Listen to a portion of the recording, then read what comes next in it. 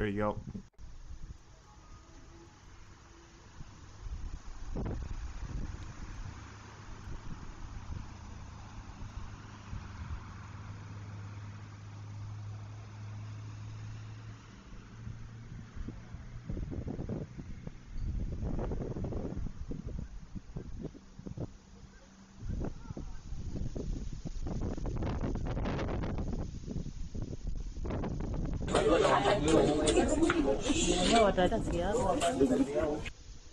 Several schoolgirls from St. Teresa Iga Girls High School in Kenya hospitalized over a mysterious illness. Reporters say most of the students' legs are paralyzed and unable to walk. Jesus Christ. Let me take a look at this. Good morning, 86. Welcome in. This is happening in Kenya. A weird disease has taken over some kind of almost paralyzation in the legs here, in the spinal cord maybe, or something. Something's happening. I mean, I don't know if this is a joke or not, but you know, it doesn't appear to be. We're hospitalized. Some weird virus or something has been taken over the body. Not a fun time. Well, as much as I want to report on other stuff, we're going to report on what we have right now. What is happening in the world of Ukraine is that we have got the wc-135. You probably know that's already up. We got what, like three E3s up right now. We've got one down here. That's an E3 down here, right? And then we've got one up there and one down there. So that's in total. That's, you know, 3 E3s. And we have a combat scent somewhere up here. We know that's up there. There it actually is right there. So there it is. And yeah, we're gonna still just monitor the situation here as it develops. Could be a possible nuclear threat.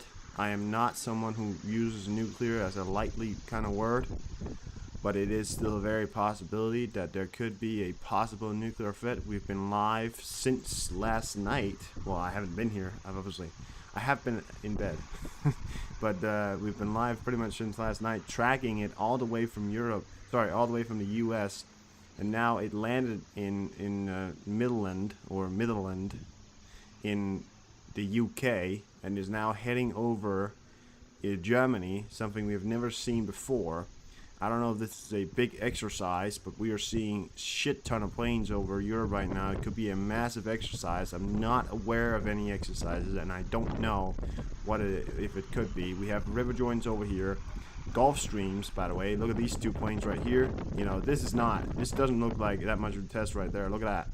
So they've been monitoring. These guys are monitoring.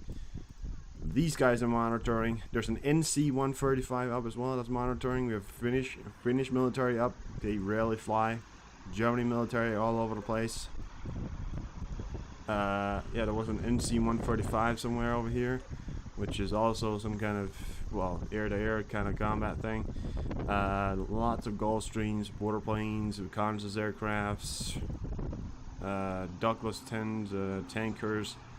The whole thing, the whole shebang.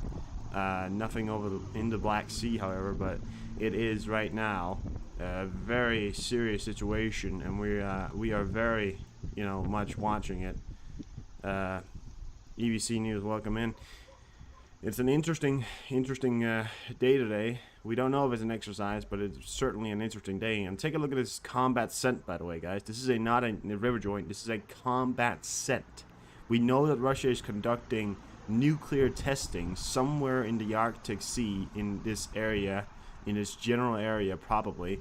And this is a combat scent United States plane just near the Russian border. Second plane heading towards Murmansk. You know, I mean, this is just getting towards a point where you're just, you know, and this plane right here took a weird flight path where it ended up kind of it was going that way, and all of a sudden just turned around, headed over towards Moscow, you know, and then all of a sudden is now heading towards Murmansk. We have a plane yesterday that was heading towards Murmansk, which is an area that we know Putin does have a bunker in. I mean, I don't, you know, want to throw around any conspiracy theories here, but at some point you gotta maybe think to yourself that something's up. We don't know if something is up, but we'll monitor it. And yeah, I do have some food here, so I'm gonna eat my food, and then I will be with you after that. But I won't leave the screen, so if this goes off, which it does sometimes, I'll be able to refresh it immediately. So stay tuned, guys, and we're gonna watch this throughout the day to ensure. We also want to make sure we know where this VC is going and where this combat is going. So keep an eye on it. Yours truly, Boring History.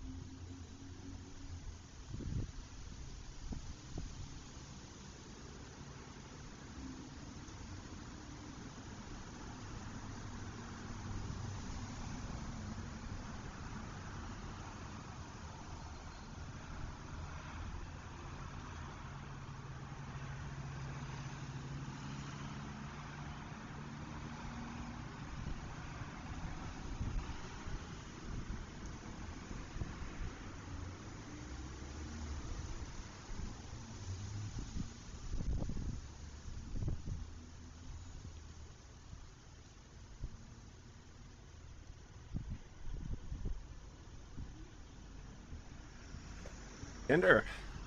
Afternoon, people. I am back from dinner. Or not dinner, but food.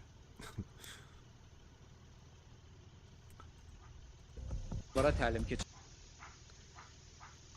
lot of stuff today. Tell you what, things are getting weird. Shogi said that 38,000 volunteers has been recruited over the past month to take part in the war against Ukraine. Past month. Fair enough.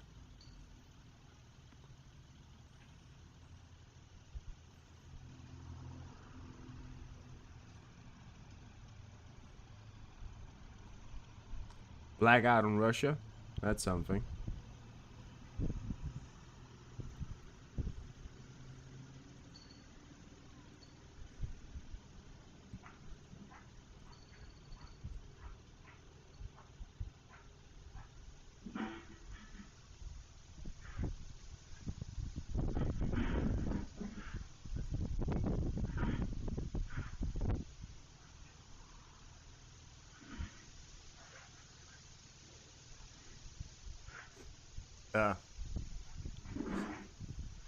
An elementary school teacher at college professor and a pair of U.S. Air Force members are among 616 people charged on a statewide human trafficking crackdown in Ohio, USA today.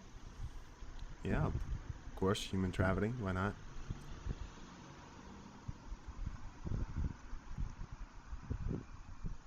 Hit a hospital in emergency situationing.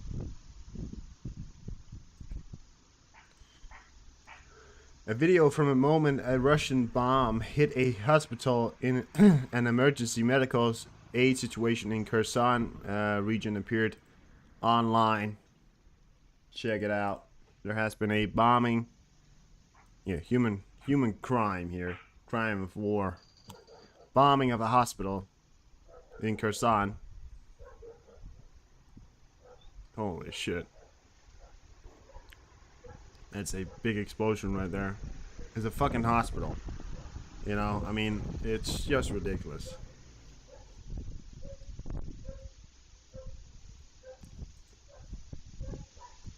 That's the Russians for you.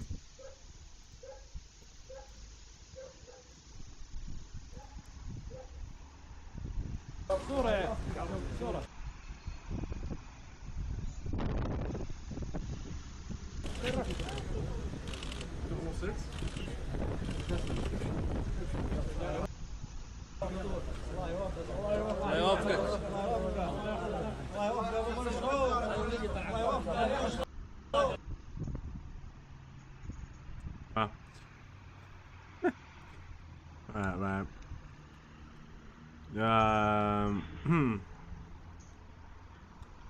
That is something right there. A hospital in Berslavi, Kherson region, after today's shelling by Russian terrorists. The fourth floor of the building was destroyed. Emergency vehicles were damaged. 2 people were injured. After pictures right here. I look like before. Oh well, that's not. This is not before, but look at that. I mean, that's the whole storage of the roof right there. Just fucking collapsed. Yeah, there you go. Russians for you.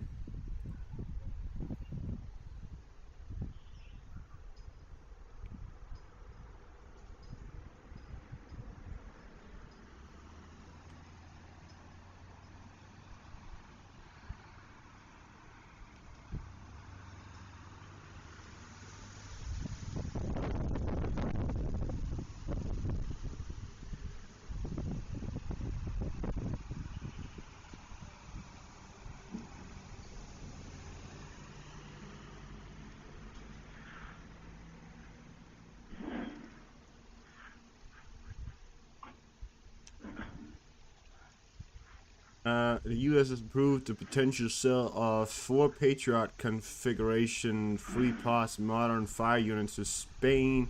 The estimated price for the sale is $2.8 billion. Well, there you go. That right there. Well, you know, I want to go for the news, but I feel like, you know, we got to save that for tonight. Also, you know, we got to have a show tonight as well.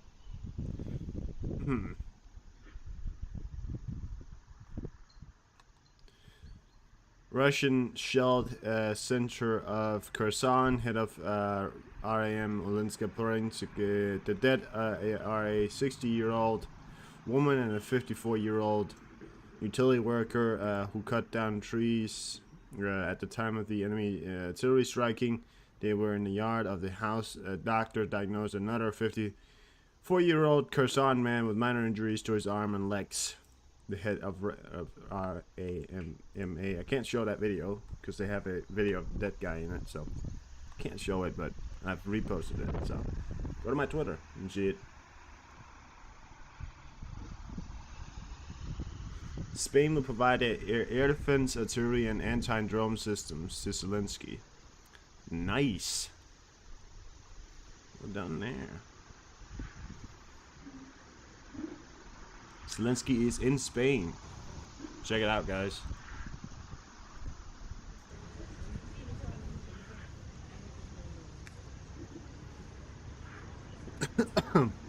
Sorry.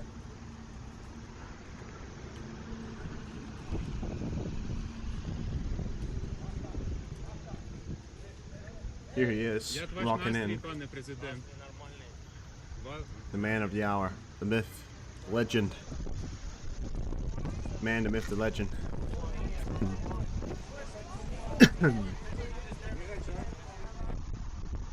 You're probably some kind of defense committee, something, or along that line of things. Sorry. I don't know why the fuck I just had that coming up.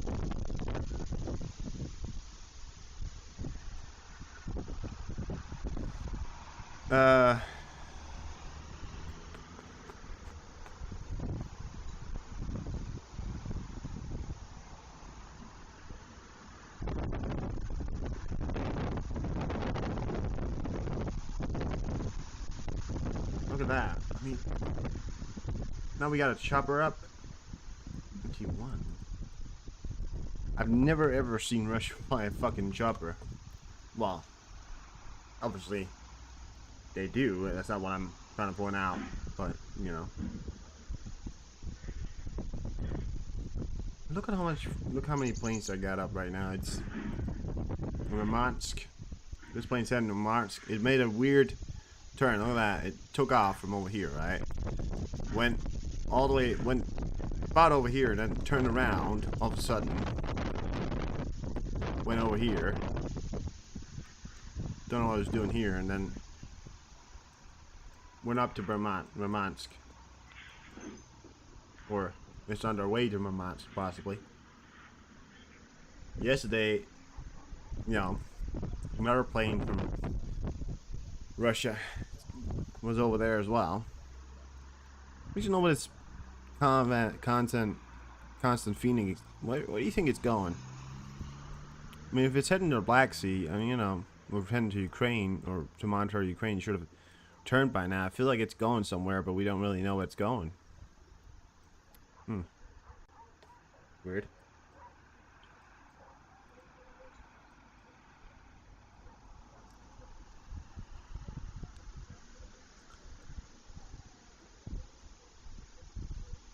Freeze, all kinds of things. Yeah, it's early show today, Ocean, but a lot of stuff is happening. You know, we got, look at this Ocean right there. Look at that. Look at that. Boeing VC, the Phoenix, constant Phoenix, over Germany, in Europe. It's been, took off from America, landed in UK. I've been tracking it since yesterday. I've been live throughout the night, tracking this. We have a combat scent right up here. There's a combat scent right up here. And there's been, you know, look at all these planes right here as well. Shit ton of civilians. Look at that one right there. Look at that one. And a Phoenix, no, sorry, a River Joint also been doing all kinds of monitoring over here. I mean, look at all these planes right now. We have a F-15s over here. All kinds of different, you know, things right now.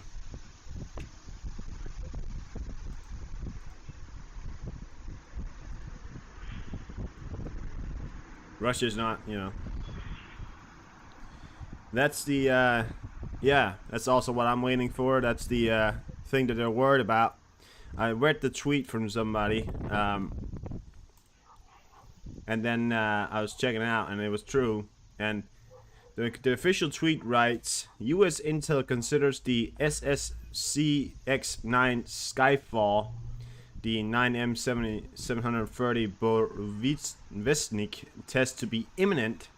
Middlehall is the staging location for missions to the Barents Seas. And what's the, you know...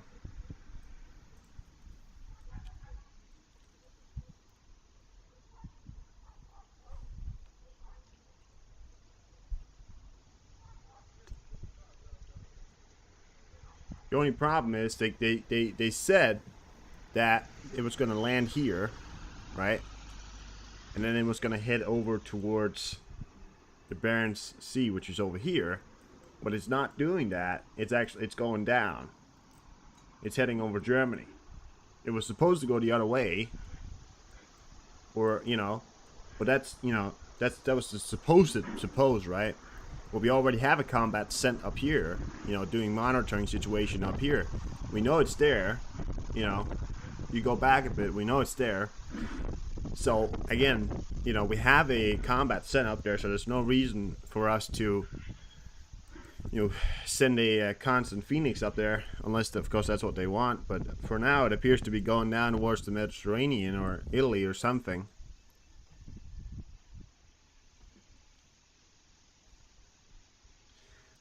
Yeah, I reckon they're gonna track it. They're gonna keep an eye on it, see what happens with it. You know, and if anything, free freeze, by the way, free one, right? One, sorry, two, and then. Okay, well, it's not down here anymore. There is free. I don't know. There was free, but there's a lot of E3 action as well. So yeah, a lot of reconnaissance. You know, funnily enough, very little reconnaissance, you know, over here, which I find a bit weird. You know, they're tracking all kinds of different planes everywhere else, but apparently they don't want to be tracking. They're tracking over here as well. You know, there's planes over Denmark. We got a P8 over Denmark right now. They're tracking all kinds of places. 100% this one right here. This one's going to be heading towards Kaliningrad. 100%. Look at that one right there. You know, I mean, they're checking every corner. What appears to me is that they got every single corner of everything right now covered up. M3 100 master, alright. Look at that. They got every single corner of every place right now covered up. Even Finland, you know, sort of guy, you never see any Finnish planes, at least on the tracker. But yeah, special day, special.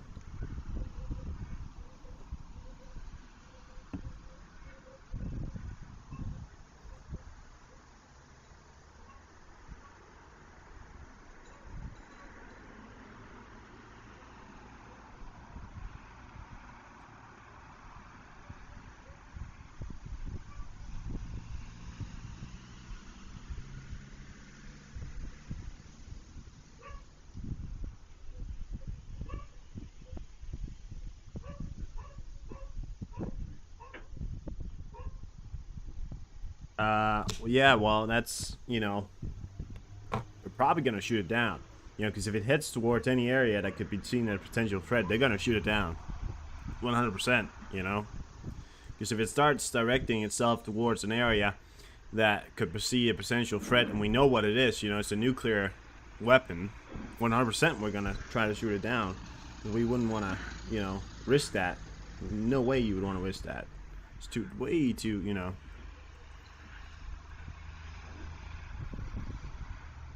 Yeah.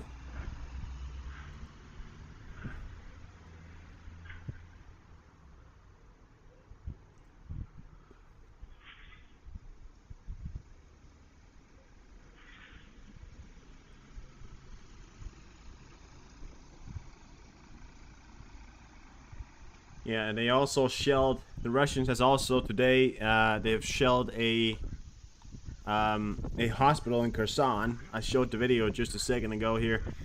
But yeah, they've just shelled a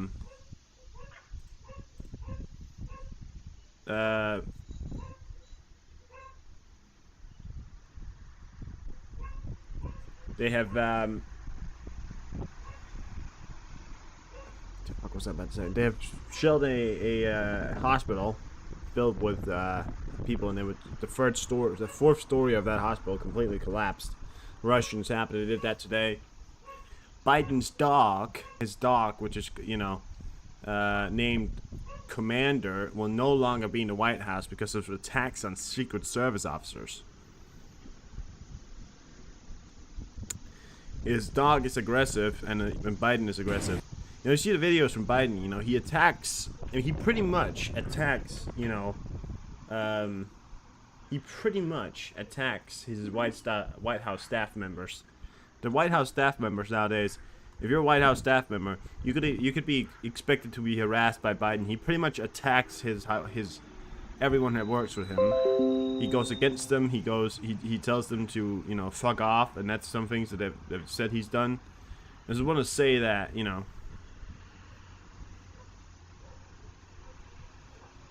he's a fucking. He's aggressive. He's a fucking idiot. He's really a fucking idiot. Keep acting like he's not,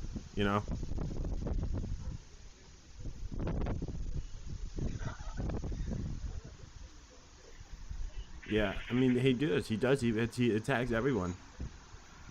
Yeah, keep voting for someone who's gonna attack your White House staffers. Yeah, he's an aggressive idiot. That's what he is. I think the best way to describe what Biden is, an aggressive, senile idiot. That's what he is. He's done great with Ukraine. Never doubt that. But fucking. Other than that, what the fuck else has he done? It's like yeah.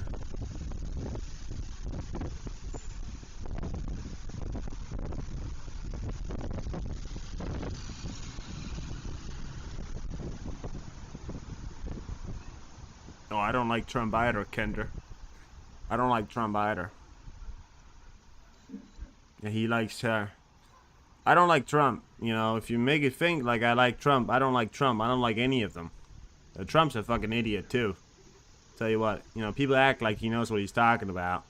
Trump doesn't know what he's talking about. He's very good at acting like he does, which is the idea of Trump, right? Trump is a brilliant acting man to be able to act like he knows what he's talking about. That's his momentum right there for you. I don't like Trump either. I don't like any of them. I just wish they would get a statesman, not a fucking, not a fucking, I am up earlier. Yo, gamer, we got a Boeing VC, the Constant Phoenix, Nuke Sniffer. We got all kinds of reconnaissance aircraft over everywhere. We got in P8 heading over Denmark. We have, fuck ton of things right now. There is just no way this is all just an exercise. We are monitoring a very serious situation right now. The Russians are conducting a nuclear cruise missile test. They're pretty much a dirty bomb in some way. So that's what we're monitoring. I've been live since, well, my computer, the stream's been live since last night. I haven't been live. I haven't sat here since last night. Don't worry. I have slept. I think I could be here since last night. That would be insane.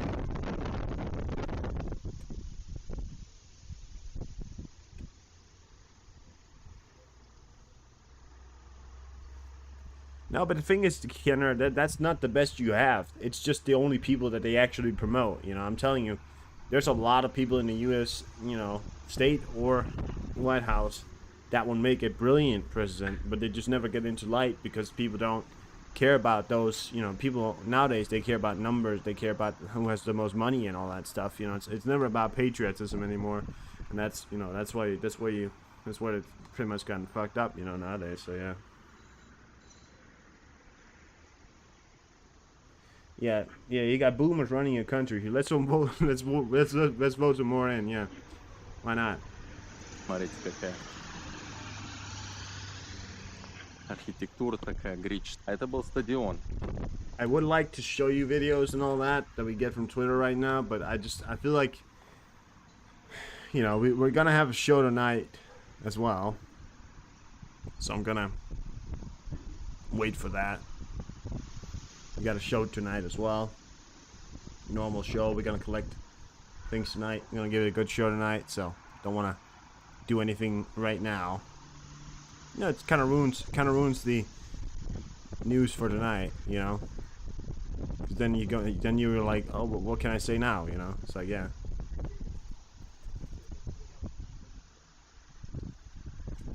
I think we're just gonna monitor this right now.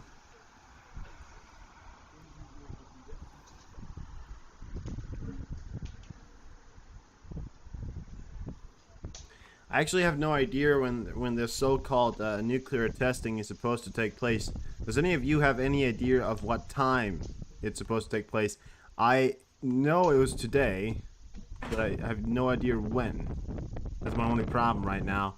I've got no idea when. It's supposed to be throughout the day, sometime later today, but I don't know, you know.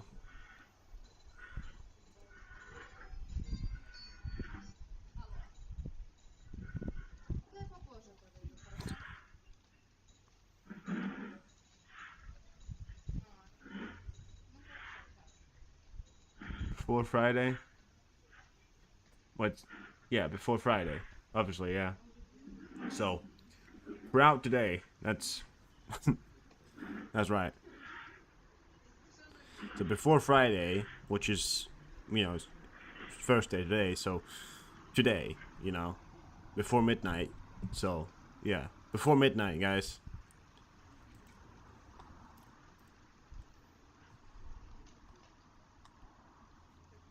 God damn.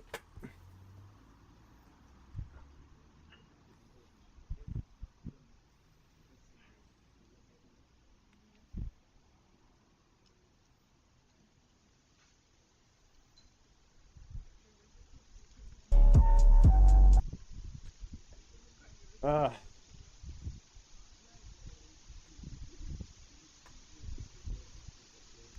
you know, gamer, they already fucked up one of the tests. The last test they did, it blew up and killed many of the people working on the project. So, you know, it wouldn't surprise me if they do it again.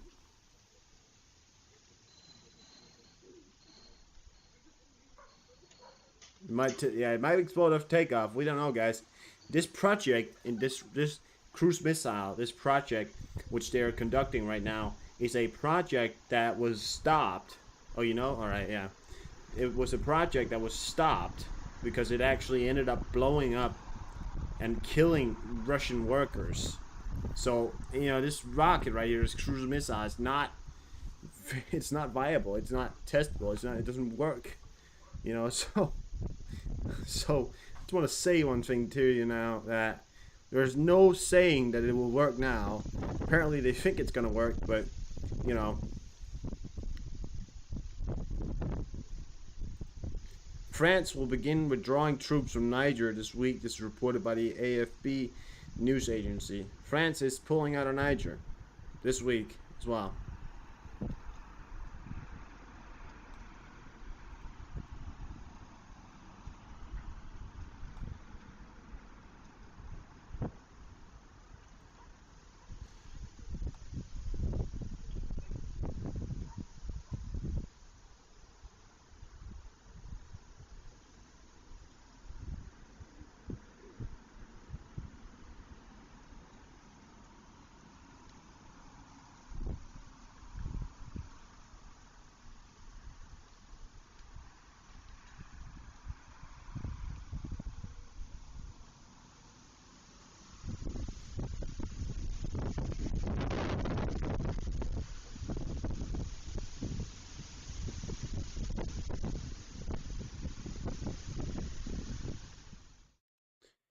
So, hey, who knows, right? Who knows?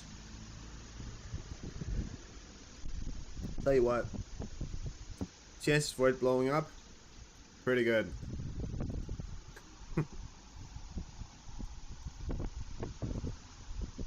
Imagine we just hear like, we just hear the fucking news, the Russian nuclear cruise missile has blown up over Russia, you know.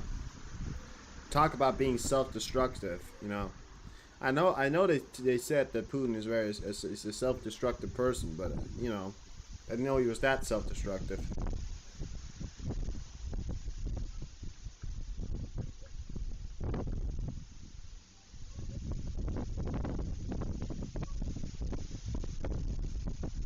I mean, obviously, yeah, you know, we're gonna puster up, you know, but take a look at what we're doing right now, you know, Ocean. I'd say what we're doing right now is it's definitely posturing up. I've never ever seen this much amount of planes over Europe, because usually there simply isn't this amount of planes. You know, usually you'd see some few, you know, reconnaissance and a few, you know, Super Kings maybe, or but you know, this much amount. This is certainly posturing right here, and also tell you what also is posturing. Oh, there you go. Take a look at it, guys. That's the combat scent right there. Look at that. Well, I'd say what, you know, we are flying a combat scent near the Russian border or Russian land, so that's a posturing right there. You know, this is posturing. This is a combat scent flying near Russian territory right there. And yeah, I mean, if we're starting to see the, you know, let's see if we there's an E6 up. B-52 flying, very possibly, you know. If that starts flying, and they fly a B-52 over, maybe they're gonna fly a B-52 over here in Estonia or Latvia. That could be something, you know. Start flying a B-52 over here, or B-2, B-1 stealth jet, right? That could be something. All right, there you go. You have the VC, the constant Phoenix in the Mediterranean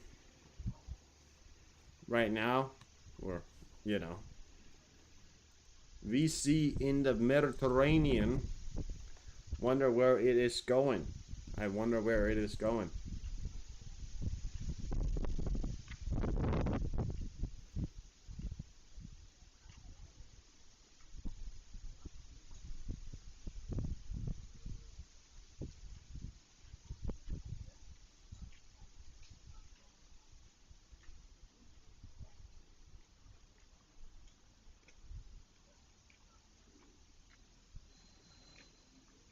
The only thing is that I don't know right now is that I'm a little confused into where, if they were to go to launch it, right? Where do you think they would shoot it down? Where do you think they would, you know, launch it to? Because they could fire it off and they could, you know, make it cruise over and hit Ukraine, you know, which would be an option. But unless, you know, or if they're really stupid, they're targeting a European or a NATO country, which seems far-fetched, you know. And I feel like, if anything, Ukraine is the likable target if they were to do anything. But still, you know, what exactly is their target? I'm trying to figure it out, you know.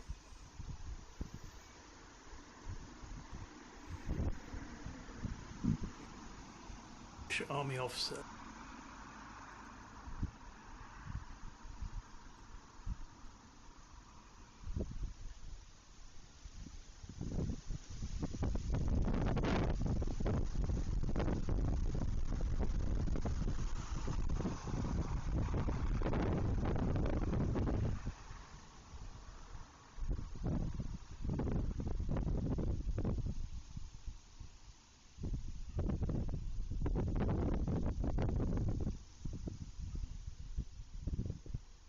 Wow. We got a Eurofighter. That's posturing right there for you as well, guys. Posturing right there.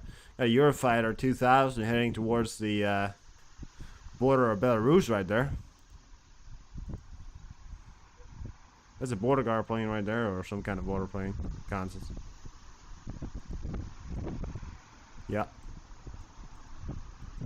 Where the fuck is this thing going? I wonder where it's going, you know?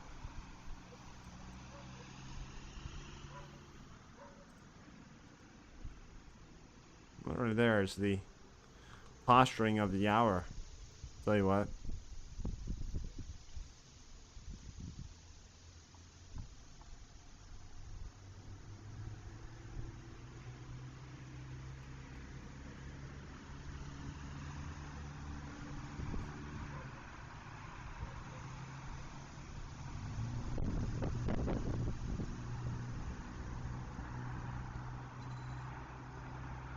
Oh, look at that. F-16 Fighting Falcon.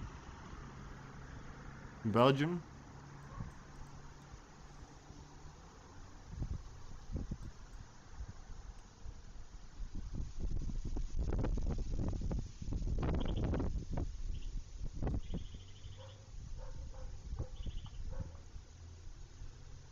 Ooh, hello. As well. P-8. Down here. Black Sea. Yeah. Makes sense. Flying across here. Makes sense, makes sense. P8 down here? Been down here all day.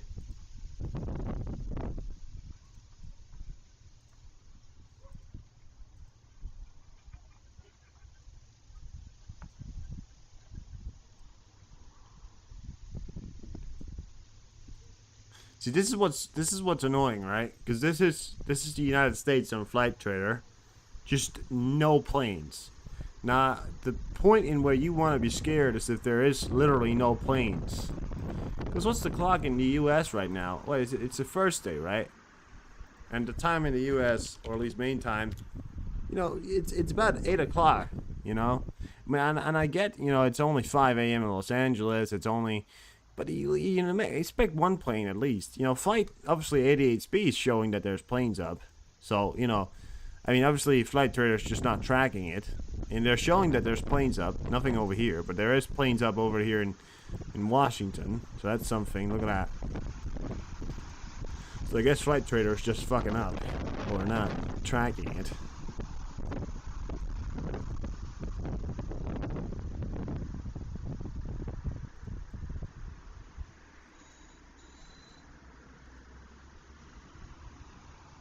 I'll be right back, guys. I'll be right back.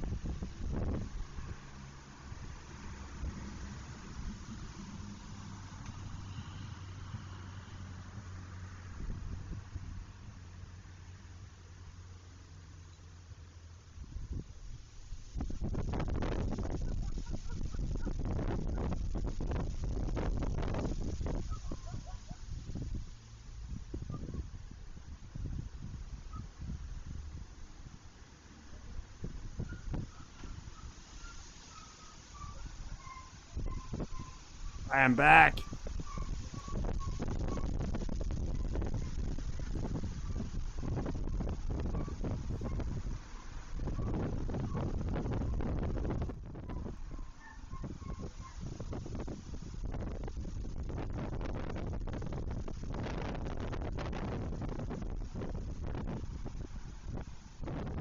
I found one? Alright. Well, I mean, yeah. Could be something.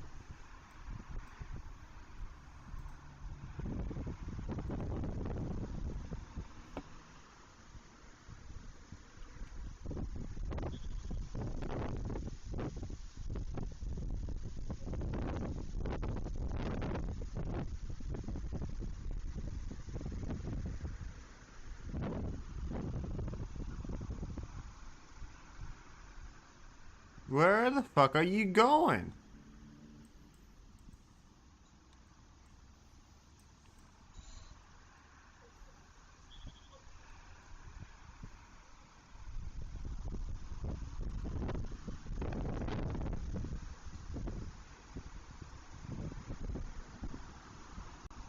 There's two of these guys.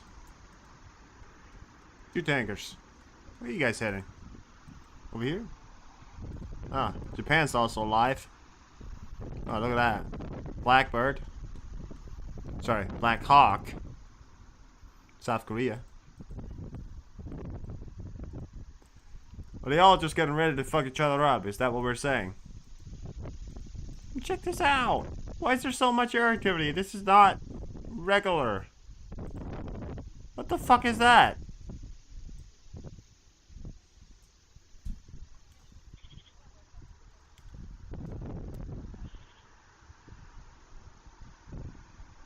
Oh, it's a fighter jet. Never seen that one before. Air Manchin Shihi. I don't know. Huh.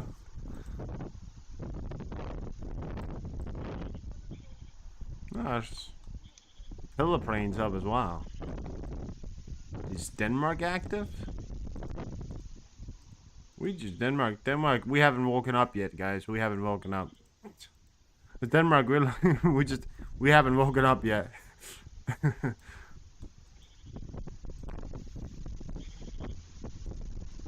I'm sure we have. I'm sure there's some of us that...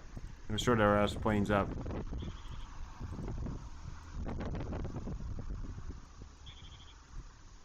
Now that's heading towards the, Leningrad there. Look at that. Russian Tubular T-154 there. What's going? A lot of wind in Ukraine today. There's a lot of wind all over Europe, actually. There's wind in Denmark all over, actually. That's a tiger. Ooh, hello.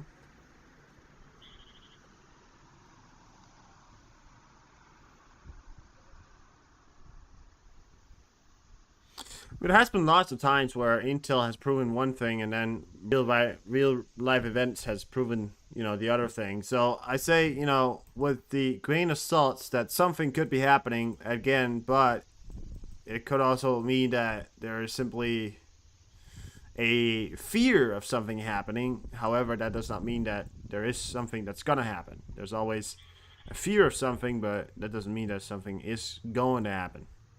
Still pretty early in the day.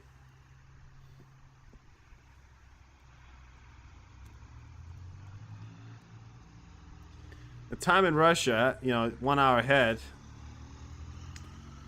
3 o'clock in Russia, almost 4 o'clock. Or...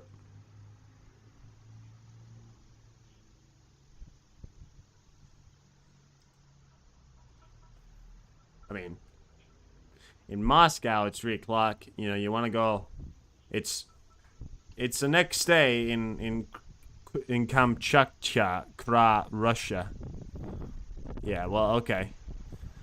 Well, you can imagine if it's up here somewhere, you know, how time zones if that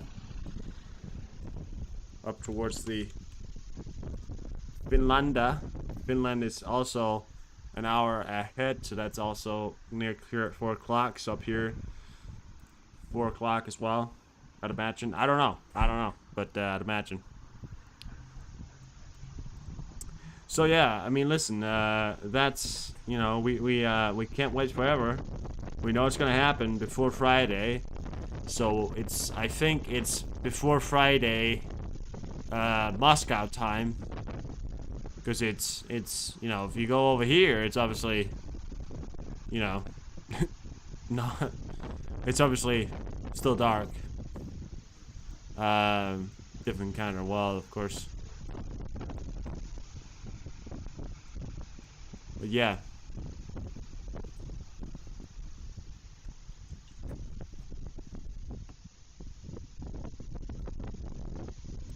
Before Friday, when we've got some time before midnight, and I assume it's, I assume that it's Moscow time, which it's almost 4 o'clock in Moscow.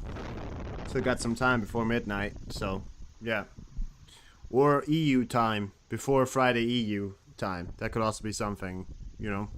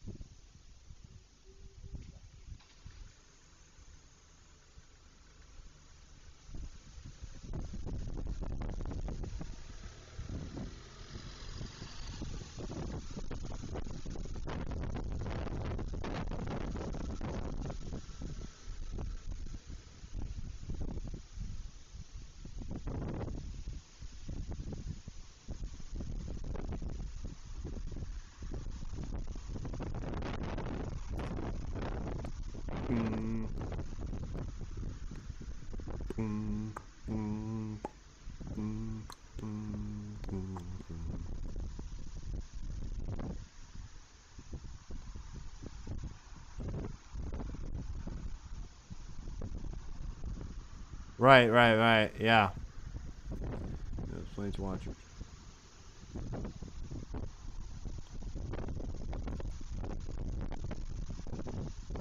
Yeah. You think it'll be pizza night? Fair enough. Well, I've got guests today as well, guys, so I won't be, I'll leave the stream up all day. That's our, you know, that's my commitment today. We'll stream it throughout the day.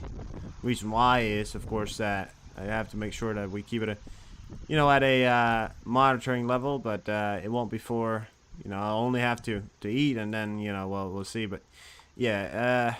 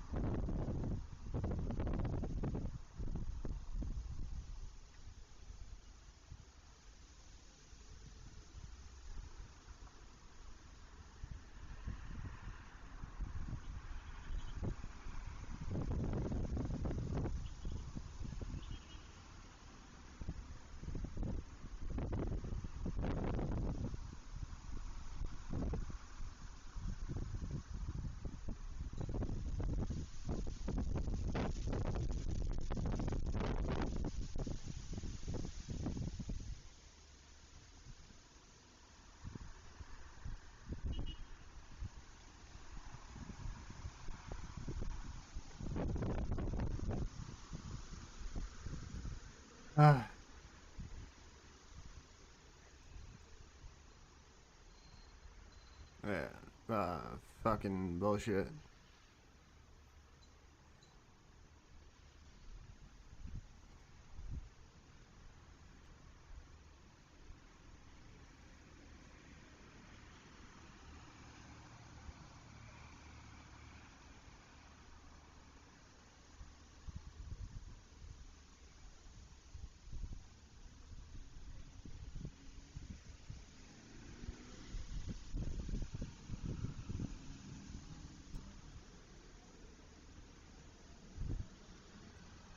Nachos.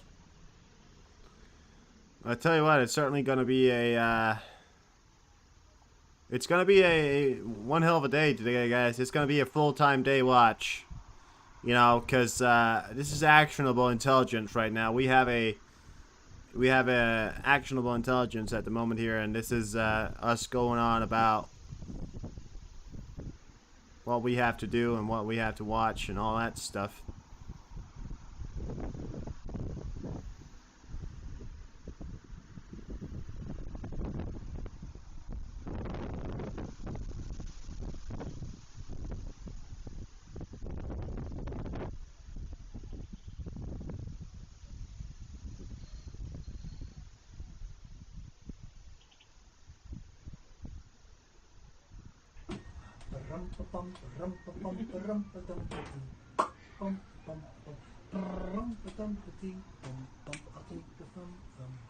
Are you kidding me?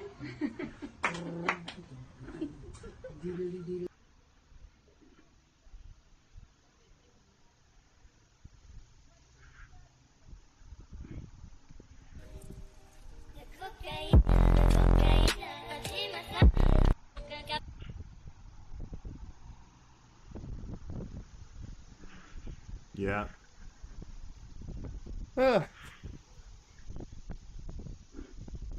Yeah, you know, I mean, I feel like looking at this map right here, it's one hell of a drill if this is a drill. You know, it's, I mean, it's, it's one hell of a drill if this is a, if this is a drill, you know? Alright, see you later, Ocean. Thanks for stopping by. I tell you what, if this is a drill right here, it's one hell of a drill, you know? It's, I mean, it's a lot of planes up.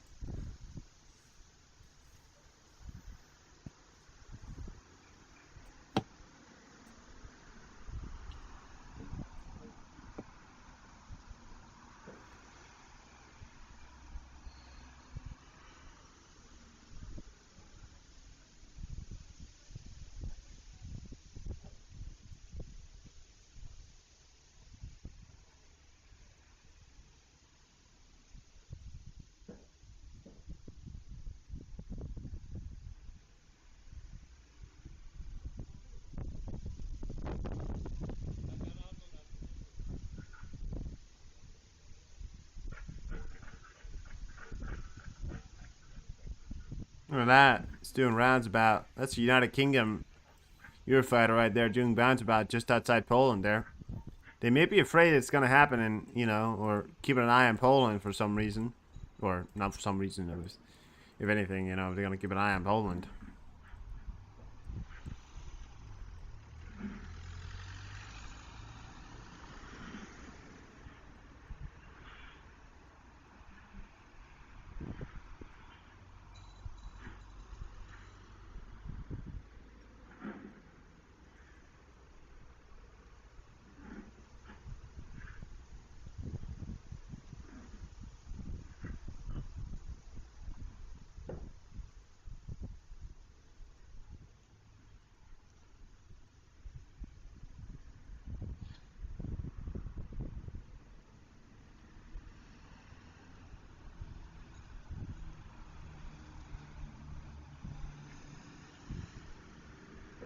Trying to test. I'm just trying to test what this is. Trying to see what that was, but yeah.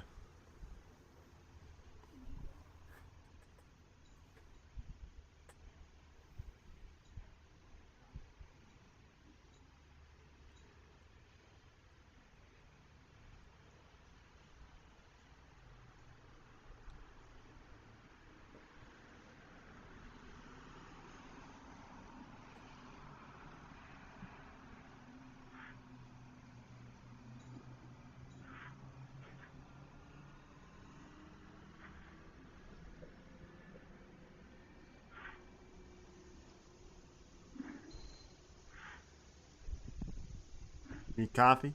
Fair enough. Fair enough.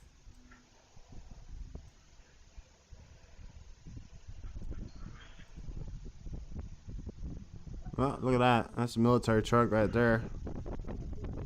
What's that? That's in Crimea right there. Look at that. That's a Russian military truck right there. It has to be because that's in Crimea. Russian military truck.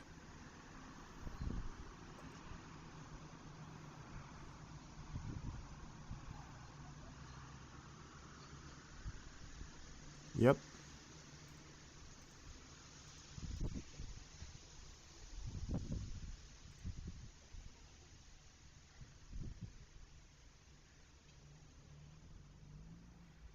The hospital was blown up, you know, by the Russians, so yeah. A great way to start out the morning, right? Shelling in Kupiansk, shelling in Kherson, a hospital was blown up. Yeah. Russians shelled the village of Hursana, Kupiansk district. 48 people are known to have died. Among them is a child, a 6-year-old boy, Vladimir Zelensky stated. It's also known about 6 wounded, also 1 child, a girl. Debris is clearance continues. So we got a picture of it. I can't really show much else. I can show this picture right here. That's all I can really show. This is devastation right here. Showing the video of that hospital. Showed that earlier. Yeah. That's what we got going on. And Ukraine is having a tough morning today. It's a weird, strange morning. Things are strange. It's been a tough morning for the Ukrainians. Well, when isn't really a tough morning for Ukrainians? Let's be honest. It's a tough thing to be in war, but they're doing great. They really are.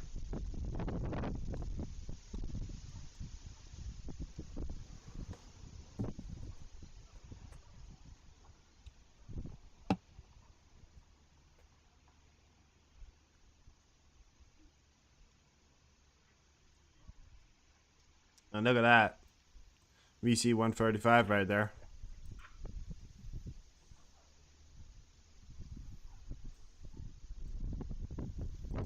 Welcome back.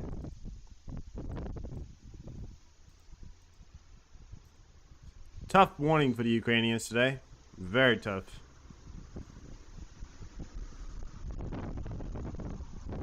A Russian petrol reconnaissance drone recently downed by Ukrainian forces was full of Western parts, according to a Ukrainian investigator, journalist and project. Read the full story. Alright, well that was... What? It was full of Western parts. Yeah. It happens because there's still companies in Western walls that are still dealing with the Russians, even though they've been told they're not allowed to because of sanctions. But apparently that doesn't apply to them, even though it does. It's just stupid.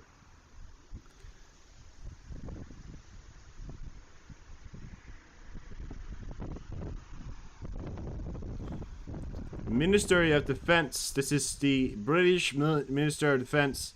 In Russian, civilians are increasingly exposed to the Kremlin's special military operation. Despite Kremlin's assurance in February 2022, society is becoming more militarized as Russia's situation worsens. Russian mass mobilization continues to adverse effects on industry. The Russian military intends to recruit 420,000 contract personnel by the end of 2023. Meanwhile, Russia industry shortage of workers reached a new high of 32% for July 2023. 42%. In shortage of workers, 42%. That is fucked up. That is really, really bad. It's good, but still a lot. Taking a shit!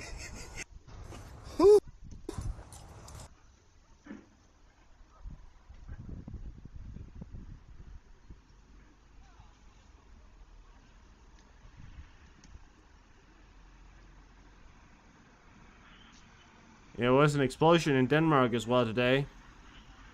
Tell you what it all is. It's all Al Qaeda. I tell you what it is. I swear to God. It's Al Qaeda, cause you know They already called attack on us, and they want revenge. So this is, I don't know if it is Al Qaeda, but it seems to me that something of a working force of Al Qaeda is working right now. 100%. Explosion in Denmark, by the way, as well today in Copenhagen. Not known as to any deaths took place, but it was said that it was not an accident. It was supposed to be a real, sorry, not real, but supposed to be a planet bomb or planet event by whoever did it.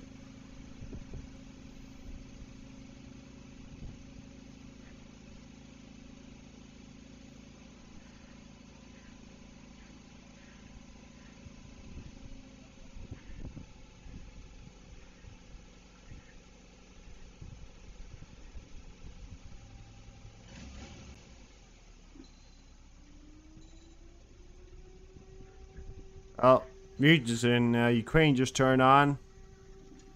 Air raids are turned on.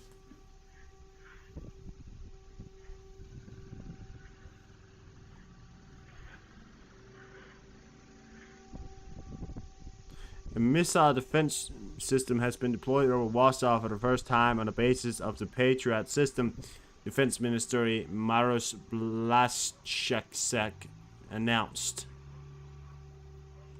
Yeah. The thing is that seems weird to me is that if they're about to launch a so-called dirty bomb or some kind of nuclear thing, you know, I mean, it just seems weird to me because they just announced that they were about to launch or get more soldiers into the Ukrainian war, and now they're saying that, you know, now what they want to do is put some kind of dirty bomb. You know, it just seems like a weird timing, but hey, you know, it's Russia, so.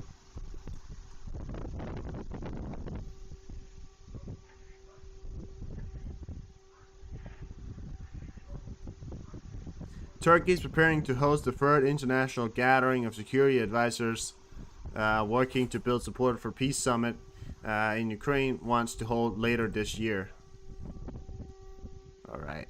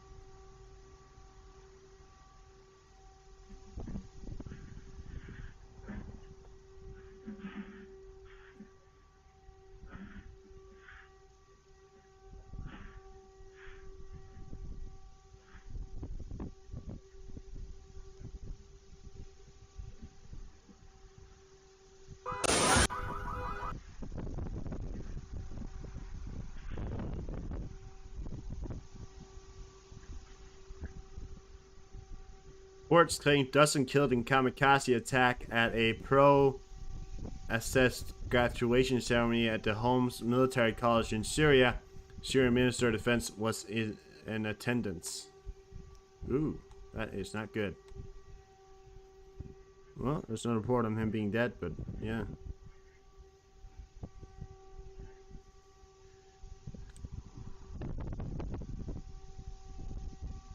The West are working a legal procedure to send billions of frozen Russian assets to Ukraine. The US and the EU are working on legal proceedings to transfer 300 billion of Russian frozen assets to Ukraine. 300 billion! That'd be insane.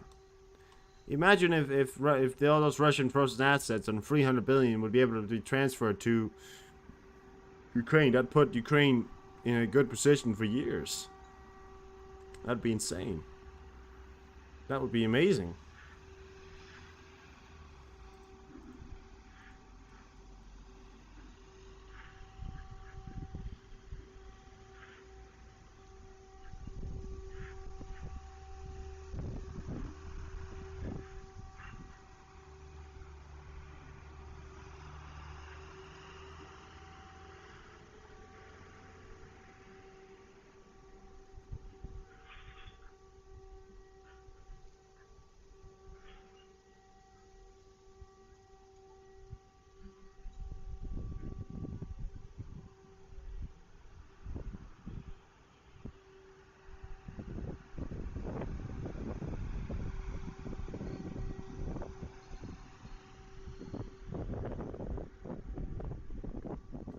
Tell you what, boys. Tell you what, boys. It's about to get real serious up in this house.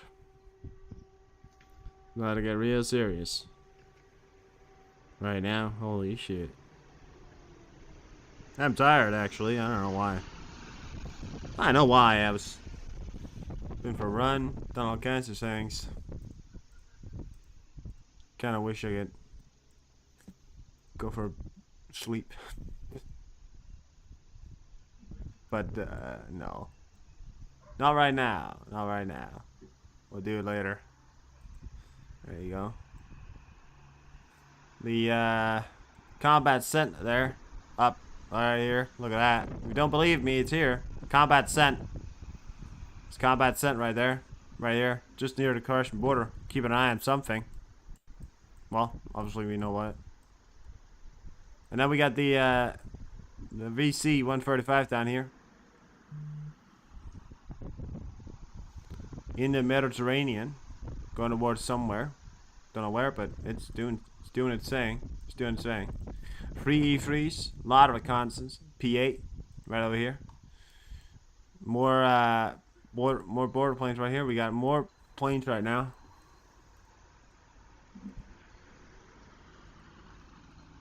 And a P8 not heading towards Kaliningrad. I wonder where that P8 is heading then.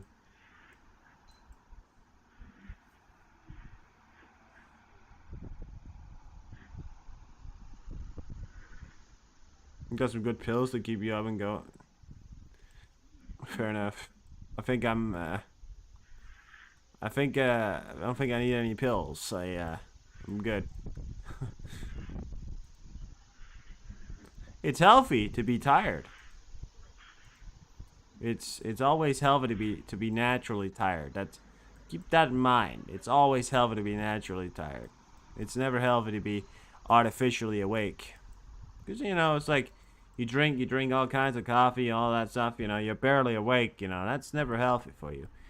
But you know what? That's what they say, when you retire, you can sleep as long as you want. It's like, yeah. So the rest of your life you spend not sleeping as much as you want. That's the downside of some things,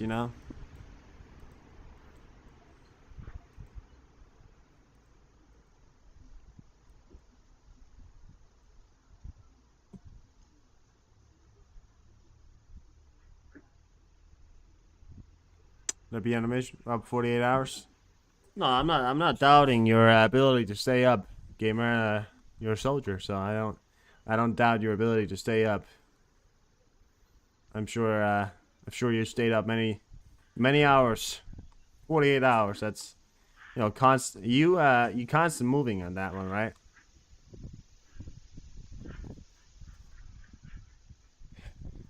Yeah, I mean, listen, I'm not doubting your ability to stay up. I'm sure that's a hard time right there.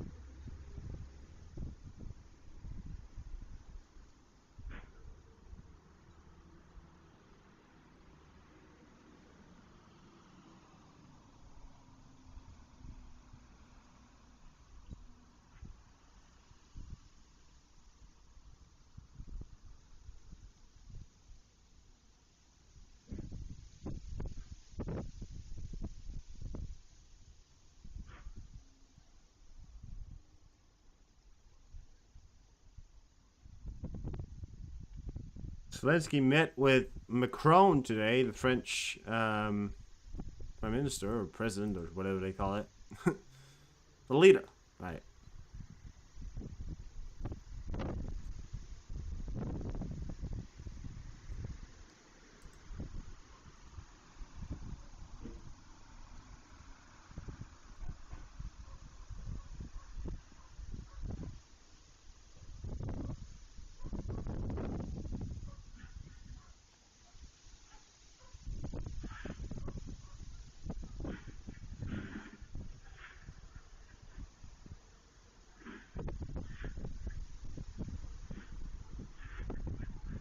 That goddamn VC is going.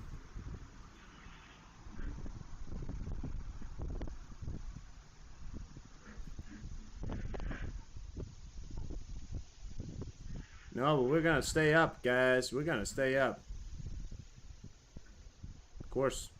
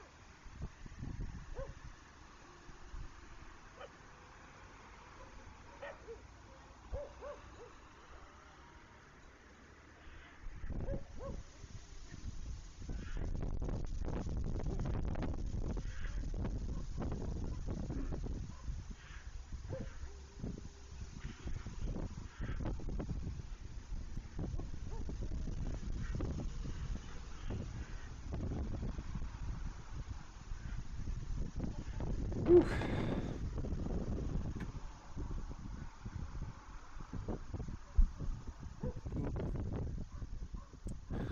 I've been on a mission since the start of this war. That's what I've been. I started reporting on this war pretty late, I'd say. But, you know, at the start of the war, I was just a tiny little guy. Didn't know what the hell was going on. Just trying to find out. Kind of little prawn in the big world, trying to figure out what was happening. You know, but now you get to a point where you've studied everything so much that you just get to a point where you just know things, and you know. Now you're here and you're watching it, you know.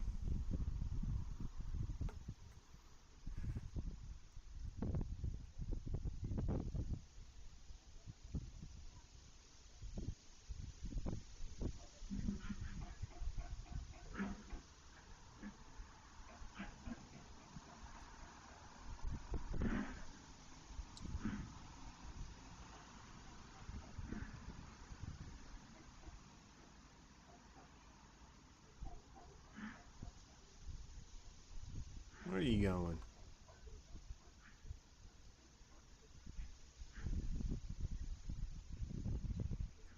It's not that fast. Well, it is fast. Yes, it is. Welcome in, Desire. Welcome in.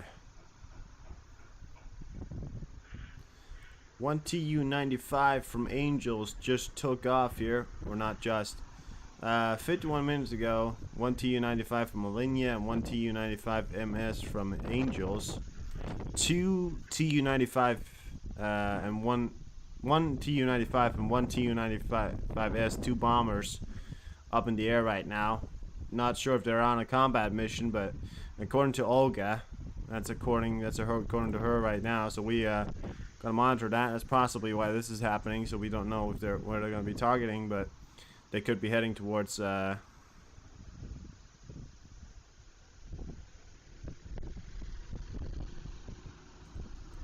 know, blah blah blah. So yeah, keep an eye on it. Keep an eye on it.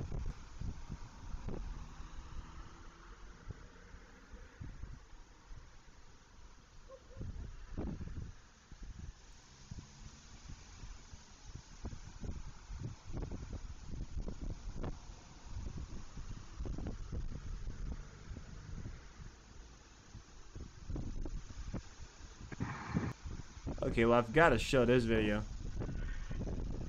Yeah, it is. Sorry, we got a Boeing VC. That's a this right here is a constant Phoenix. It monitors all kinds of nuclear. It monitors nuclear. You know, we got the Russian nuclear test coming up. We've got a combat VC. We got a combat Cent up here that was flying along the Russian border. We've got shit ton of reconnaissance plane. And really a big fucking, I mean, a shit ton of planes all over Europe. You know, I mean, it could be reconnaissance, could be exercise. We don't know. If it is an exercise, it's one hell of an exercise. It's something, you know, everything is just up.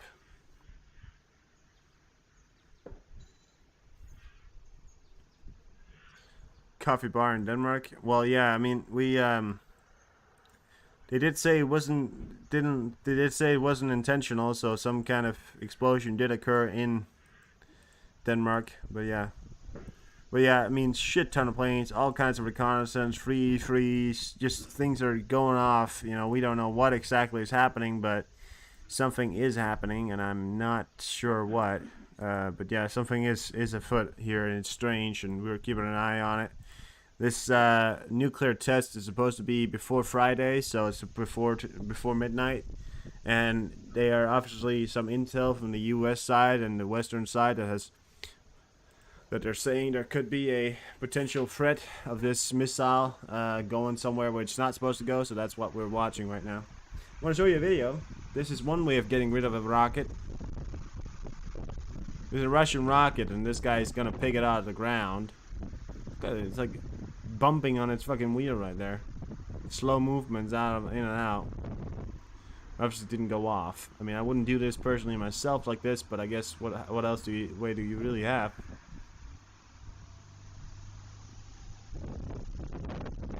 Yeah, but look at that. That's how they pick up a rocket from the ground in Ukraine in a field. That landed in the field obviously didn't go off. Now they just, you know, it was a dud. So they, yeah.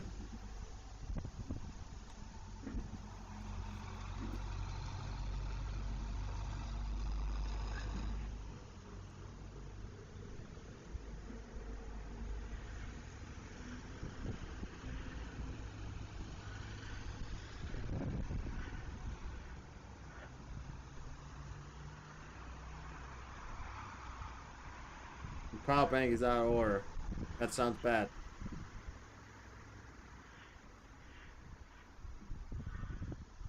It was not John Deere. But yeah. Yeah, I mean, it seems a little bit of a way to do it, you know. But yeah. Not exactly the way I've done it. I mean, it just seems a little dangerous. Unless they know it wasn't. Unless they disabled it or they know it wasn't, but yeah.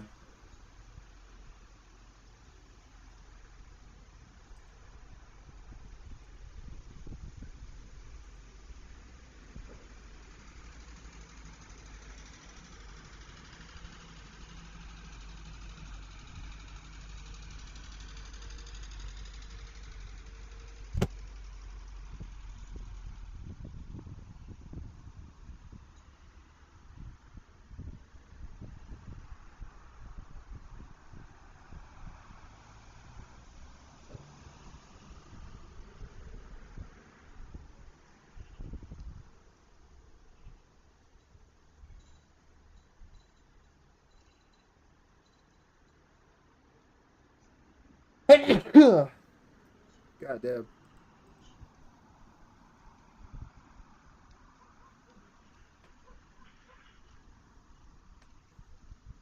Ugh.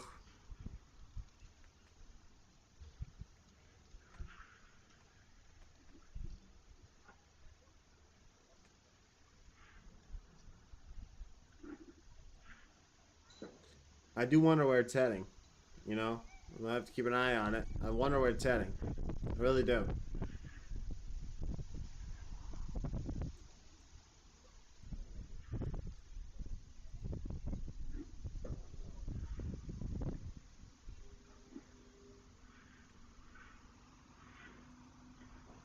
Yeah, okay, well that's where my German cuts out. I don't know what you just said right there, but I don't understand.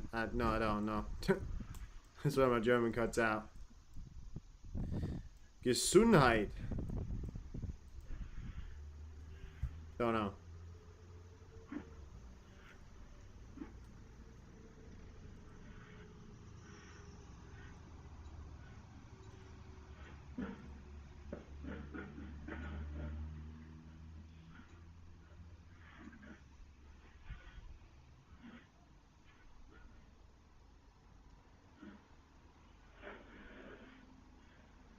if you're wondering what's going on, check out my Twitter. Make sure you subscribe and like. Really appreciate it. And yeah, I mean, if you are wondering what's going on, make sure you go to my Twitter.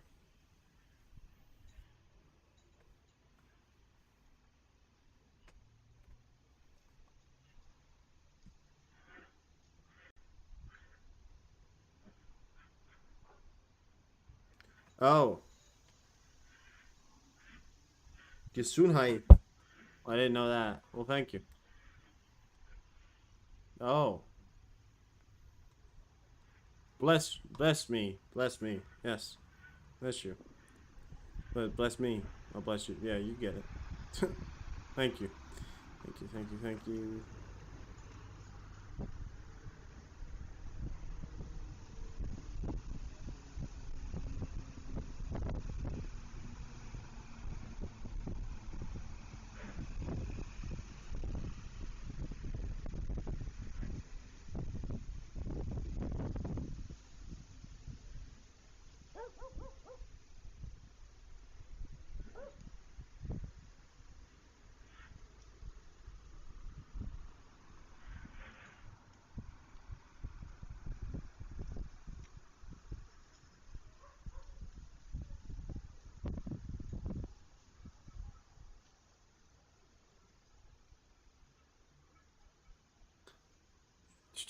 I mean, I really don't know right now, guys. I don't know.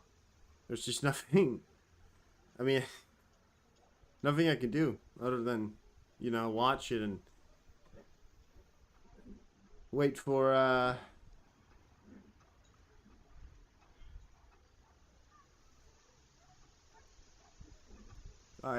don't know what else to say right now. There's not really a lot else to say. I mean, we just have to wait and see what happens, right?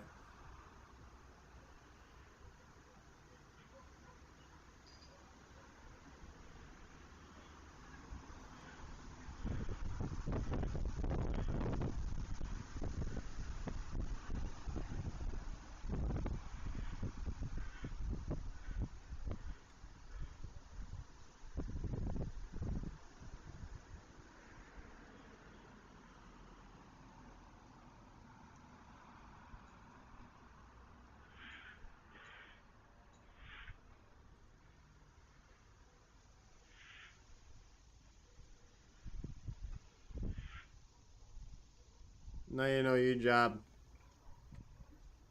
Yeah, I guess that's true. Nothing to do really. Just wait and see what happens. I guess that's your job. I mean, usually you have orders to give out. Well, no, usually you have orders. Right now, I have no orders. I have literally nothing. Nothing to say. There's nothing really. I mean, there's no, you know.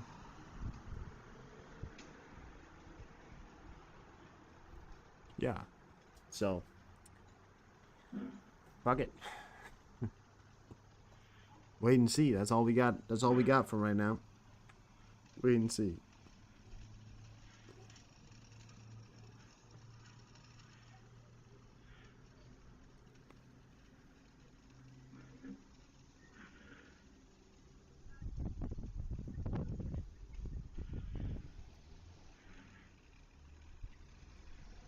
Welcome back, Kinder.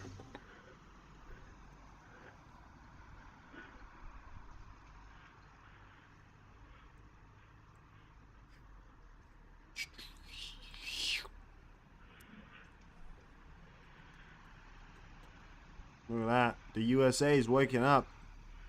I'd say the US is more than just waking up. God damn. What the fuck? I'd say the US is more than just waking up right now. What the fuck? Hey, look at that. I mean, this is training planes. I don't know what this is, but I mean, holy shit. I mean, it's not Blackhawks, but it's a lot of choppers.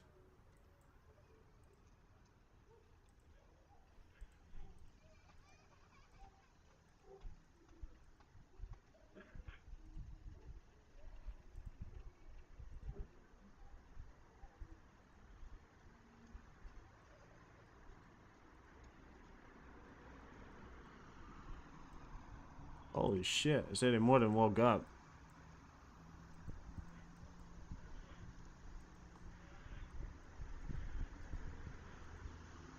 There's two of these planes heading out in the same area. There's two Boeing 737-700 heading out towards the same areas. Now we got two of these planes right now. We got two Boeing 767-200s heading out as well. Look at that. Ospreys over. Ospreys in Washington. Super Kings in Washington. What the fuck is happening? What the fuck is going on, you know? I mean, I know the U.S. just waking up. I mean, there's obviously, you know, just the start of morning there, but yeah. Beach King there as well.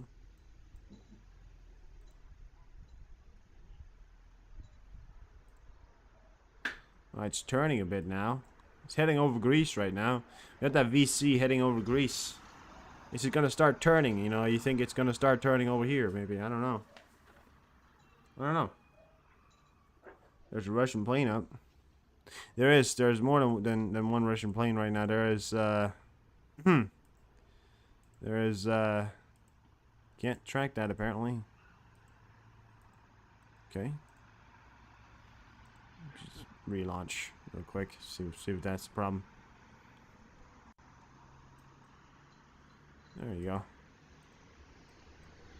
You got that one up there as well.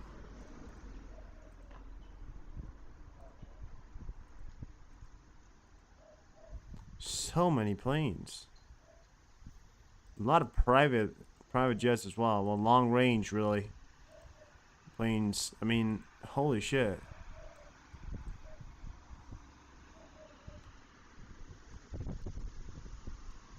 A lot of Russian planes as well, you know.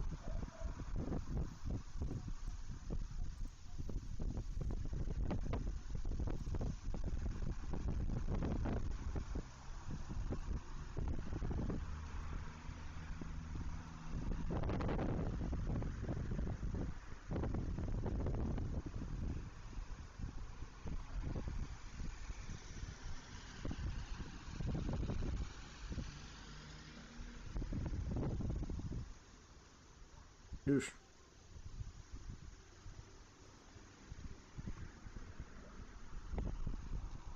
Something is in the air, you know. And I tell you what, guys, it's not love. I get that. Something's in the air, and it's not love. That was brilliant. Great joke. Great joke. Tremendous. Tremendous. Oh, we got the combat set right there. Look at that. Tremendous. Tremendous.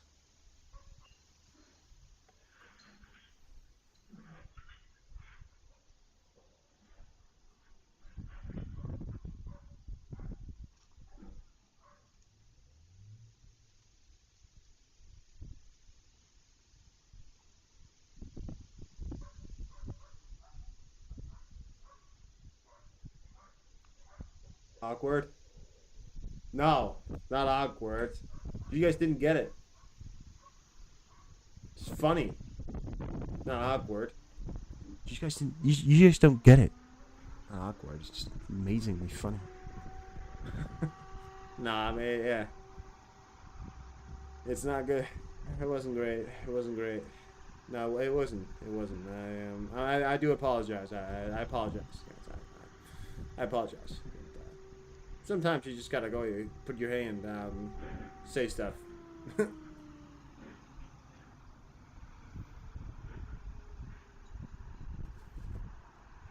Oh. Your dad joke? Come on.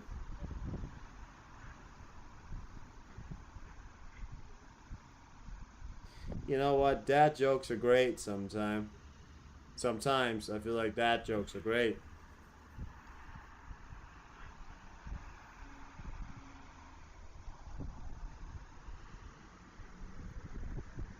We've got to respect that. Respect it.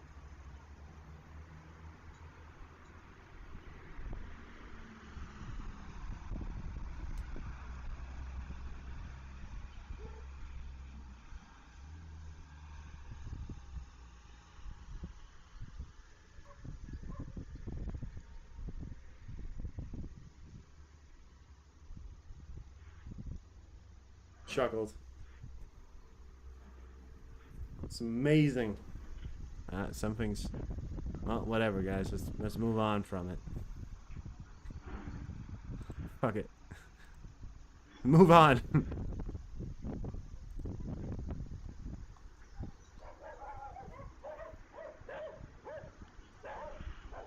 Where are you going?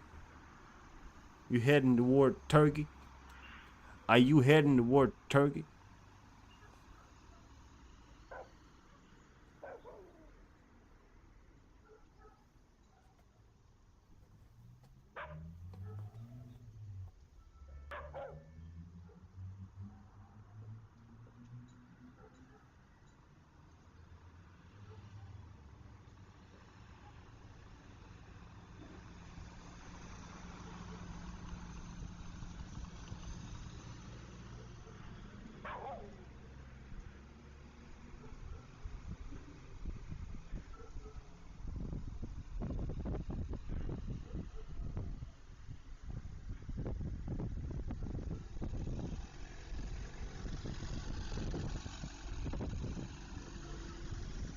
Get you hungry?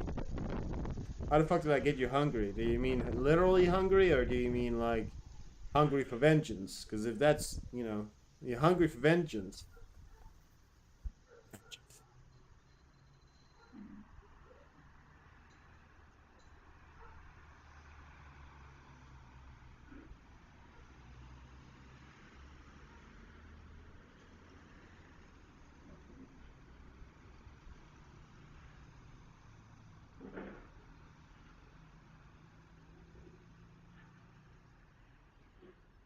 Turkey.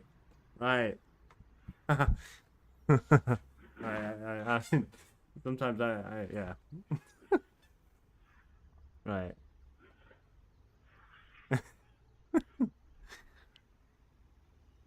Turkey. Oh, you got me all hungry now. You said turkey. Wow. Great job. Awesome. Right. I get it. I get it. I get it.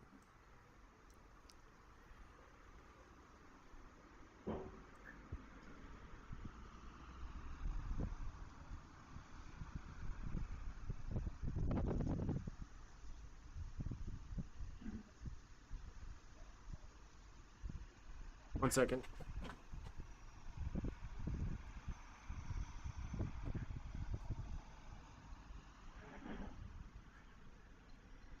My legs are sore. It's heading over Greece right now. Tell you what, when I think about Greece, amazing.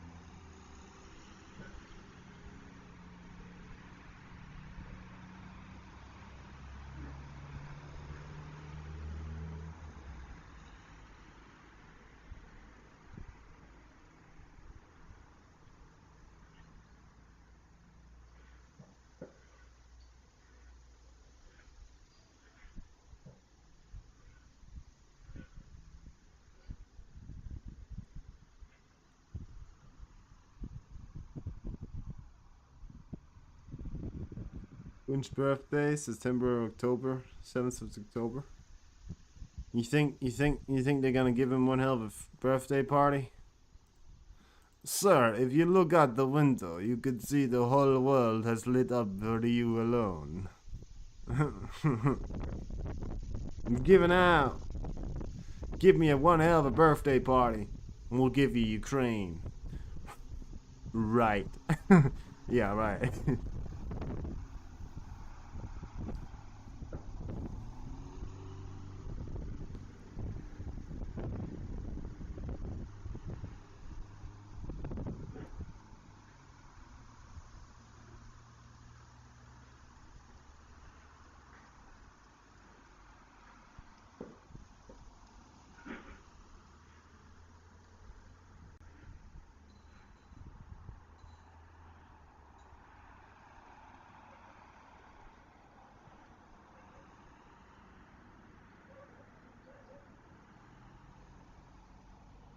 Yeah.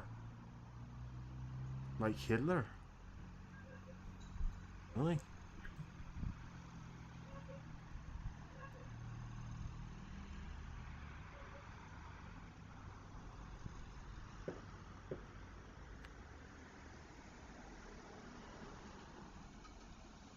No, Hitler was 20th of April. Oh, right. No, right, like Hitler, like that. All right, yeah. Okay. Ugh.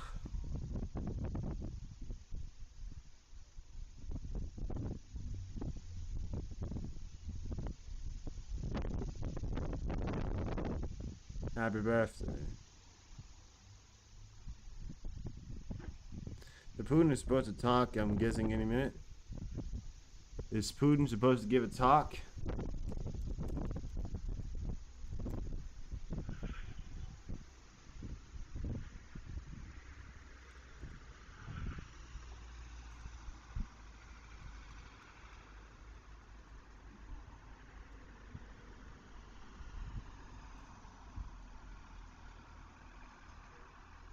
He's holding a speech? What do you mean, Kender?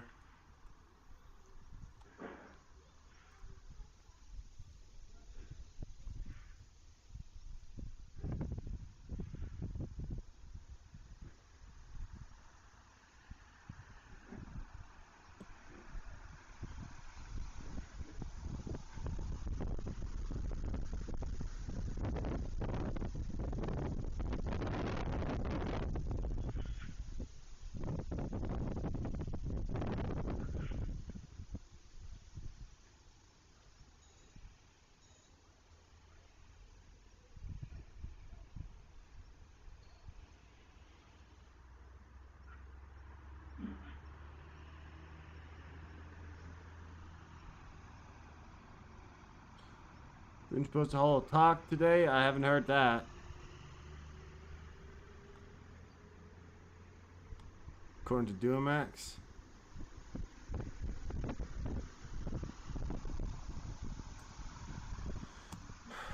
Okay.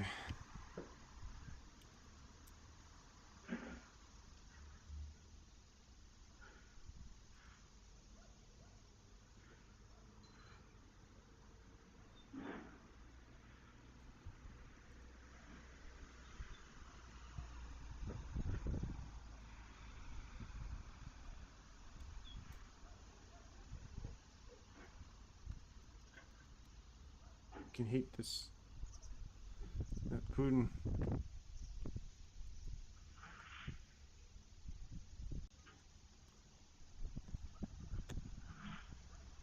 Damn it. Fucking backspace been fucking dirty. It's getting stuck.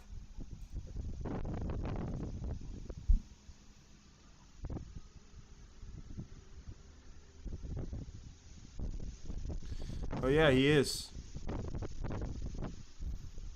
He's not come out yet. Alright. Vladimir Putin delivers speech at annual Vladimir meeting in Sochi.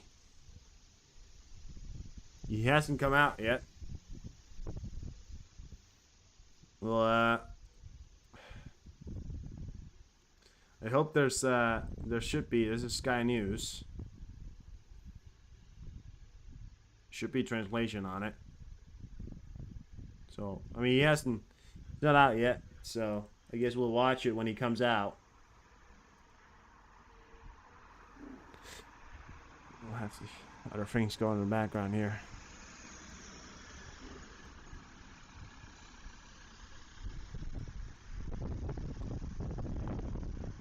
I mean, you know, really, I think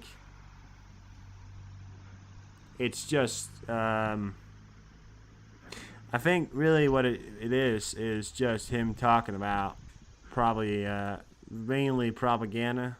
I mean, it's mainly going to be a lot of propaganda kind of stuff, but if he's going to deliver some kind of speech of some kind of thing, you know, you want to maybe make sure he's not, or you want to watch that or whatever, but alright, well, it's starting now. Dear colleagues, I'm I'm happy to greet you at the 20th event, Valdai International Discussion Club, and our president of the Russian Federation, Vladimir Vladimirovich Putin, is taking part in this discussion. Yeah, the recording is lopsided. It's only on the left side right now. Hold on, wait a minute. Wait. Нам очень почетно, что все эти 20 встреч не было ни разу, по-моему, что вы пропустили и не встретились. This is just out of sync, you know. The best thing you get is over here. I have this impression that this is I guess this is all right. chronicles of the change of times. It's very important to us that all these 20 out of these 20 events, I don't think you ever missed one. You always met with Valdai colleagues. We have people in the audience who met with you right at the beginning, and those who see you for the first time. And I'm very happy to give you the floor to present your opinion today.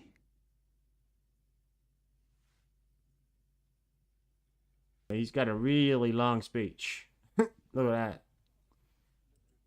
Thank you very much, dear participants of the plenary session, colleagues, ladies and gentlemen. I'm glad to greet you here at Sochi at the milestone 20th meeting of the International Discussion Club Valdai. Our or your forum traditionally gathered politicians and scientists, experts and activists from many parts of the world. And this emphasizes that this is a very popular platform. Discussion is always the reflection of important trends of the politics of it's the not my stream, by the way. It's this stream that has a sound only on the left ear. I don't know why. But yeah, this tradition will continue. This will be done today, and this will continue. So we have the objective of creating a new world. And there are defining moments, defining stages. And we need intellectuals like you, and the role of you as intellectuals is great. Within this club and within the country, we have seen colossal changes. In historical terms, 20 years is a short period of time. However, when we see all these structural changes in the world, we see that the time is so-called, so to say, being compressed. And we see that such events usually happen over a number of decades. And we see that these are fundamental changes, the changes that require the change in the principles of international relations. We see that at the beginning of the 20th century, we saw that there was ideological and military confrontation between the countries, and the world community felt that we have a very fragile, this is a very fragile area, this international cooperation. And when you ignore the real challenges, this inevitably leads us to a dead end.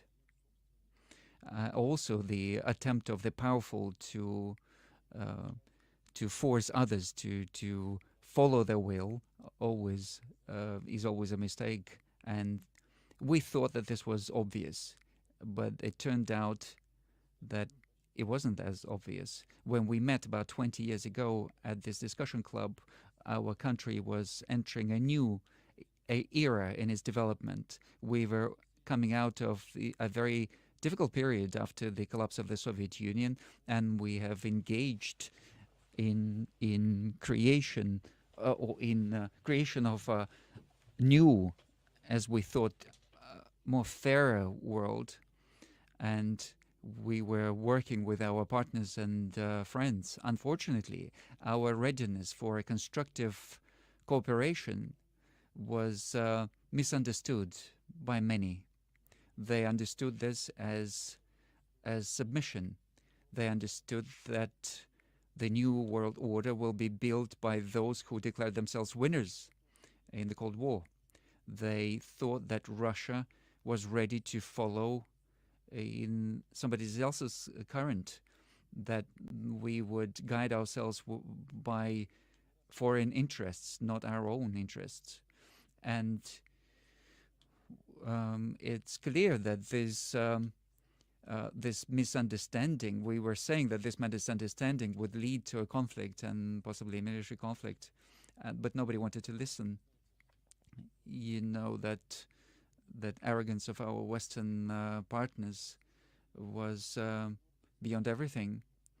So U.S. has taken the course for hegemony, political, cultural, and even in terms of values. We understood right from the start that these attempts to establish a monopoly were doomed. The world is too diverse for it to be able to be subjected to somebody's will, even taking the power, the major power of the West that was accumulated through colonial policy. We see that a lot of your colleagues are not here, but they are not denying the fact that the wealth of the West was achieved through colonies. This is a fact. This level of development was achieved in many respects through robbing of course, the rest of the planet. planet. Why not blame everything on us again? You see that in the West, there's a history of constant conquest, and it's a financial and military pyramid.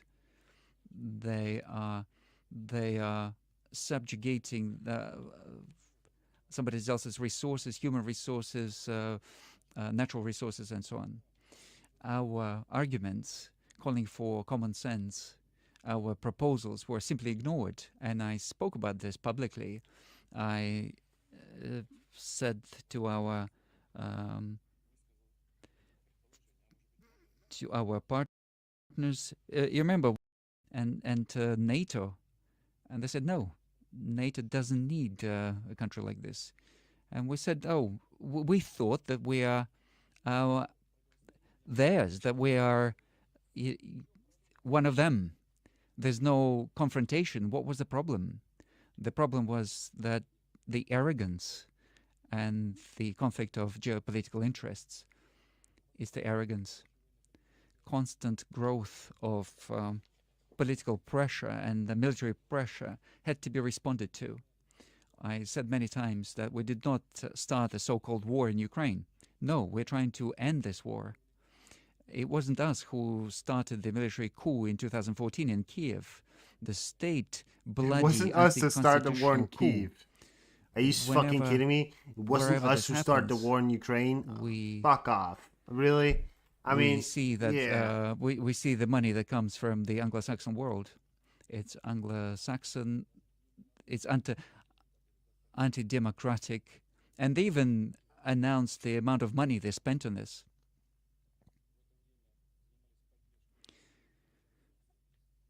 And we were supporting the Crimeans and those who live in Sevastopol. We were not trying to create this coup. We were not trying to threaten those who are in Crimea with ethnic cleansing. It wasn't us who were threatening bombing of Donbass.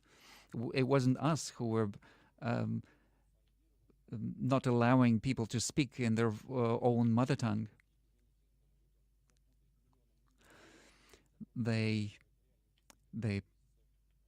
persuaded of millions of people who perceive the reality through media, and they have been conducting this war over a number of years against Donbass, and nobody was counting dead children in Donbass over these years.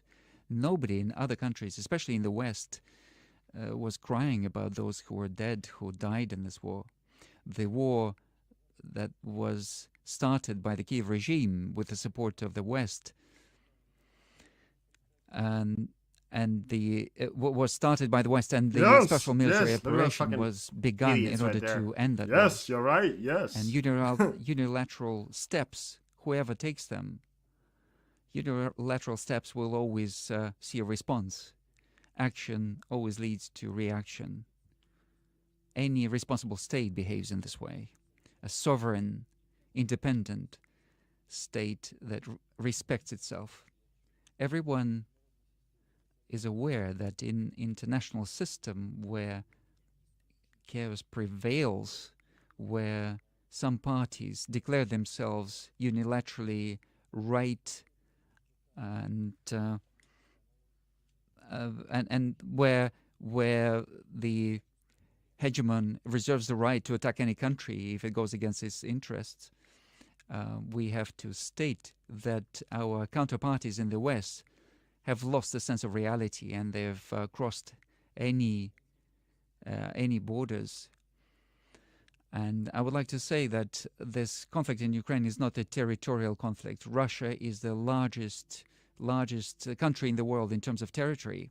We don't have any interest in terms of conquering any new territories. We've got a lot of lands to develop in Siberia and Far East. So this is not a territorial conflict. And it's not even about establishing a geopolitical balance in this region. It's a much more bigger issue. It's the principles about of international relations. It's about understanding that there is an equilibrium in the world, that nobody is able to force unilaterally others to live in accordance with the hegemon's will. And in this context, any notion of sovereignty is simply rejected. The desire to bring the world usually I into don't a really state want to of listen to him constant either, but conflict, it's intel, guys, and it's news, and we have to cover it because following it's, we don't know if he's going to say something important. Century. If anything, any announcements, so it's important to sometimes cover up on it. So it's instances. news, it's not that I want to listen to him. I don't really give a fuck about the man. Western I think elites. he's They need an enemy, again just a big liar, but and they can't can really always explain not their desire listen for to it expansion because through the it's existence also of news. that enemy. So that's the And point they here. So also sorry, I need do know that some people external might not enemy want to, but control we're just gonna listen to it the blocks today, within and the then, blocks. good Control news. for internal We're control. gonna go back of to the the other society. news Whenever later there's an tonight as enemy, well. everyone has to come together around the boss. It's not our business how other countries live. We see that the ruling elite in many countries forces citizens to accept the values, and in certain countries we see that majority of citizens refuse to accept these values, but they're forced to, and they constantly invent external reasons for this. They say that there are enemies, and they blow up existing threats. And Russia is a beloved topic for these politicians. The image of the enemy is attached to anyone who is not prepared to follow these Western elites. They can attach that image to China. In certain situations, they attach this to India. And they, of course, now they're trying to play with India to work with India because they see that there's a change in tide, and we see that India is very nationally oriented, and we know that these attempts are futile. They're also trying to create an enemy out of the Arab world, also selectively. They're trying to be careful there. Nevertheless, this is what it boils down to. And even they try to create enemies out of Muslims as in general. Anyone who behaves themselves in an independent manner, anyone who follows their own interests, they always turn them into an obstacle that needs to be removed. The world is, they're imposing structures, and they're creating, on the world, they're creating these block format. They are trying to expand NATO in Asia and Pacific and South Asia. They are trying to break an open and inclusive infrastructure of cooperation. So these are limitations of states for their own development, and force them to take on certain obligations. So this is just a stealing of a certain part of their sovereignty, and then certain solutions or decisions are being imposed on these countries in economic sphere and in defense and so on. And we see this between the US and Europe. I don't have to explain this, but if you want me to explain it, after this introductory word, I can expand on this. They're trying to replace international law with rules or codes. What are these rules? Who are they invented by? It's unclear. This is just nonsense. They are trying to implement in the consciousness of millions of people that you have to live according to rules. What rules? And if you allow our Western colleagues, especially from the US, they are arbitrarily setting these rules, and they are also teaching others how to behave, how to follow these rules. And they are presenting it in a very brazen way. It's just this manifestation of this colonial thinking. We constantly hear that you must, you have to. We are seriously warning you. Who are you? What right do you have to warn anyone?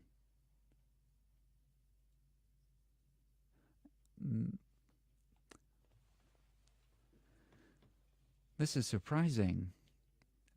Maybe those who say this, maybe you have to get rid of this arrogance and stop behaving like this towards international community. Those who understand their own interests, they understand their own rights to, and maybe you have to get rid of this colonial thinking. You have to understand that this age is gone and is not coming back. This behavior has always led to the same thing, big wars. And there were always some justifications, even moral justifications for this. Today, especially, this is very dangerous because it is possible to destroy the whole planet. Manipulation of people's consciousness leads to dangers, and you have to come out of this vicious circle. And I understand that respectable colleagues, you get together here in order to find solutions. We see that our country has been characterized as indigenous civilization, and in such definition, we understand our own role in the world development. In our understanding, civilization is something that has many aspects, many facets, and there were many interpretations of our civilization. Colonial interpretation, and there's a notion of the civilized world, and somehow everyone has to follow this standard, the template, and those who disagree will be forced by a baton of an enlightened sir or enlightened master. Our understanding of civilization is completely different. First of all, there are many civilizations, and none of them is better or worse than another. They're equal because they express the desires and traditions of their own people. For every one of us, it's their own thing. For us, for me personally, it's the manifestation of the desires of the people of the culture that I was part of.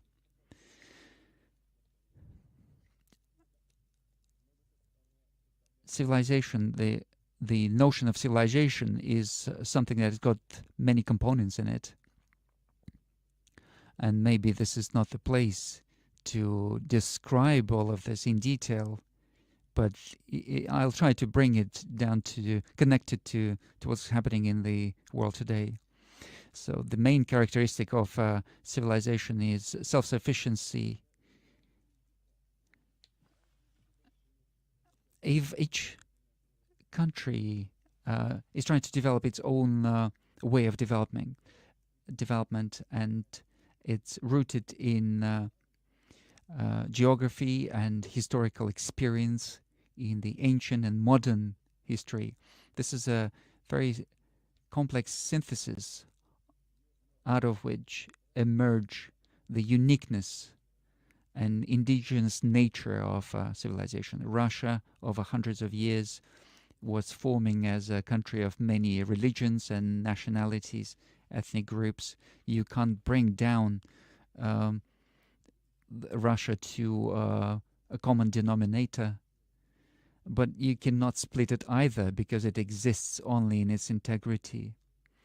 And keeping the integrity of such a state is not a simple task. Over the centuries, we had most difficult challenges, and we always overcame those challenges, sometimes paying a very dear price, strengthening our national unity and integrity of the state. Today, this experience is invaluable. We see that the world is diverse, and using simple methods of management or trying to bring everyone to the common denominator without taking into account the complexity of the whole thing is impossible. What's important to add is that truly efficient state system cannot be imposed.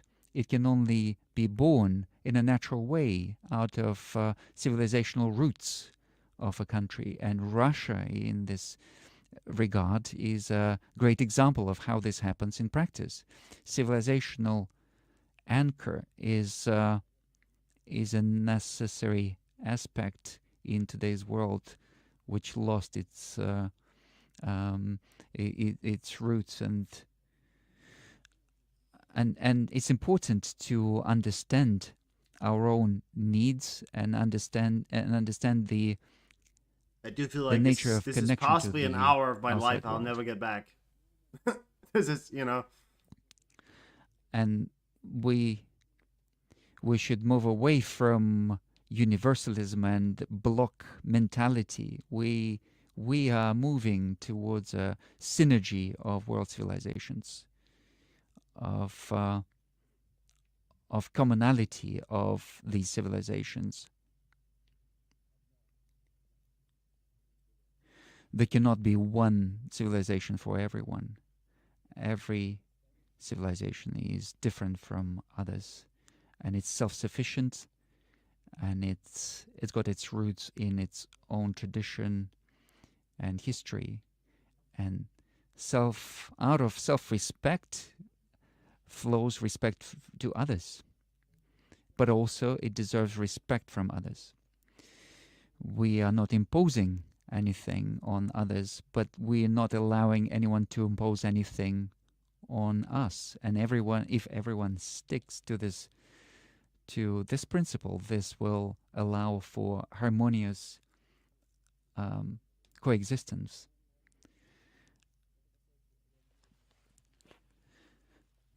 This also goes for reacting to the external attacks, and what's more important is supporting internal harmony and stability. We see that international international field today, field of international cooperations is very unstable today. And of course, civilization cannot be betrayed. Betrayal is also a path to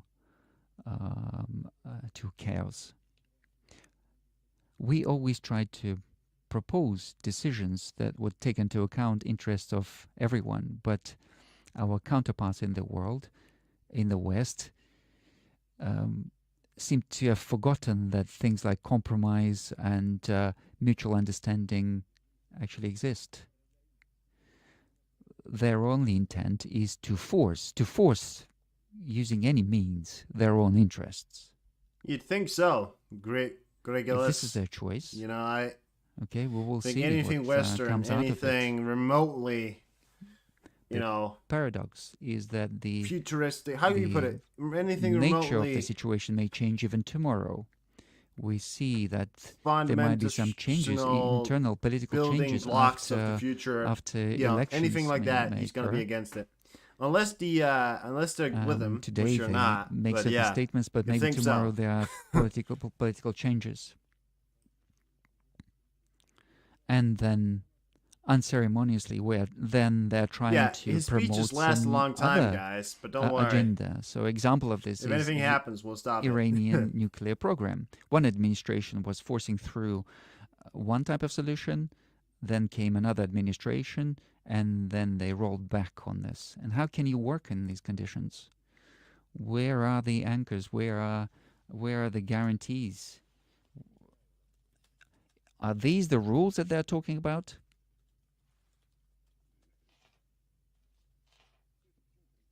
Why is this all happening?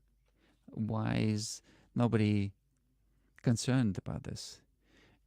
It's because the world strategic thinking has been replaced by corrupt interests, not even governments, but certain groups. It's the political elites who are irresponsible, who do not have any shame and do not believe that they're responsible for anything.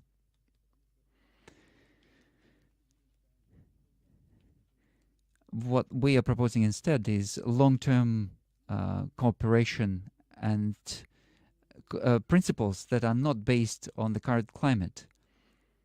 Something that is rooted in history and historical development. And if everyone is guided by this, I believe that there will be much fewer conflicts in the world, and a lot of these interactions will become much more rational, because each civilization respects other civilizations, and they're not trying to impose their will on them.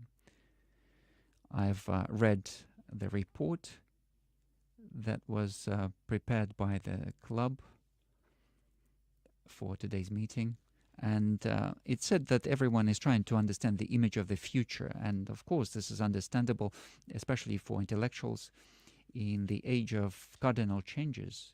When things are changing dramatically, we need to understand where we are going, where the world is going. And of course, the future is created today in front of our eyes by our own hands. And when we see these gigantic, important processes, it's difficult to forecast the result. Whatever we do, life will introduce its own corrections. However, we need to understand, what are we going towards? What are we trying to achieve? And Russia has got this understanding. First of all, we would like to live in an open, interrelated world where nobody will try to create any artificial barriers to development of any nation. It has to be a barrier-less environment. We want the diversity of the world not just to be preserved, but also encouraged. Imposing any will to another country of how to live and how to feel, it has to be forbidden. Only real cultural diversity can ensure balance of interest. Number 3, we are for maximum representation.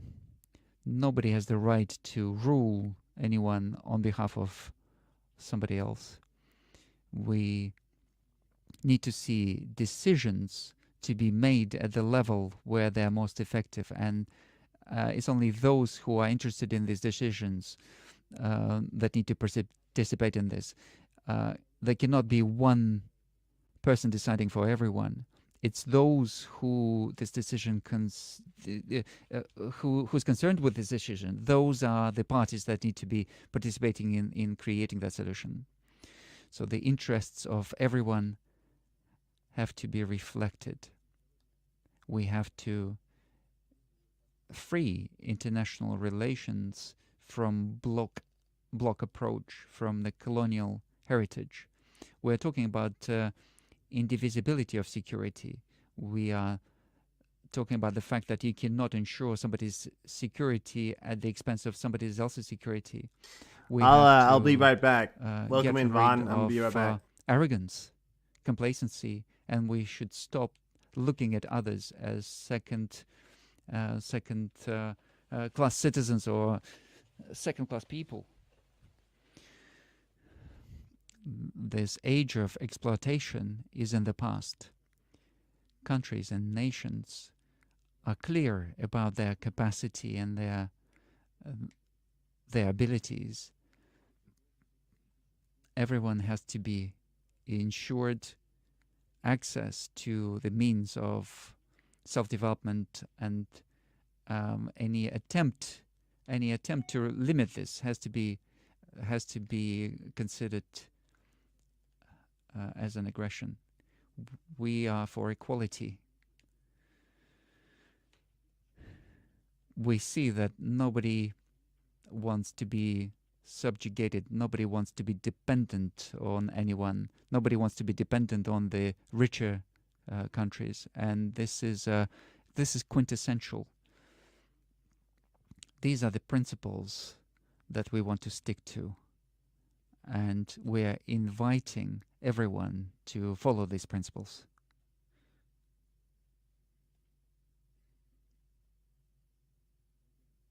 Dear colleagues, Russia has always been and is one of the countries that is open to cooperation, and we are going to oppose very strictly to those who want to impose their will. And we believe that pragmatic approach and common sense will prevail, and multipolarity and the multipolar world will be established. And at the end, I would like to thank the organizers of the forum for thorough, high-quality work, and I would like to express my gratitude for your attention to every participant of this forum.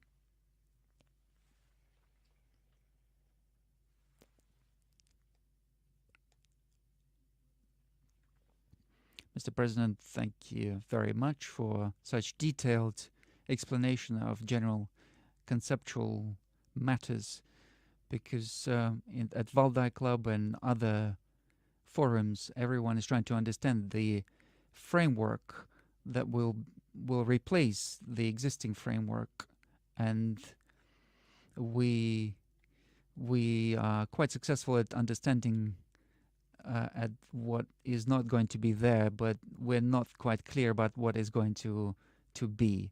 And in addition, maybe as a follow-up of your presentation, this important aspect of civilizations and civilizational approach.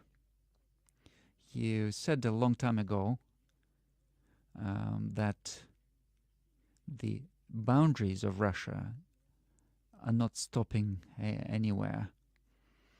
If they're not stopping anywhere, then we can't even talk about civilization, because then the civilization doesn't have any boundaries.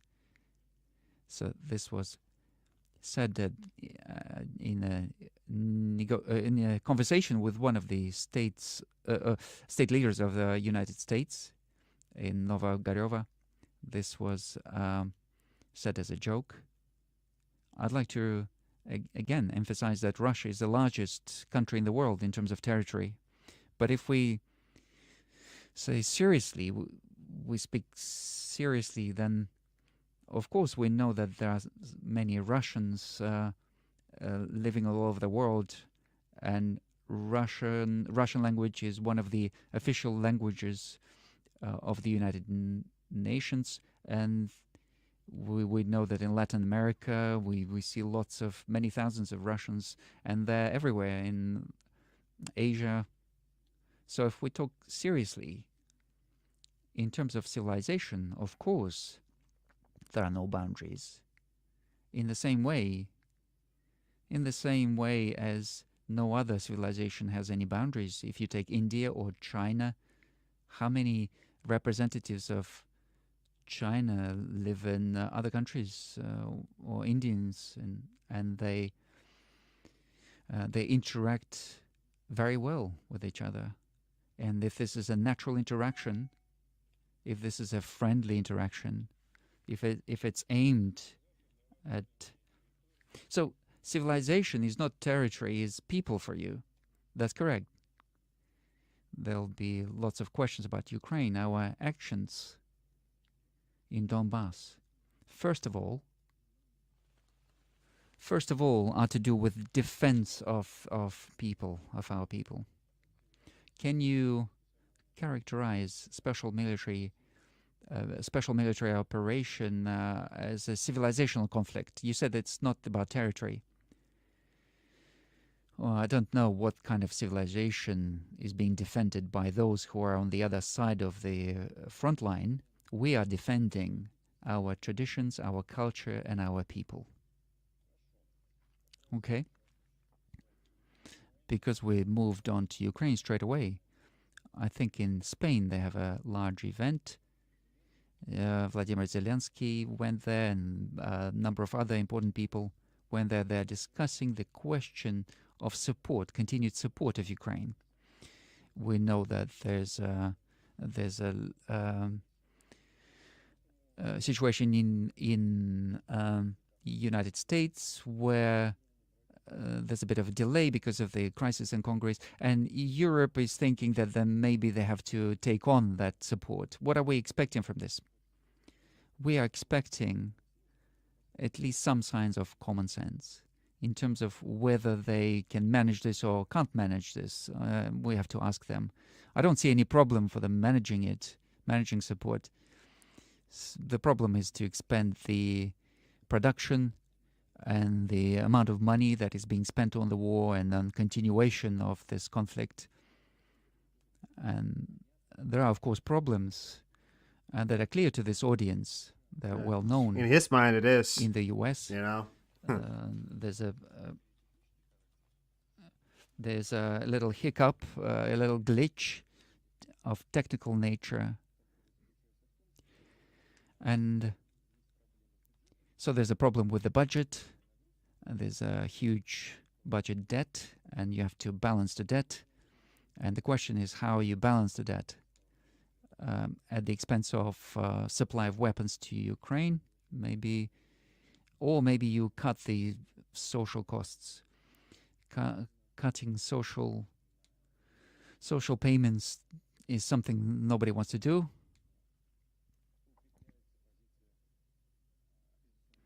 Because this is how opposition parties establish themselves and strengthen their position. But ultimately, they'll find the money, they'll print the money.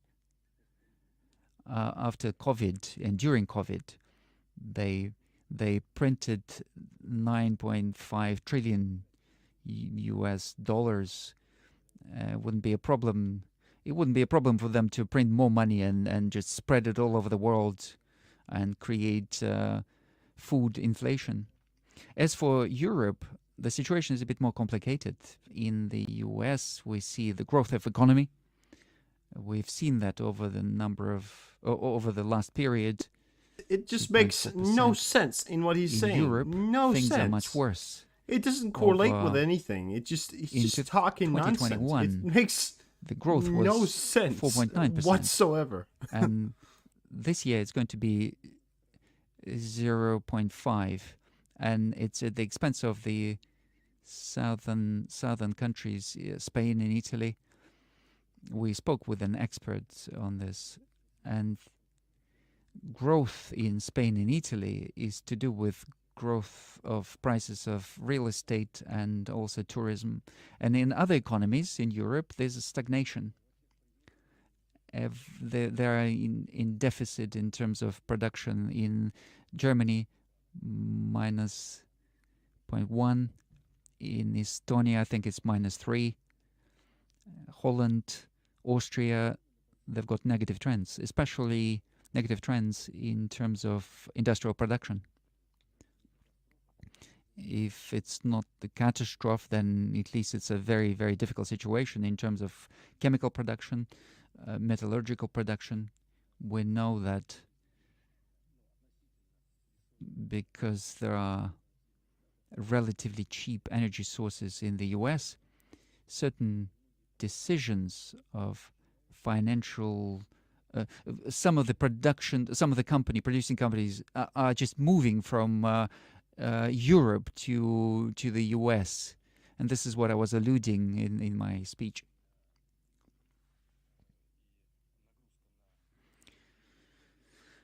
So the burden on the population of European countries is growing.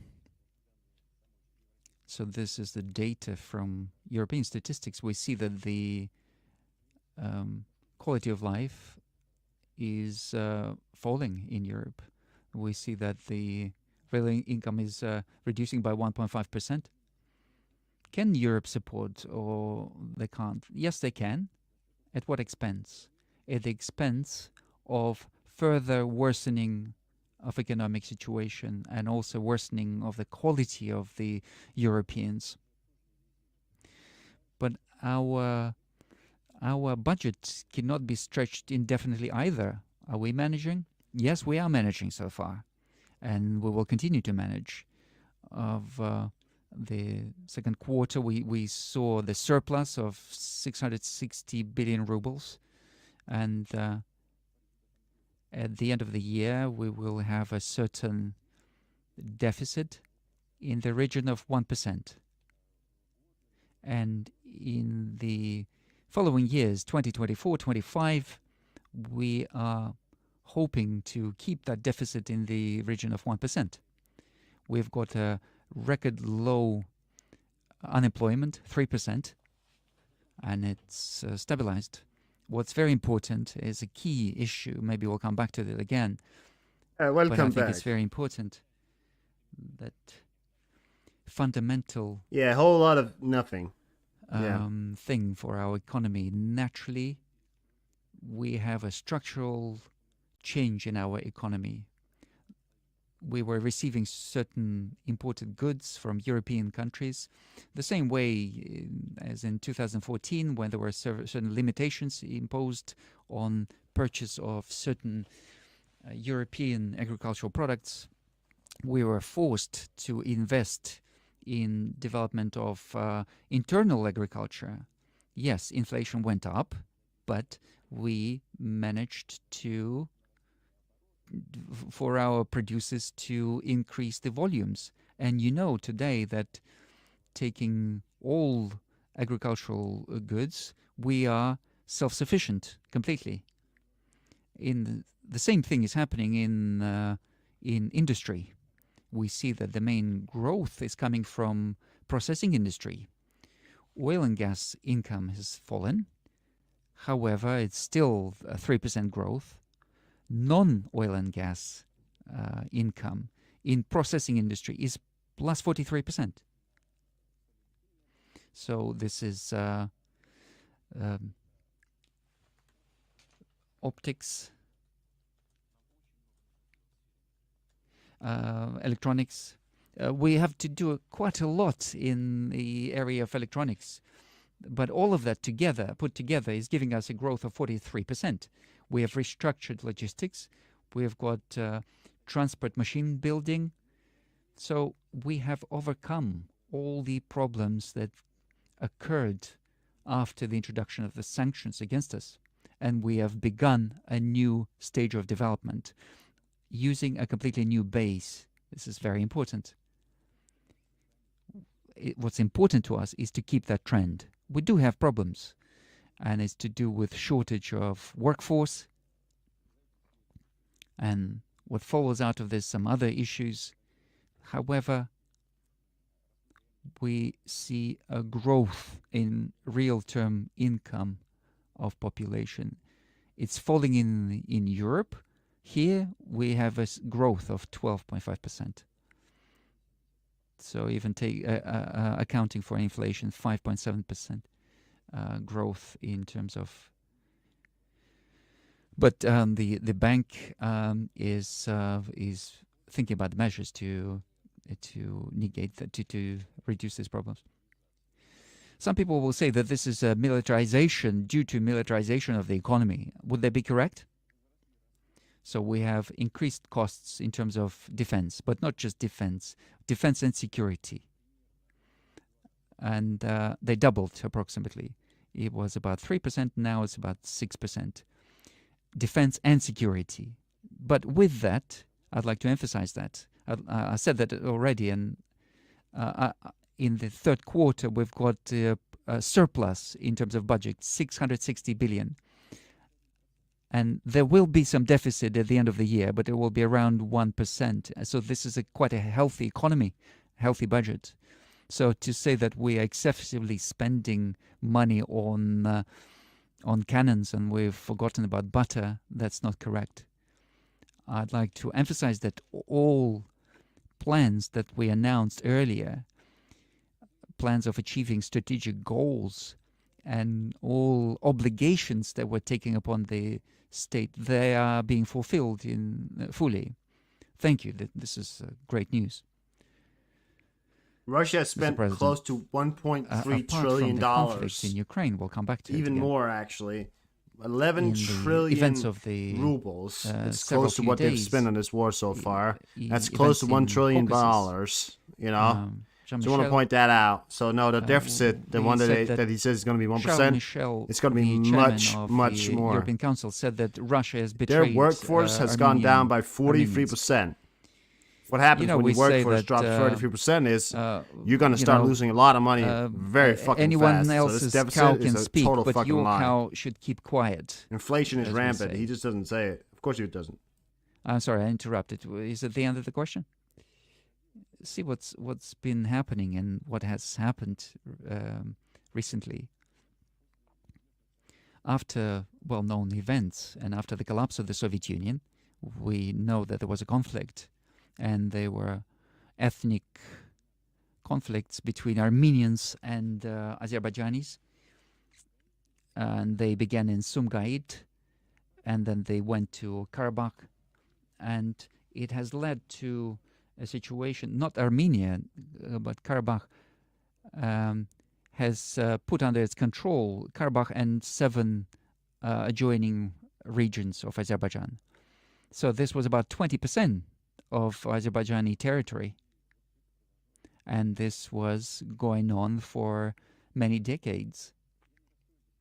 I'm not going to, open any secret. Over the last 15 years, we've been offering our Armenian friends to compromise. So to return five regions to Azerbaijan and leave 2 with them, and that's how they could keep the territorial connection between Armenia and Karabakh. But our Karabakh friends kept saying to us, no, this will create certain threats to us. And we were saying, look, Azerbaijan is growing, economy is developing. This is an oil-producing, gas-producing country, and they've got over 10 million population. Let's compare potential. While we have this opportunity, we have to find a compromise. We are confident from our side. We will conduct a meeting in UN Security Council, and we can create this natural Lachinsky corridor, and we can guarantee the safety of Armenians living on this territory. And they said no. no, we can't agree to this. What are you going to do? We're going to fight. Okay. So ultimately, it has come to military confrontation. In 2020, I proposed then too to our friends and colleagues. Aliyev, I think, will not be offended, but I'll say that at some point there was an agreement achieved that Azeri military would stop. And honestly speaking, I thought that this was resolved. And I spoke to the Armenian side, and they said no, they have to move back from that part of Karabakh where the Azeri forces were present. And I said, what are you going to do? Again, they said, we're going to fight. I said, listen, in a few days they will come behind your lines. What are you going to do? What are you going to do? We're going to fight. Okay. And everything turned out to be the way it was going to turn out. Ultimately, there was an agreement with Azeris that after Shusha line, the military action will be stopped. There was a corresponding statement signed in November 2020 on halting the military action and introduction of peacekeeping forces. And then the next important point is that the legal status of our peacekeeping forces was based on that statement of November 2020. So there was no status of peacekeepers arising ultimately.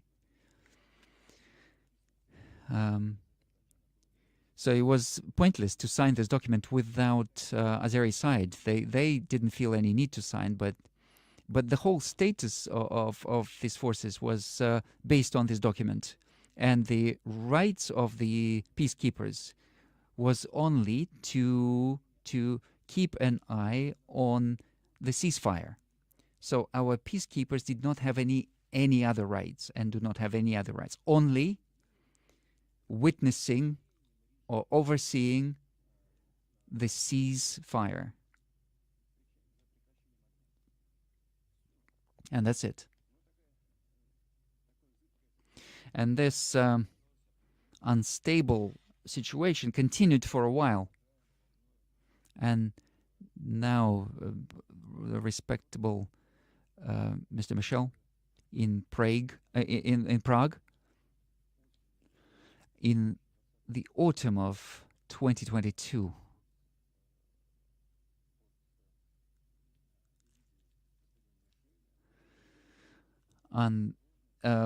with the oversight of Mr. Michel and President Macron and Scholz, leaders of Armenia and Azerbaijan got together and they signed a statement out of which he speaks for so fucking flowed long. the fact that Armenia has recognized Karabakh as part of Azerbaijan Republic. Moreover, the heads of delegation, Armenian delegation, they directly called the territory of Azerbaijan, stated it in square kilometers, which included Karabakh, and they emphasized, they recognized sovereignty of Azerbaijan, on the territory of the Azerbaijani Soviet Republic, and Karabakh was part of Azerbaijan at the time. So, in essence, there was a key question that was a question about status of the Karabakh. When Karabakh announced its independence, nobody recognized its independence, including Armenia, which was strange to me, but they did not recognize the independence of Karabakh. But then in Prague, they recognized that Karabakh belonged to Azerbaijan. And then at the beginning of 2023, they repeated the same thing at a similar meeting in Brussels, just between us. I see. So for some reason, the stream, my stream, is picking it up in a good way, but for me, the stream we weren't is told on about the this. Sky News is fucked up. But you guys knew can hear about it pretty this good from the press. for some reason. So that's pretty good. And Azerbaijan always believed that Oh, Karabakh Witchy, was hi, how you part doing? of their Welcome territory. in. But having established the status of Karabakh as part of Azerbaijan, Armenia has changed, in essence, its position. And after the meeting, President Aliyev came to me and said, look, you see, everyone recognized the fact that Karabakh is ours, and your peacekeepers are on our territory. So even the status of our peacekeepers has changed after it's been recognized that Karabakh is part of Azerbaijan. Your military is on our territory, he said. Let's negotiate their status on bilaterally now. And Pashinyan confirmed. He said, yes, now you have bilaterally to agree the status of this military. So Karabakh was gone. Whatever you say about this, this was the key issue, the status of Karabakh. Everything was circulating around this question over the last decade, and it was resolved by Armenia. Karabakh passed on to Azerbaijan, and so this was the state. This is the position of Armenian state. What do we have to do with this? What can we do?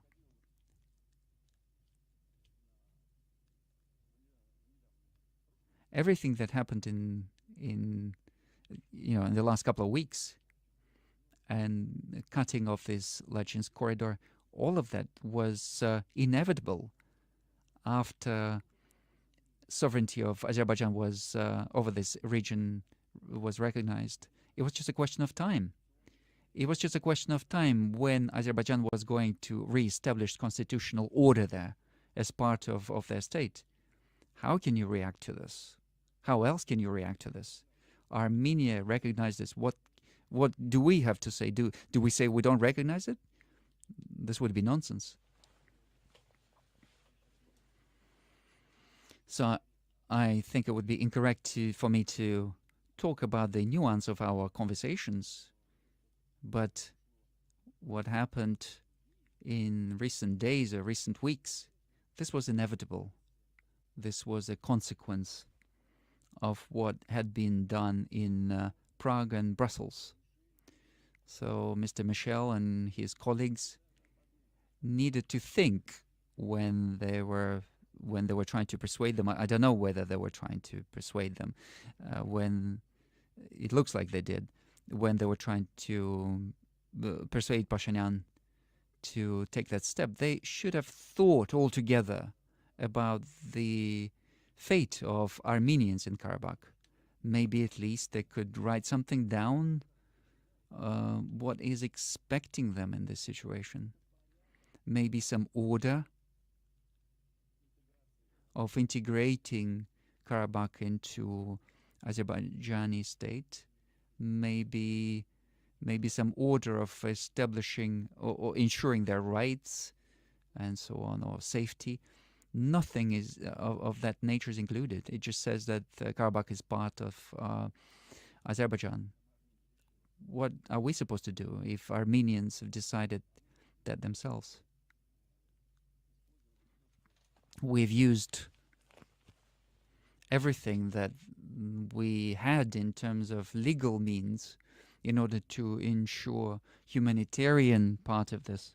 You know that our people died there. They were protecting the Armenians of Karabakh, our peacekeepers. And we were providing humanitarian support, medical support. We were ensuring their exit from there. And if we come back to our European so-called colleagues, maybe they should send some humanitarian aid, to help these poor people who had to exit their lands from Karabakh. Oh. Maybe they'll do this, but maybe we should send some aid to some people that had to leave their territory because a foreign invasion forced them out of the country. We were supporting them. Oh, does that sound like a situation that you're already in?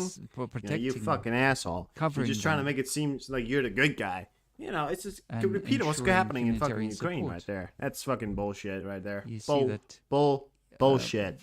The refugees came to the camps of our military peacekeepers there, women and children mainly. They came to get protection. And of course, Armenia is still our ally. There are certain humanitarian issues, and of course, we are prepared to discuss them, and we're prepared to provide support and help to these people. But I've just explained to you how these events developed in brief. This is the essence. All right, thank you, Freddie. Another nuance in this relation, those who were managing things in Karabakh are being removed now by Armenian state. Vardanyan, for example, one of those who's well known in Russia, he refused the citizenship. Can we call upon Azerbaijan to have some humanitarian approach to this? President Aliyev kept ensuring me that he would ensure security and rights of Armenian population of Karabakh. That's but the only now right way to do it. There are no longer Armenians there. They just left there. There's maybe 1,000, 1,500 people. They just left. There's no Armenian population left in Karabakh. As for previous heads of these regions, I don't think they want to see them in Yerevan especially, but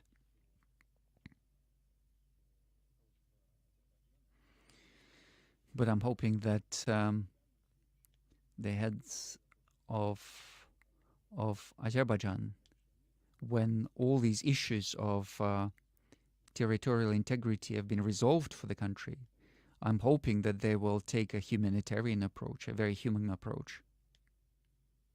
Colleagues, please. Any questions, please? Those who want to ask any questions. Eventually, one of our veterans at the forum. Does anybody want to ask any questions? Eventually. Somebody raises the hand. Does anybody want to answer any questions? It's like anyone but that guy. Dear Mr. President, I am very happy to see you once again. October conference is devoted to the October a conference will be taking place in Beijing, and it's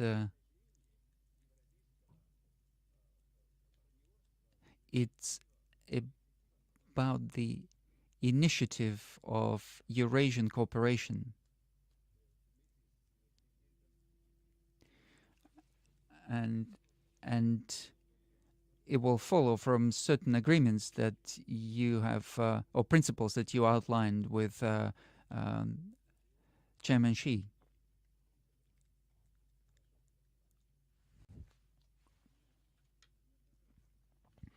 We have come back to this topic many times. Hey, where did that guy go? He was looking out a window, fell out a window, whatever. So a seed of doubt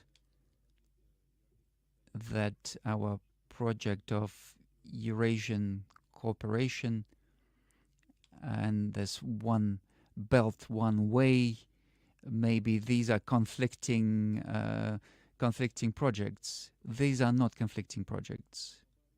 No, it's the opposite. We believe that one project is supplementing the other. What is happening in relation to China and Russia, and maybe this has got to do more with Russia.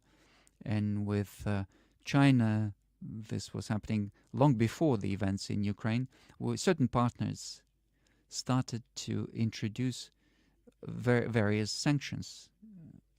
And at some point, this was just turning into some trade war between China and the US. And they affected the logistics. We are interested in creating new logistical routes, and China is also interested in that. We see that the trade volume is growing. We're talking about north-south routes, and we see that China is creating routes through Central Asia, and we are interested in this. We are interested in supporting this with railways and roads, and all of that is the subject of our negotiations. And this is number one. Secondly, all of that is supported by the real sector. We are supplying necessary goods to China. China is supplying certain goods to us, and we are establishing such chains, logistical chains and production chains, which reflect the objectives for China that were determined by Chairman Xi. And this also is to our benefit. One complements the other. I'm not going to list all the projects. There are many of them. And we built a bridge, and then there's a logistical hub. We are developing these relations in the field of real production. All of that is the subject of bilateral negotiations, and also these are the subjects of multilateral conversations in the area. I'd like to emphasize this again. I would like to point out that all of that work was not aimed against anyone. This has got a creative basis, positive nature for us, for China, and generally for the world. Thank you.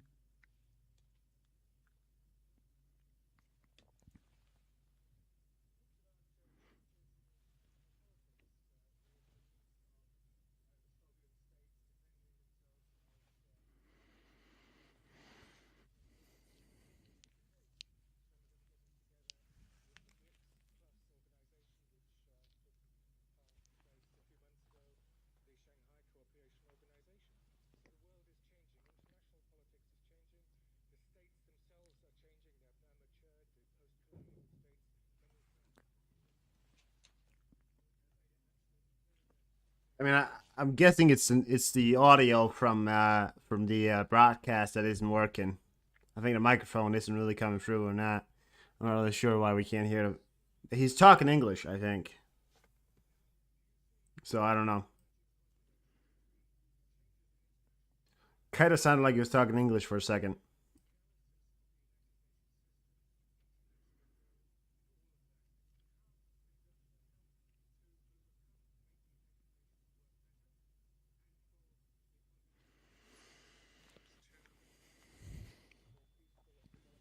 The only thing we can hear is this guy breathing. See, I think they forgot to turn off. Yeah, I don't know. You are obviously correct. There's a certain contradiction between the frameworks that were created by the winners in the Second World War in 1945 and the conditions that have changed in the world as of today. 1945, you've got one situation. Today, you've got at a this completely point, different I don't situation. know. Ocean. And of course, these legal norms need to be changed in accordance with the changing world. So we can have a different attitude to this.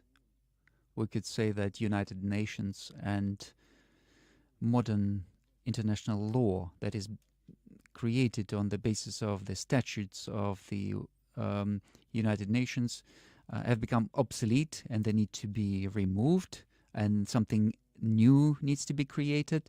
But then, of course, there is a danger that the existing system of international law will be removed, and there will be nothing else replacing it, and there will be an overall chaos.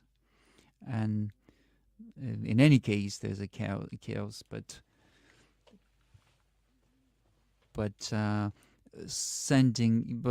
just abolishing the statutes of the United Nations without replacing it would lead to a disaster. All right. Well, I'm not betting you anything, but all right. So we insist on changing the international law, on reflecting the changed situation in the world.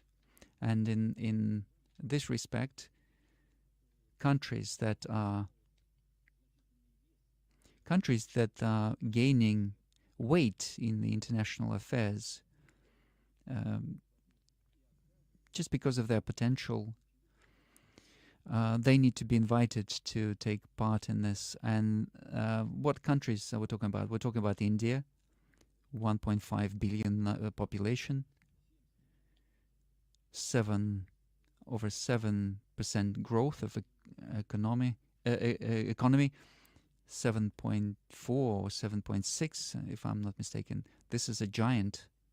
Yes, there are many people who need help, support, but nevertheless, they've got high technological expertise growing at enormous rate. It's a very powerful country, and it's growing stronger and stronger under Modi. Brazil in Latin America, huge population, huge influence. South Africa, how can you not take into account their opinion? So their weight in making decisions on the international agenda has to be reflected, and there has to be a consensus. This is a complex issue, but it should not destroy the existing system. But I think we have to be moving in that direction. So we believe that the existing international regime is still there. Well, it's not completely destroyed. Well, thing is, if we talk about the first years of United Nations, Mr. Gromyka, our foreign affairs minister, he was called Mr. No, because Soviet Union used to use its veto very often. But then that allowed to prevent conflicts. In our recent history,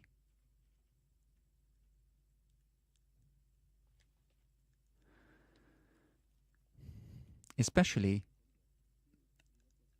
this was current in the first Yugoslavian crisis, when without any sanctions they started to bomb Belgrade without any pity. They even hit the Chinese embassy there. Where was this international law? And they said, oh no, that there's no such international law, it's obsolete. It's been going on for because about... they wanted to act without any reference an hour to and a half. And then... No, about an hour. When Russia started to take about an hour. About actions, an hour, 10 minutes. They started to say, oh, this is horrible. Russia is violating international law. Unfortunately, there were always attempts to adjust international law to their own needs. This is not great. This is very bad. And my concern is only that if this is abolished completely, then there will be no anchors, nothing to base ourselves around. But we need to change those because the world has changed. He literally just bombed a hospital in Kherson today, killed 49 people in an attack, and he's now claiming to be and the one of the hero veterans of the and of the founders ages. of the club. You know, it's And yeah. I'm very happy after 20 years. We would say that it's much better now than it used to be. Thank you very much for your participation. As for more fun, I'm not sure. I think it's quite a bold statement. Yeah. Well, it may be fun for you, but not so much for me.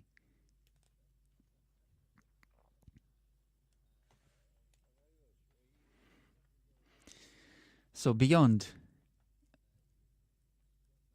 Russia, and now we know that there's a question being discussed here. I'll formulate it in this way.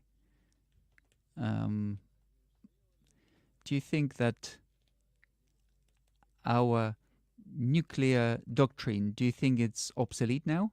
I think it's obsolete. And I think it's even... it's not suitable to the current events. It was created in the olden days, and it doesn't work in the current situation. Do you think that we need to change our nuclear doctrine and reduce the threshold? And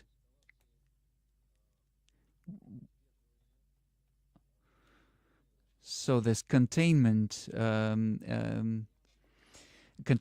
approach is old. So they're directly saying, they're very brazen, our opponents. They're directly stating that because you've got this doctrine, we're going to continue this aggression. This is one question. Even when we win one way or another in Ukraine, I think the West will be going through very difficult times. There'll be new centers of power and there'll be new difficulties. No, I think he'll survive. We will need to put back that fuse into that nuclear weapons that was holding everyone back. Today, the West is trying to remove that fuse, forgetting all the fear and forgetting all the precautions. Do you think we need to change our policy in that? I am well aware of your position. I'll be gone just for a second here, so I read some won't be answering documents, anything. your articles, your remarks, and I understand what you're feeling. I'd like to remind you that in the Russian military doctrine, there are two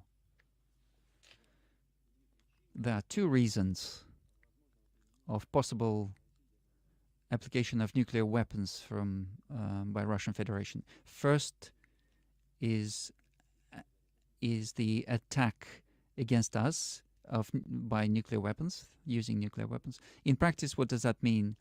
When they launch their weapons, our system detects and informs that this is Russia is the target, and this happens within seconds. And knowing this information that there's an attack being launched against Russian Federation, we respond to this aggression.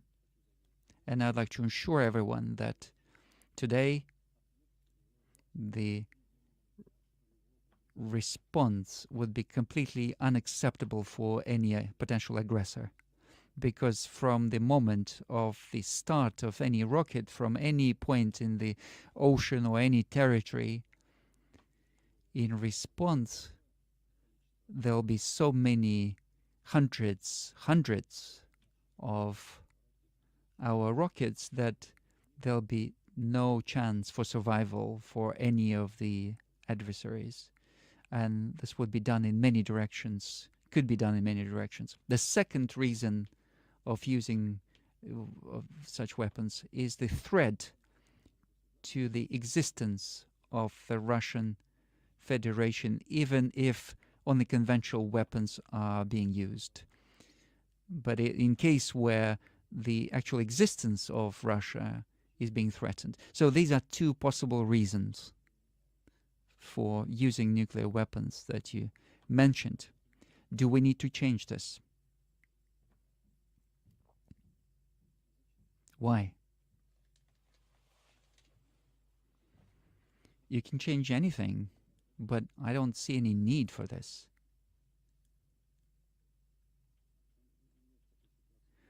There's no such situation where something was threatening the existence of the Russian state. I don't think that any sane person would think about using nuclear weapons against Russia. Nevertheless,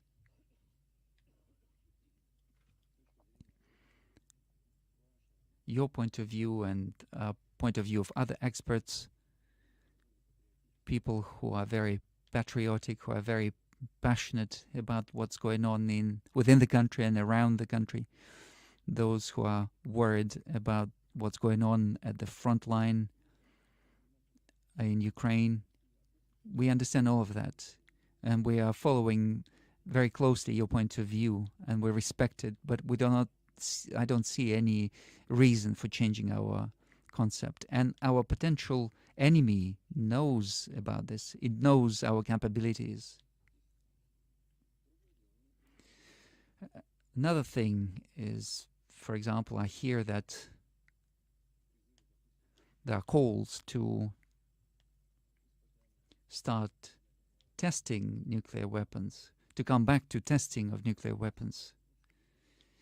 Here's what I'd say here. United States have signed a document, a corresponding document on banning the nuclear tests, and Russia signed it and ratified it. United States signed it but did not ratify it. Now we practically finished the work on modern strategic armaments. I announced this several years ago. We have conducted the last successful test of Burevestnik. It's a rocket of global reach with a nuclear load. We have finished our work on Sarmat, which is a super heavy rocket. The question is that we have to simply go through certain bureaucratic procedures to complete this, and we have to move on to its mass production. They're supposedly still doing it. We don't know about that nuclear test yet. Within a very short period of time. Before Friday. As a rule, experts say that new weapons, we have to make sure that the military payload works without fail, and we have to test. And I'm not prepared to say whether we need to test it or not, but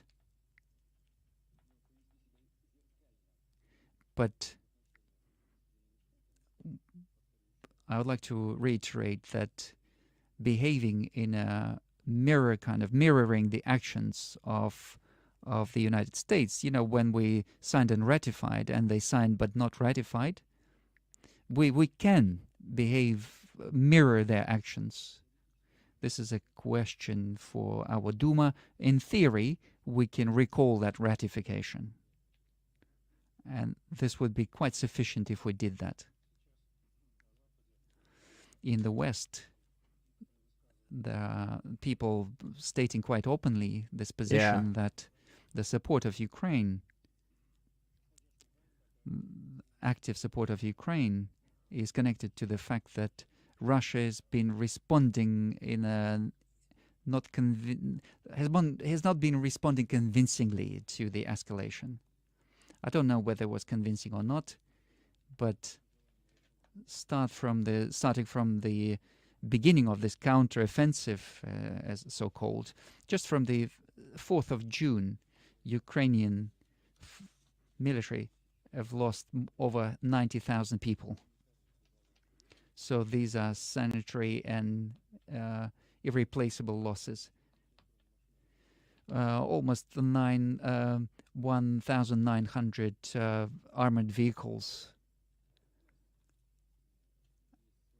And we have our own understanding of how things are progressing. We understand what we need to do, where we need to add things, and we are confidently moving towards achieving our goals.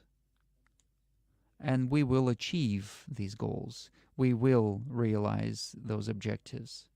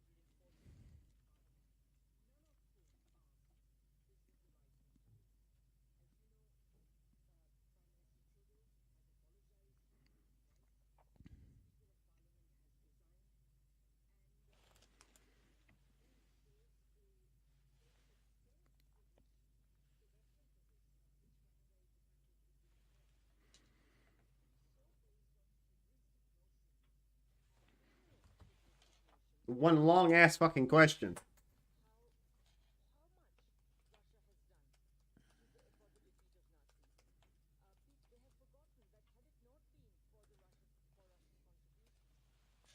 They keep forgetting to cut over that sound because they keep the sound at that guy that's translating. They don't actually cut it to this.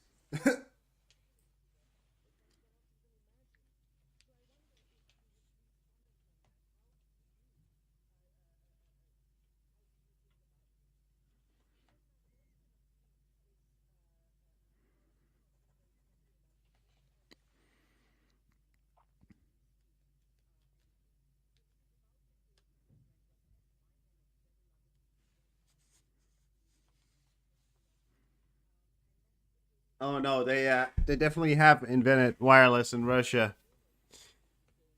It's just one of the things. It's part of their 2030 plan.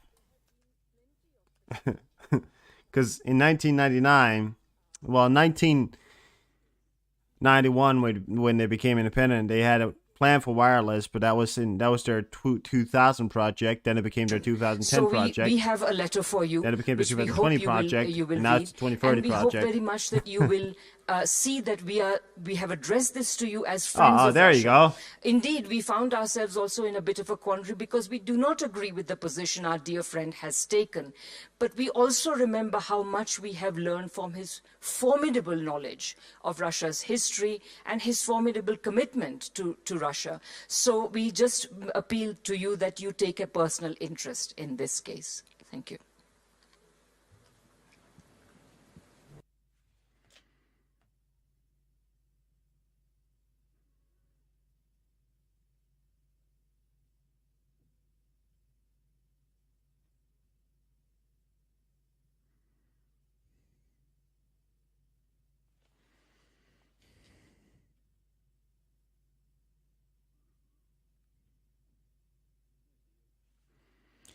You know, I don't have the details of who Kargalitsky is, but of course, I will accept your paper and I'll look into it and I'll react to this. I promise. As for your question, we haven't agreed. We haven't agreed on you asking this question, but I was expecting it, to be honest. Moreover, I took this information about what actually happened. This is not just an ordinary event for us. I'll remind you that this division where that Nazi was serving, Ukrainian Nazi that you mentioned, was created by Hitler command on the 28th of April 1940. Nuremberg trial, not us. It wasn't us yesterday, or it wasn't us today. Nuremberg tribunal announced that Galicia division of SS criminal and responsible for genocide of Jews, Polish and other peaceful population. And this was a decision by International Nuremberg trial. And I would There'll like always to be one person remind that's you going to that sneak it in was another question, and independent, it's improved. prosecutors and judges that were making this decision based on the data that was provided by prosecutors from various countries. So that division was announced to be criminal. I would like to remind you, I took this information, that paper on purpose. So what the speaker said of the Canadian Parliament, we he barely said, just started, "Today David.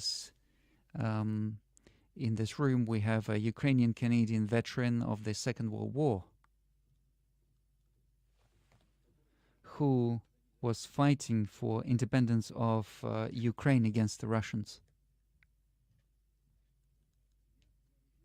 I'm proud that I could say that he is a hero of Ukraine and hero of Canada, and we are grateful to him for his service." First of all, if the Speaker of the Canadian Parliament is saying that during the Second World War, this Canadian or Canadian-Ukrainian or Ukrainian-Canadian fought against Russians during the Second World War, he cannot be ignorant of the fact that he was fighting on the side of Hitler and not on the side of his own country, Canada. Or he was collaborating with the Nazis. In any case, he was fighting on the side of Nazis. Let's assume that he did not know this. The sniffer plane's been up all day, David. Offend the feelings All day. of Canadians. We Took off from the U.S., landed in London. Took off from London. It's in the Mediterranean right now, just near Israel. It's off radar right now, but it's in Israel somewhere. It was Hitler. Don't know where it is right now, but it's somewhere. And Hitler and his somewhere helpers near was fighting against Russia. yeah. If he is not aware of this, he's an idiot. We have a combat scent. Then that's up. He just did not do Combat well in scent. school. He It's just doesn't down have here. Elementary knowledge. It's but combat if he scent is right there. aware that So combat scent. he was 3D fighting freeze, on the side of all kinds Hitler, of reconnaissance, and he's all kinds of calling him bullshit today. a hero of Canada and not hero bullshit, of but Ukraine, all kinds of reconnaissance, river joints, and everything. So yeah, then, sniffer plane was up. then he's an evil person. He's a scoundrel. So these are the people we have to deal with. All day yesterday. So I'm these are the sorry, people last we have to stream deal that one with that in on my some channel Western that's like 10 hours. You know, it's like what's also important. that here one's is, that one tracked. So he said that the plane from the U.S. to the Speaker London of Canada throughout the says night, that and he's then fought the Russians. we had that one And earlier then as well. So yeah, he now continues But, to you support got it. the Ukrainian military fighting against Russians. So he placed effectively on the same side those who were collaborating with Hitler and those who are fighting with Russians today. He put them on one side. This just emphasizes the fact that one of our goals in Ukraine is to denazify Ukraine, and what that means is that it exists there. The Nazis exist there, and so our objective is to denazify. And of course, what looks completely repulsive is that everyone is applauding this Nazi, especially the president of Ukraine, who's got Jewish blood. He is there standing applauding a Nazi. You know, maybe you should start in your own country first, and then Not just then stop, because not just Ukraine doesn't need who just denazifying. follows that Maybe you should Nazi, denazify your own fucking Nazi country first. ideology. De-fucking It's somebody communist who actually your own country first, I'd say. killed people with his hands. So German Nazis created this Galicia division in order to kill the civil population. And this is what is being stated by a Nuremberg trial. So about 150,000 Polish people. But he's throwing around the Nazi Russians, word like of it's course. some light little Gypsies thing. were not even counted. The Nazi word isn't like They isn't did a not light even little count thing. them It's as a people. really serious word. A word that actually So they affects said, millions of in people. the region of, People who survived the 1.5 Holocaust, people who were million part of the Jews concentration were camps, killed in and Ukraine. things Just that, think about that figure. What There's, is no one aware of you got this? relatives happen? to people that were part of Everyone that. knows. It's not a Everyone joke. is aware. So using that Nazi word as Was there sort of no your Holocaust? only word to put it is And it's when- not a And when the president it's not a of very Ukraine noble thing to is use, because it's applauding not a word somebody you should be who throwing around. was I would killing never use that word. these Jews One with reason why I'm saying it is his because own hands. I'm making a point here, but I'm not. Is he I would trying to never say the use Holocaust did not Nazi as a happen? sort of This thing is to repulsive. point something out with. It's a But very what they're saying serious is thing. that all you know, means very are serious good word. as long as they're fighting against Russia. All means are good, acceptable, as long as they are used against the fight in the fight against Russia. And check his own backyard So they first. have this I desire agree. to. They have. I understand they have the desire to win on the battlefield and achieve the strategic defeat of Russia. But can you do this at this cost? Counting on not just did you hear us that? here Did you in hear the that? small circle Wait. Did you hear vulgar that? discussion Did you hear what forum. he just said? He just said talking about that all this. use of all kinds of weapons. You heard it. You heard it just there. He said all use of anything is The, acceptable as long as it's against the fight of Ukrainian. I'm hoping that organizations and That's forums, literally those what he who just are said right there. You heard not that. So that's indifferent Putin to saying the that all future of weapons use humanity, is they should acceptable form their opinion about as this long and as it's express their against opinion about Ukrainians this. or against in the Ukrainian war. Thank you. You just heard him say that. Gabor Stier, I saw you somewhere and then I lost you. Okay. I'm from Hungary, Gabor Stier. Mr. President, I'm not going to ask you this time what is going to happen to Odessa. However, in Hungary, a lot of people are asking how we're going to call the neighboring country. Oh, last time you asked about this. Okay, I apologize. Mr. President, I know that you are interested in history, and for this reason, I would like to come to today's reality from this point of view. If we talk about history, we know what significance for development of Russia had the opening of the window to Europe and the European part of Russian identity. Of course, Europe is in decline at the moment, and it's doing everything.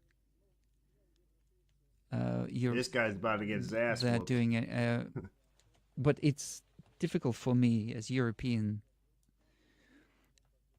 But it's difficult for me as a European to hear that we should bomb with nuclear bombs some European cities. What does Europe mean to Russia at the moment? What does Europe mean to Russia today? Is Russia going to turn away from Europe completely? Do you think that it would be a mistake This is him. You know? to close that window. And if we are talking about history... A true question. It's a great question, but, it's... the new... Yeah. Great question, though. So the new Russian textbooks on history raised some big questions, especially lines about 1956, which describe what happened as some kind of color revolution. Do you also believe that that was not a real revolution? Do you also agree with some comments that withdrawal of forces from Central Europe in 1991 was a mistake? I know that in Vladivostok you said that the bringing tax in 1968 and 1956 was a mistake. But if this was a mistake, how can you also think that withdrawal of military mistake? Do you think this is a question? I think this is a topic for a dissertation. You said that you were not going to. You said that you were not going to mention Odessa, but you mentioned it. I'd like to say that Odessa is a Russian city, maybe a little bit Jewish, but let's not discuss this. If you wanted to discuss a different topic. First of all, in terms of window to Europe, you see, our colleagues talked about this. The world is changing, and climbing through the window here and there and back, and tearing your trousers is not the best idea. Why do you have to climb through the window if there are other doors? This is number one. Second, Russia is undoubtedly the civilization code of Russia, same like in Europe, is rooted in Christianity. But we are not going to impose this if Europe doesn't want this. We are not closing this window. You said, do we feel regret or we don't feel regret? We are not closing the doors to our communication. It's Europe who is fencing against us or creating a fence against us, barrier.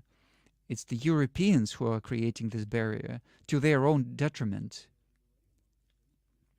I said this already, and I'm going to repeat this. United States economy is growing by 2.5%, and Europe is in recession, already in recession. And certain European leaders who are not very positive towards our country, they are stating the truth. They are saying that the stability of Europe was based upon cheap energy from Russia and Chinese goods.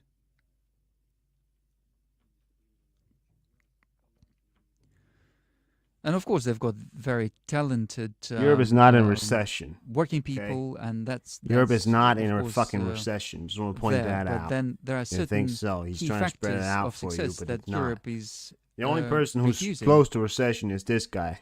I mentioned this before. Sovereignty has got many vectors. I do not have anything many of dimensions. Syria. I always repeat this. I always say that Russia cannot exist as a non-sovereign state. It will just cease to exist. It's not just a matter of military security. It's also about other elements. What happened to Europe? Many European leaders, I hope they're not going to blame me that I'm trying to criticize somebody. Strikes continue to hit oil fields, headquartered on electricity disruption, infrastructure of PPK, Europe has lost its sovereignty. YPG, terrorist organization, Eastern Syria. pictures of that from here. I mean, I covered this yesterday. You know, Turkey has been we see that putting down fire on terrorist groups, experts namely the PKK. Stated that since 1945, Germany has never been truly an independent situation state. that happened here what today. Does this lead to? We have fire there.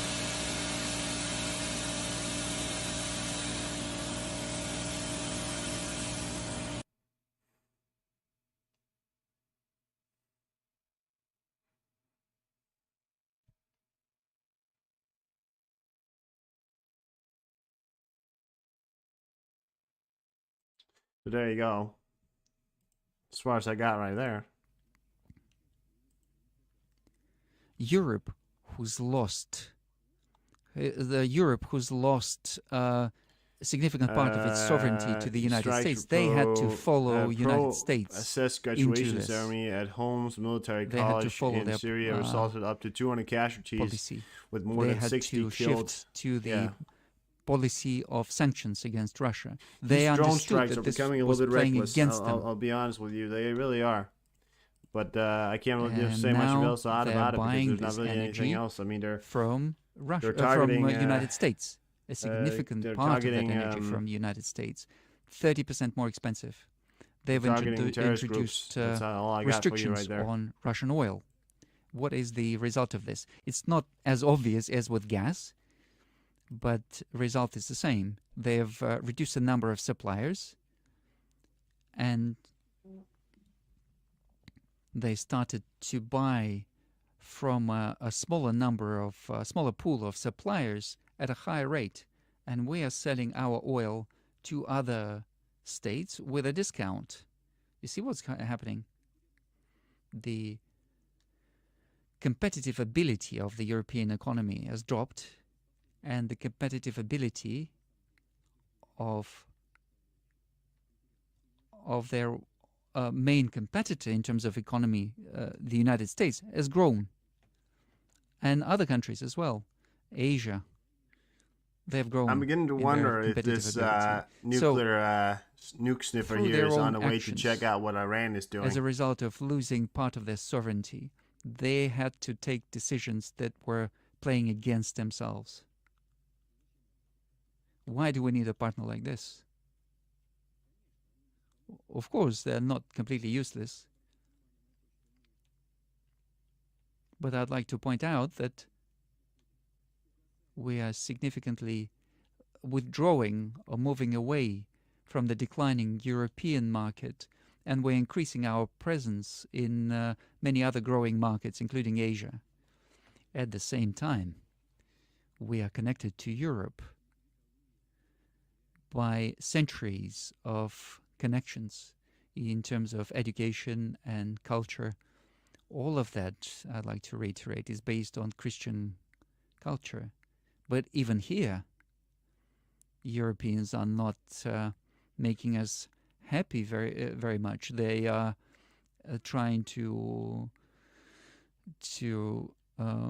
get rid of their roots. They're just removing their Christian roots without any third detail. plane heading towards Murmansk So we're not going to close today any windows alone or now. doors. This is serious. This is not a joke here at this point. To try to get through bird plane heading towards Murmansk. Those doors or windows with force. If they want to work, of course, we will work with them.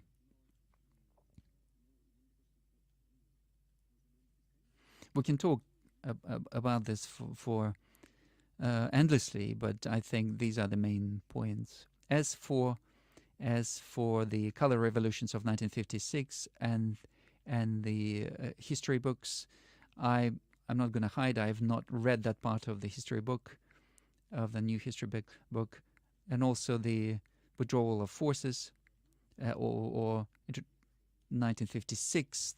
Back then, many Western countries have stimulated or encouraged certain problems that were happening in Hungary and so on. They were preparing militants that were then sent there. But I think it's difficult to call this a color revolution, but of course there was a internal basis for that protest within the country. I think that was obvious.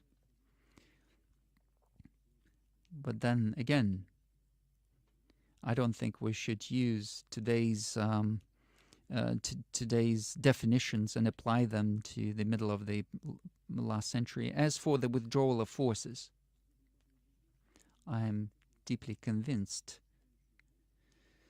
that it makes no sense to suppress I mean, the we know the internal location of Putin. trends. If anybody's within a wondering where particular Putin country is, I know using where he military. is.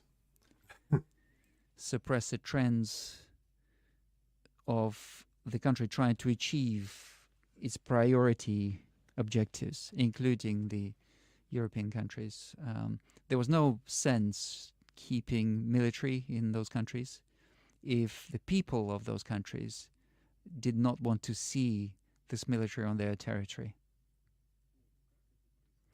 However, how this was happening, on what conditions this was happening, in what way, that raises a lot of questions. A lot of our military were resettled into just an empty field together with families. That's not normal.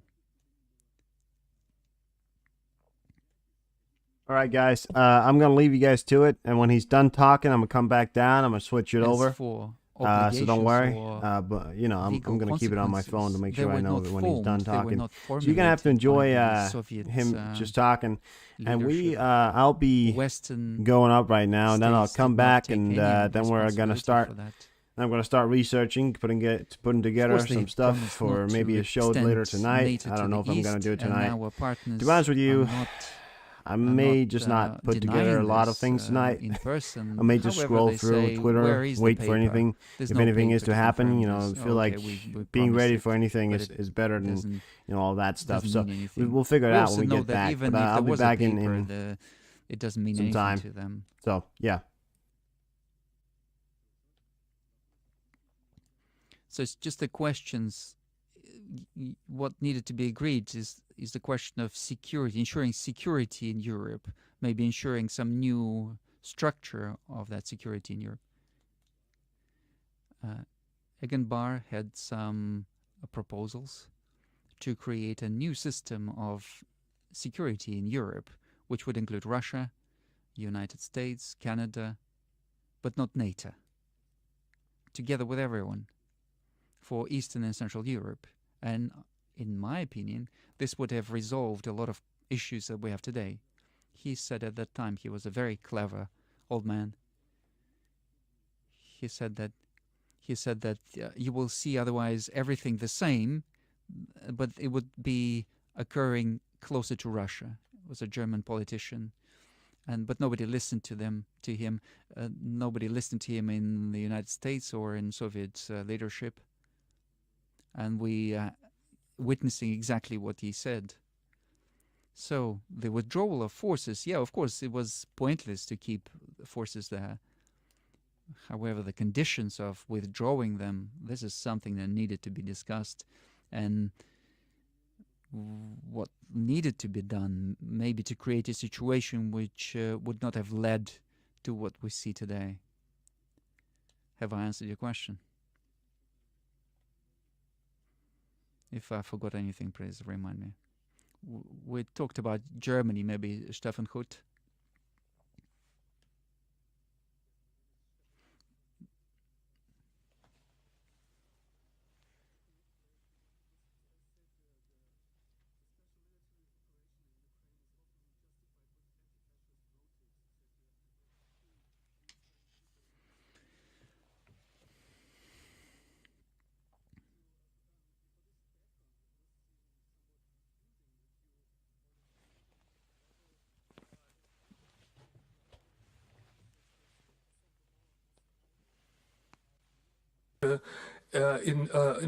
For Deutschland, parties which are deeply rooted in a racist environment, and they don't have any sympathy for the Russian people, one can assume, and they don't have any idea or sympathy for the idea of Russia as being a multi-ethnic people, which you just stressed in your speech. So I would like to know, what do you hope for? What does your government hope for from such contacts? And what are criteria for having contacts with parties like that? And can you understand that anti-fascists in Western Europe see that as a sort of contradiction to your politics, of your politics?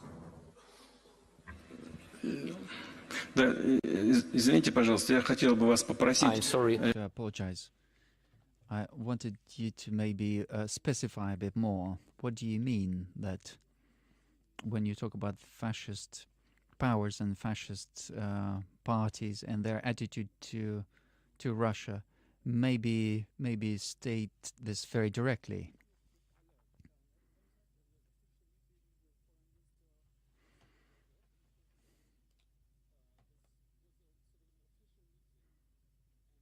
Of the AfD, Björn Höcke, for instance, is deeply rooted in the fascist movement in Germany. He went to demonstrations with Nazis. So this is really confusing to anti-fascists in Germany. And it's a contradiction to their policy. We sort of recognize that as that party. Извините, пожалуйста, в чем вы видите... Do you see... How is what you said supported? That you said that their action are based or rooted in the fascist actions?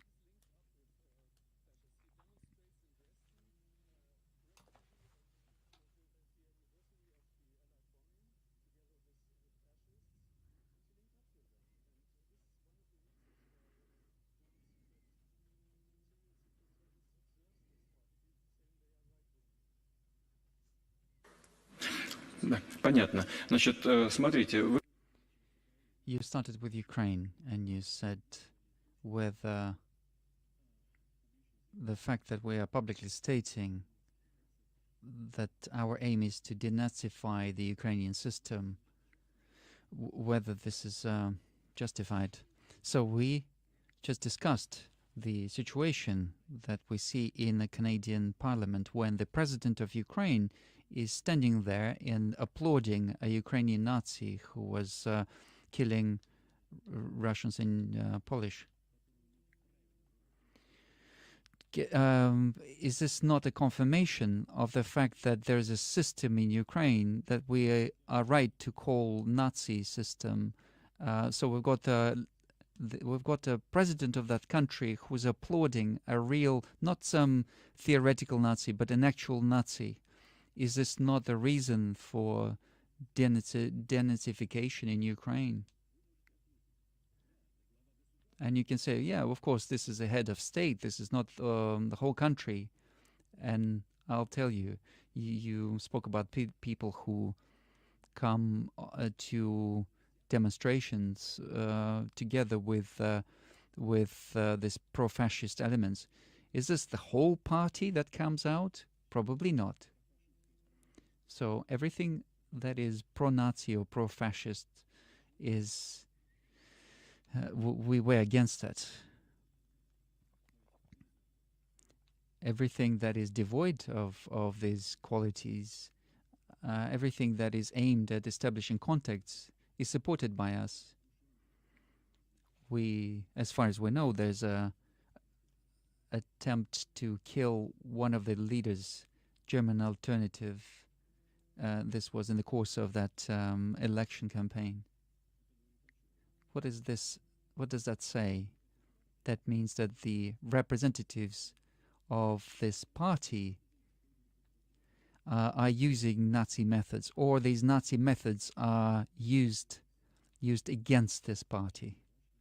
So this is something that needs to be carefully examined. You need to examine this, and generally that needs to be examined.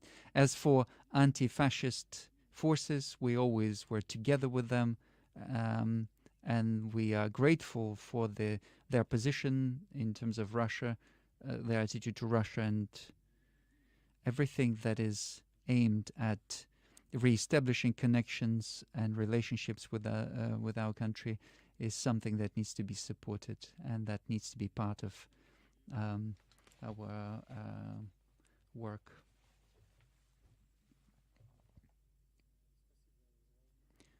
Thank you for this opportunity to ask you a question. Имеет исследовательский характер, мы работаем над вопросами последних событий в газовой сфере. Вот ровно год назад, ну, чуть больше, мы все были свидетелями невероятного акта, беспрецедентного акта международного терроризма против критической инфраструктуры трансграничной европейской. Я имею в виду взрывы северных потоков. Вы много комментировали эту тему, в том числе ту демонстративную халатность европейских следователей и политических деятелей в оценке этой ситуации. Мы, можно сказать, блестящее отсутствие всякой четкой реакции, осуждения этого факта со стороны руководства, например, канцлера Шольца или президента Макрона, хотя компании этих стран, можно сказать, прямо пострадали от этих действий, так как являлись и являются акционерами, совладельцами этих активов и соинвесторами этих проектов. Но при этом в последнее время появились многочисленные сливы, которые прямо или косвенно пытаются возложить вину, якобы следствие приходит к таким выводам, что за этими актами, деяниями стоят украинские товарищи. В этой связи у меня два вопроса к вам. Первый. Была ли какая-то реакция со стороны... I'd like to ask you whether during your direct contacts rather than in their official, from the European leaders in maybe direct contacts rather than in any reaction in the diplomatic channels. And the second question is, what are the possible consequences if the so-called European investigators, the investigators of the European countries assume or assign any blame for these terror acts on Ukraine? First thing I'd like to point out is that long before these explosions, the President of the United States publicly stated that the United States will do everything possible in order to stop the supply of energy to Europe using these pipelines. And then he smiled and he said that, oh, I'm not going to say how we're going to do this, but this will be done. This is number one. Second, destruction of this infrastructural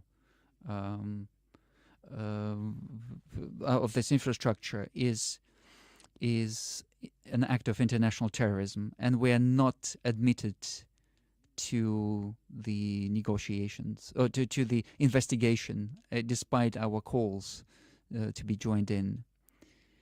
There are no results of these investigations, and most likely there won't be any results. So answering the question of who is to blame, you always have to see who is interested, who is an interested party. Of course, energy suppliers, energy forces in the United States have always wanted this, and now they've achieved this. But then there's another element to this in this whole problem.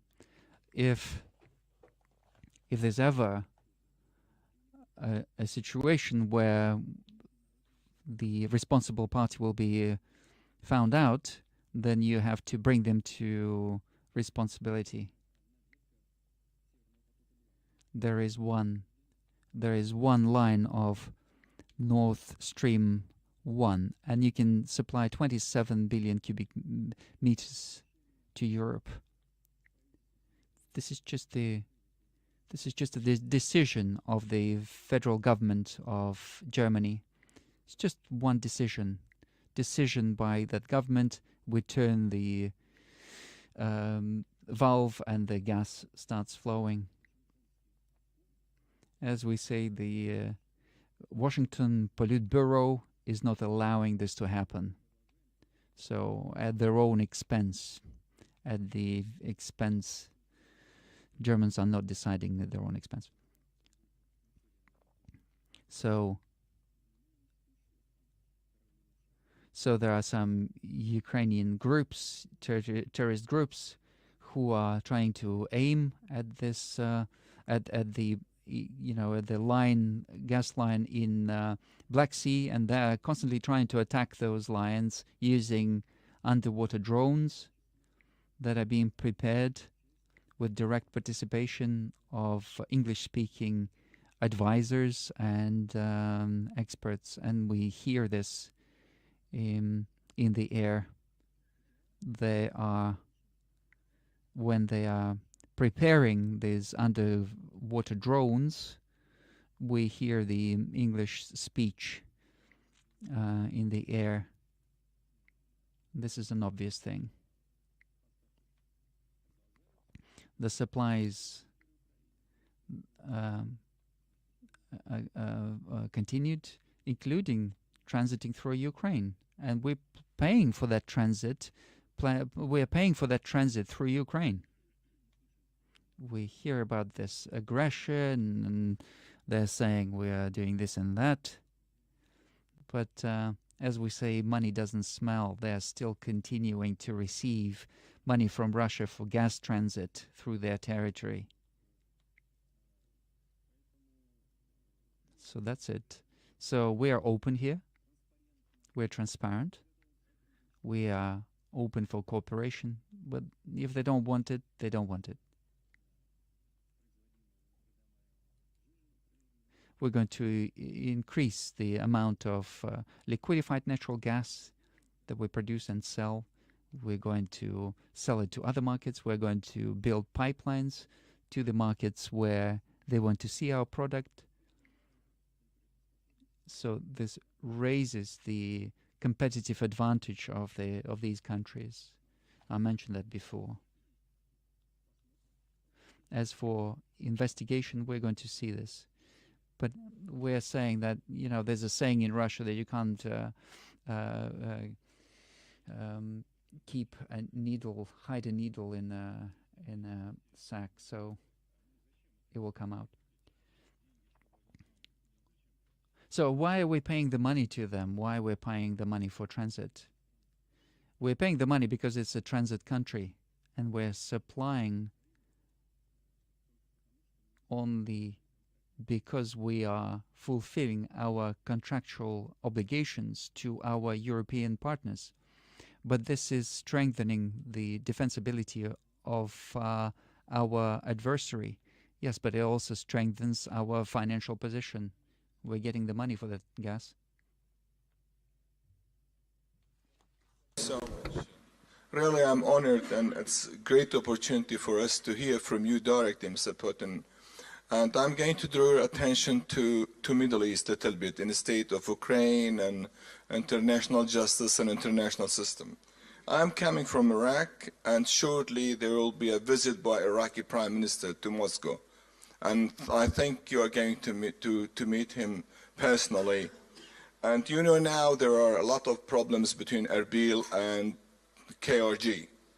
And at the same time you have Rosneft, Gazprom. They invested huge amount of money in Iraq in general and in Kurdistan.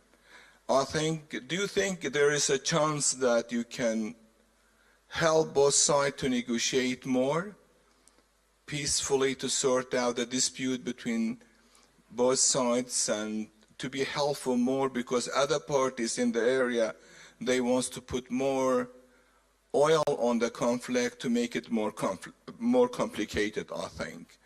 And the other issue I want to highlight it for you is, now we are about to, by the end of 2023, you don't think it's a correct time for your personal help for all parties in Syria, including the government side, the Kurdish side, regional powers, and all regional powers there to make an end for that conflict, because thousands of Syrians been away, humiliated in other parts of the world, and there is no peaceful solution and no vision. And I think no one except you, because most parties of the conflict, they respect Russia and respect President Putin, and you have very good relation with them. I think it's a correct time to not intervene, to mediate between or among all of them. Thank you so much again. Вы сейчас сказали, что у нас... No, you said that even conflict parties in certain parts of the world, like Syria, they respect us. Why? It's because we are respectful of everyone. As for Syria, we are for a peaceful resolution, including under the auspice of United Nations. But we cannot replace the negotiating party with ourselves. It's only negotiating parties who can agree. We can act as guarantors of fulfilling the obligations, even including participation of Iran and Turkey within Astana process. All of that had positive consequences, and everything that's been achieved now, and a lot has been achieved. I'm talking about ceasefire, and now we've got the conditions for a peaceful process. All of that was done by us and our partners with the goodwill of Syrian leadership. But of course, a lot needs to be done still. I think that in external meddling and creating some quasi-state structures on Syrian territory is not going to lead to anything good. There's Arab tribes that traditionally lived on certain territories, and if you involve them, I think this is a very difficult story, and it's going to lead to extension of this conflict. However, from our side, we are prepared to facilitate and to ensure the increased level of trust between Kurdish population in the east and the government of Syria. This is a very sensitive area, and every word is very important here. So I'm trying to be very careful. As for Iraq, we've got very warm relationships with Iraq, and we welcome the president of Iraq and Russia. And there are lots of issues where we have mutual interests, and of course they are in the interest in the field of energy. But there is, of course, an issue of logistics here. I'm not going to go into details, but we know that there are certain options, certain scenarios of developing logistics in Iraq. We are generally happy with all of them. We just need to select the most optimal projects, and we are happy to take part in them. And when the Prime Minister comes, we will discuss this with great pleasure, including questions of regional security and security within Iraq itself. Over many decades, we kept very close, trusting relationships with Iraq, and we've got very many friends there, and we are hoping for stability to come to Iraq, and we're hoping that on the basis of that stability, economy grows and social sector grows, and I'm sure that the visit of the president will be very productive and very timely. Daisuke Abir, floor is yours.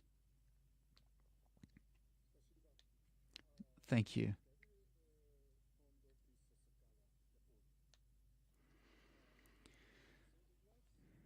Last time, I was given an opportunity to ask a question.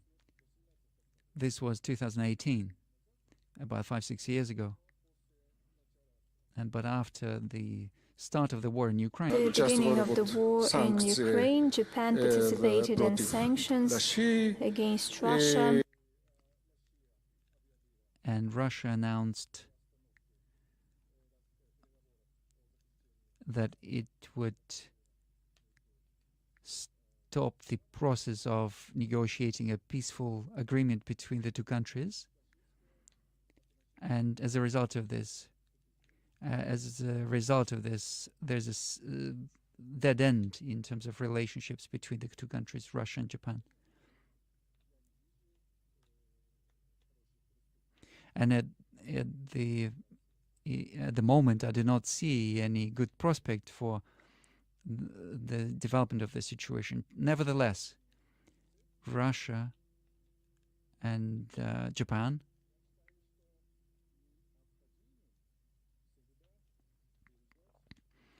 I think that we always have to keep the dialogue open. And in this sense, I believe that it's high time to re-establish the dialogue between our countries, at least at the level of track 2, at the level of experts. And I believe that Japan acts with this initiative, puts this. If Japan, did you notice the conversation about Windows is very. The topic of Windows is very popular today. Well, I'm by trade I'm a carpenter, so I know how to open Windows. And you said that you asked a question in 2018, and after the start of the military operation in Ukraine, things have changed. The military action in Ukraine started in 2014. However, in Japan, they preferred not to notice this. And the hotter phase of this began in 2022, but the actual military action began in 2014. Bombardment and using the armored vehicles in Donbass. This is where it began. I said about this when I gave my introductory talk. As for relationship between our countries, it wasn't us who began the sanctions. It wasn't us who closed that window. It was done by Japan. We didn't do anything here. If you believe it's high time for a dialogue, and if you believe that it is possible for the Japanese party to show some initiative, that's always good. It's always good when there's some dialogue.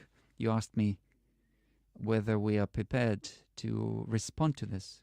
We are prepared if there's an initiative from the side of the party that closed the window. If you believe that it's time to open that little window, then of course, we never said we're against it. Yeah, please do that.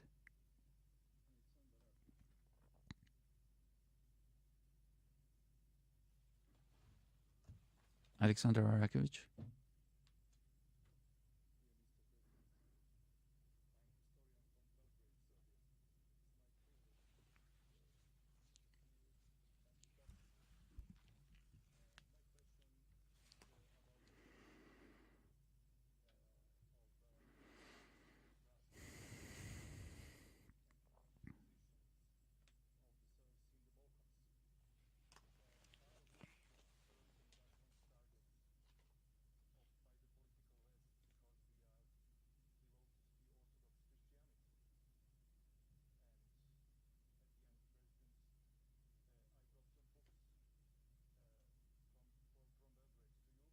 And please accept it for your library, and I will provide it to your protocol after session. Thank you very much. Спасибо большое. Thanks a lot. I'll definitely accept these books. Thank you. As for Russia and Serbia being a target for certain circles in the West, yes, this is a fact. You don't even have to prove it. This is just a fact of life. Why Serbia is such a target, to be honest, I don't understand. As same as Russia in the beginning of 90s, we were prepared for anything in order to, after the collapse of the Soviet Union, believing that the times have radically changed, we were happy to, for any sacrifice to create the relationships. And what did we get instead? We got direct support of separatism in Caucasus, direct support, financial information, even military support. I was the head of FSB at the time, and I was really surprised by what was going on. I thought, why are they doing this? I thought we are together. Why are they doing this? But they were doing it brazenly. So there's no answer. Up to this day, I believe that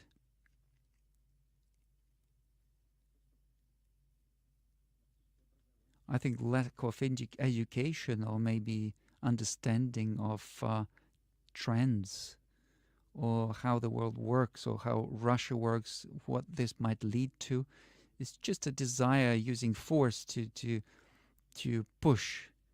These sanctions are also just a type of force. There's no desire for looking for compromise. And these calls like you have to, you must. This is just force. It's just an attempt to use force. It's the same thing.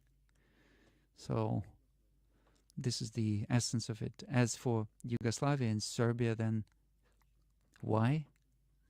Serbia was also prepared. They wanted to agree on everything. No, you have to force. And I heard this many times. Oh, you have to push them. You have to force. This is a weak link. This is their philosophy. Why it's Serbs that they needed to force, I don't know. And when I had good relationships with some leaders, and we had open conversations with them, and they were saying, oh, we have to force these ones or push this. And I was saying, why? And they just didn't have the answer to this. They're like, oh, we have to push them, you have to force them. But Serbs are a different kind of people. They've got different culture, different history. You can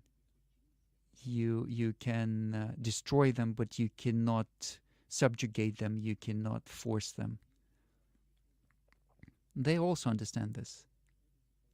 But I think sooner or later they will, in European policy, they will come to this understanding. And generally, they will come to this understanding. Then it's much more constructive to agree, to negotiate, rather than force.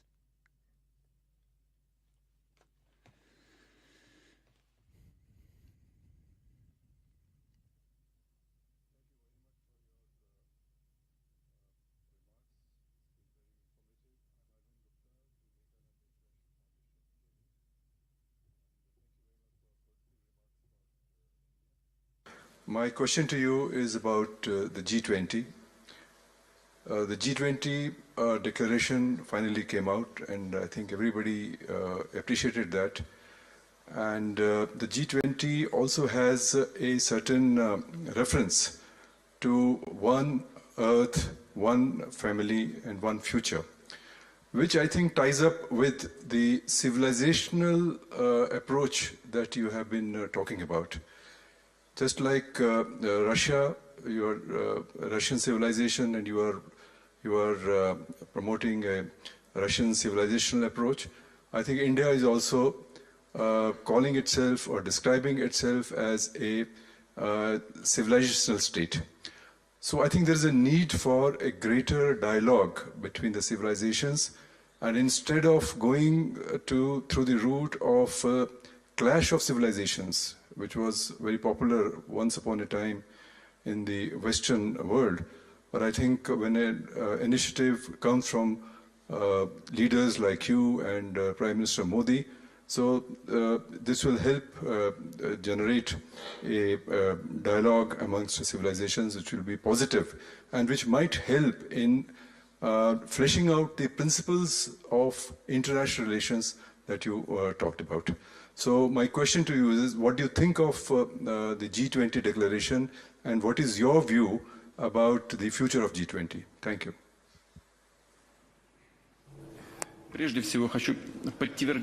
First of all, I would confirm what you said in relation to Indian civilization, Russian civilization. This is what I was talking about in my introductory part. And of course, India is an ancient world civilization, very powerful, huge, with huge potential. Russia is also a separate civilization. We have over 190 ethnic groups living on our territory. We have over 270 languages and dialects. Is this not a civilization? And India is a multi-ethnic country, huge country. These are not the only civilizations. We have to create a dialogue between all civilizations, and we have to find a mechanism of reflecting the balance of interests. As for the G20, and role of Prime Minister Modi, this is a success, and the Indian leadership managed to find the balance in the declaration of G20. These closed unions or groups, they don't have great prospects, and the balance is changing as well. But I think what is the success of the G20 in India? I think Prime Minister managed to depoliticize the decisions that were made at the G20. And this was the only correct solution, because initially G20 was created to discuss economic issues, not political issues. And politicization of G20 was just a wrong path for this, and Indian leadership managed to avoid this, to get away from this. As for these closed unions or closed groups, they're not beneficial, and it's you see the balance of power is changing. Until recently, many people were expecting and were really anxious at, expecting what G7 would decide. They were looking forward to the decisions of G7. The strongest economies of the world were meeting together. BRICS, even before the expansion, the economy of BRICS was over 51% of the world GDP. And therefore, the G7 GDP was smaller. And now, after accepting additional members in BRICS, the volume of BRICS countries is even bigger than the G7. So, what's important is the real comparison of potentials and capabilities. In this sense, the open platforms are at an advantage, because they are creating their platform for mutually beneficial decisions. As for the G20 and the results of the G20, and I'd like to finish answering your question. Undisputedly, this is the success of Prime Minister Modi. You went to BRICS, but you didn't go to G20. Do you think you're missing something out?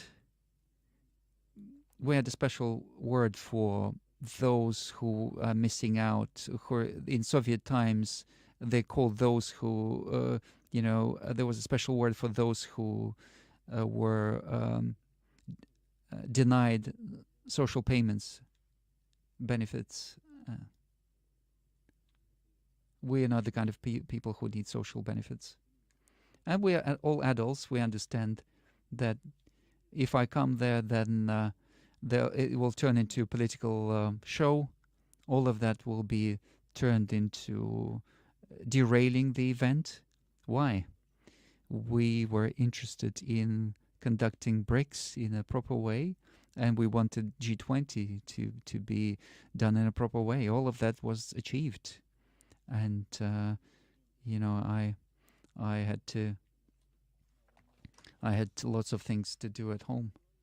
And so you're not offended by the president of South Africa? No. We're great friends, and he came to visit us in Russia. I think that BRICS was done very well. I did not even expect this diplomatic art from him. If you followed their discussion, it was not easy to resolve the question of expansion of BRICS. And he was very gently coming back to the same topic and bringing that topic again. And at the end, they managed to achieve this. This is a positive result, and we are welcoming it.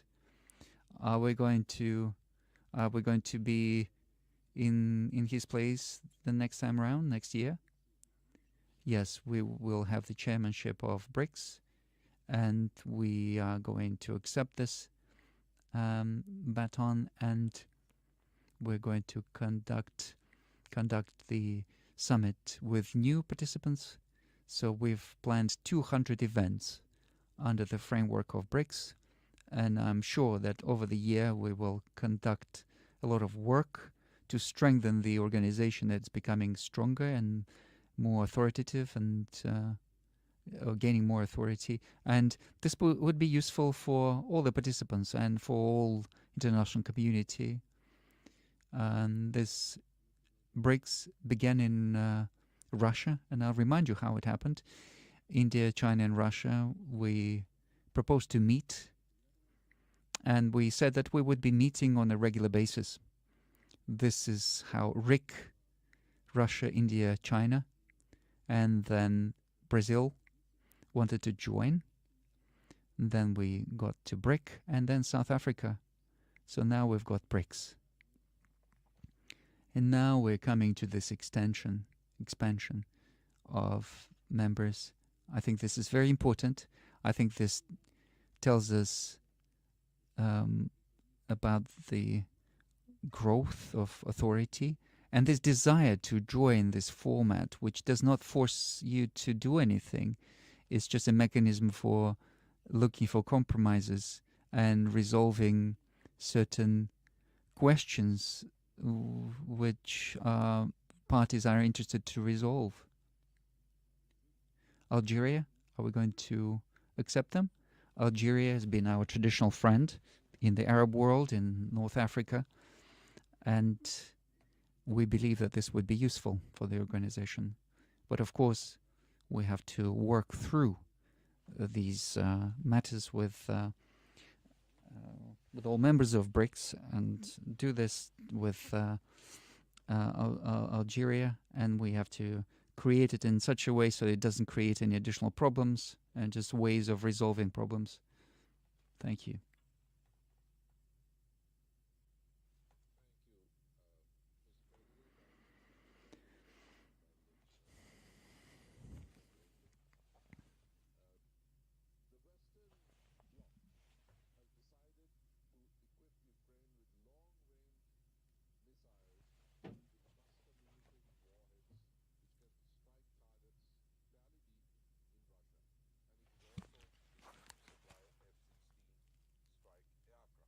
So it is obvious that you're facing a war conducted by imperialism, a proxy war, and that proxy has, as you have pointed out, Nazi elements as well.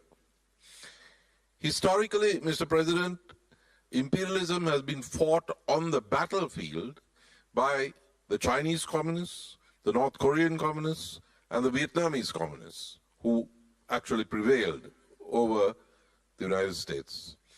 And as far as imperialism goes, the best writing, the most famous critiques have been done by the leader of the Russian communist tradition, Lenin. So my question is this: in the face of this challenge, this threat from these forces, is it perhaps not the right time to reassess 1917, because the Chinese, Vietnamese, the North Koreans, they're all children of 1917 who fought and defeated imperialism. Is it not the right time to reassess 1917 and perhaps have the same relationship with it that the United States has with its revolution of 1776, France with 1789 and the French Revolution, and the Chinese with 1949 and the Chinese Revolution? This is my question, Mr. President. Thank you. Прошу прощения, уточните, пожалуйста. If I could just clarify, if you can just take the microphone again. So what do we have to... It was a very complicated question. Who needs to reevaluate? If I understood correctly, is this time to reevaluate the attitude to revolution and communists? You mean reevaluate? You mean the our history in 2017 and further? I'm sorry that I'm interpreting this, but why do we have to interpret when we have the author of the question? Imperialism and elements of fascism, and since in history those were fought and defeated by communists in China, North Korea, and Vietnam, and since the best text about imperialism was written by Lenin, is it the right time to perhaps be less critical about 1917 and restore it to a historical status like the French Revolution, the American Revolution, and the Chinese Revolution?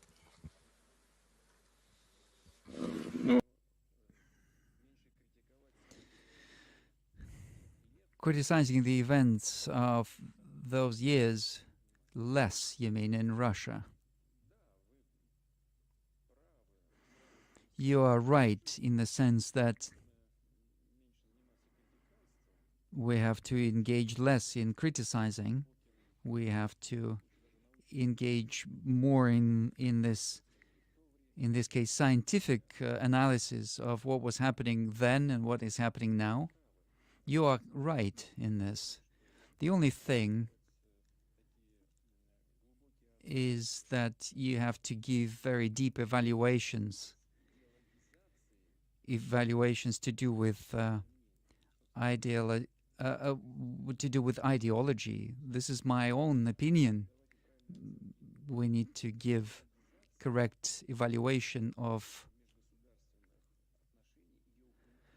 ideology, of relationships between states and classes.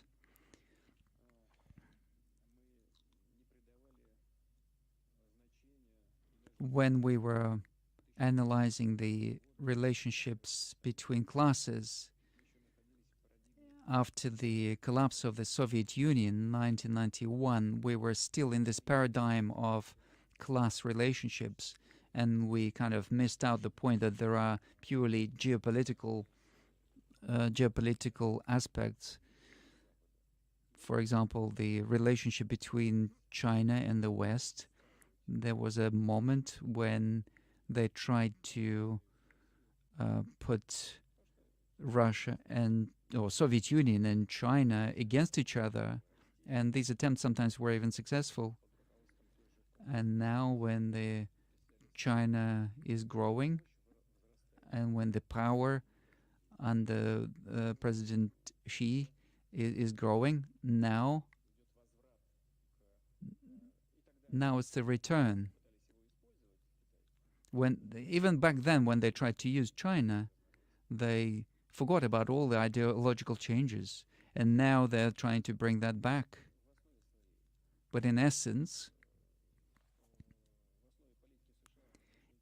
at the basis of American policy against China, what's scaring them is the growing power of China, and it's got nothing to do with violating the rights of ethnic groups or minorities. Is anyone really worried about this? No, this is just a tool of fighting against China. Same goes for Russia, against Russia. If we talk globally, yes, generally, yes, we have to give these deeper evaluations. And in any case, I would agree with you that discarding everything that was happening under the rule of communist parties at the time, just painting it with the same paint, same brush, is not useful, and it's harmful even, I'd say.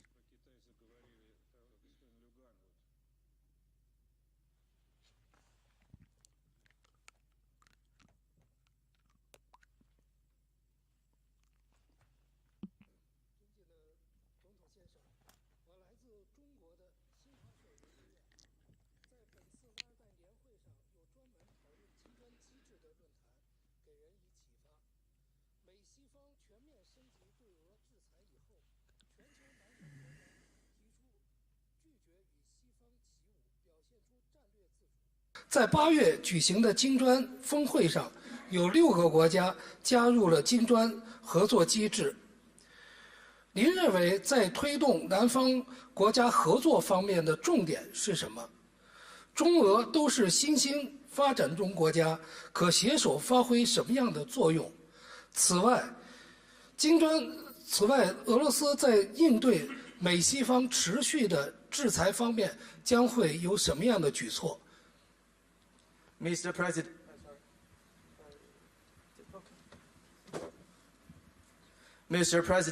I'm with Xinhua Institute from China.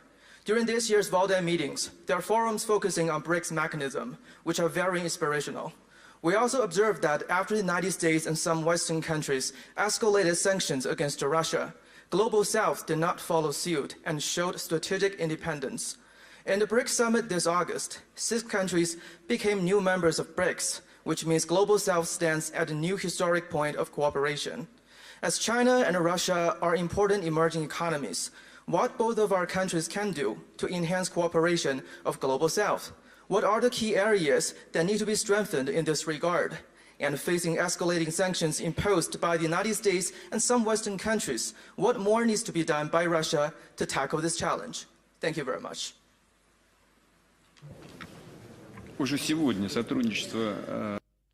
The cooperation of Russia and China today is a very important stabilizing factor, international factor. This is number one. Secondly, in order for this influence to grow, first of all, we need to look at keeping the pace of our economic growth. I mentioned already this year in Russia, economic growth, I don't know if I mentioned it or not, but I talked about certain aspects, but I repeat myself. The economic growth is going to be 2.8 to 3%, so close to 3%. And for our economy, for the structure, that economic structure that Russia currently has, this is a great result. We have overcome completely the dip of last year, and we are gaining pace. In China, as far as I know, the growth is going to be 6.4%, and this is a great figure. Whatever they say about the dropping pace of Chinese growth, all of that is just talks, empty talks. We see that China is ensuring that pace. And China is one of the leading locomotives of the world economy. And in India, the same thing. I think it's 7.6% growth there. So the global south countries are gaining momentum. And our objective is to ensure that leadership, to enable that leadership. The second aspect is security. We are seeing what is going on in Europe, and we're seeing that we saw that instigation of Ukrainian conflict. We see that the root of that was the desire to expand NATO to our western borders. The same thing is being done in Asia, and they are stepping on the same rake, as they say in Asia, as they did in Russia. We're going to expand our cooperation with our partners to ensure security. We're not creating blocks in order to fight against anyone, but we are reacting to what's going on around our countries. And we are going to implement the plans for infrastructure, creating this big Eurasia, and we're going to work on our Chinese partners' plan. Chairman Xi talked about One Belt, and we're going to also increase the humanitarian cooperation, sports exchange, student exchange, and so on. This is very important for neighboring countries. We are implementing very large infrastructural projects, and I hope that we will discuss all of that in the course of our meeting with Chairman Xi as part of the meetings that are being conducted in Beijing in October this year.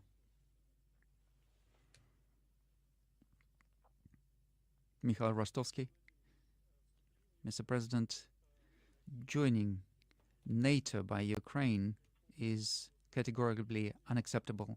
As I remember your last presentation about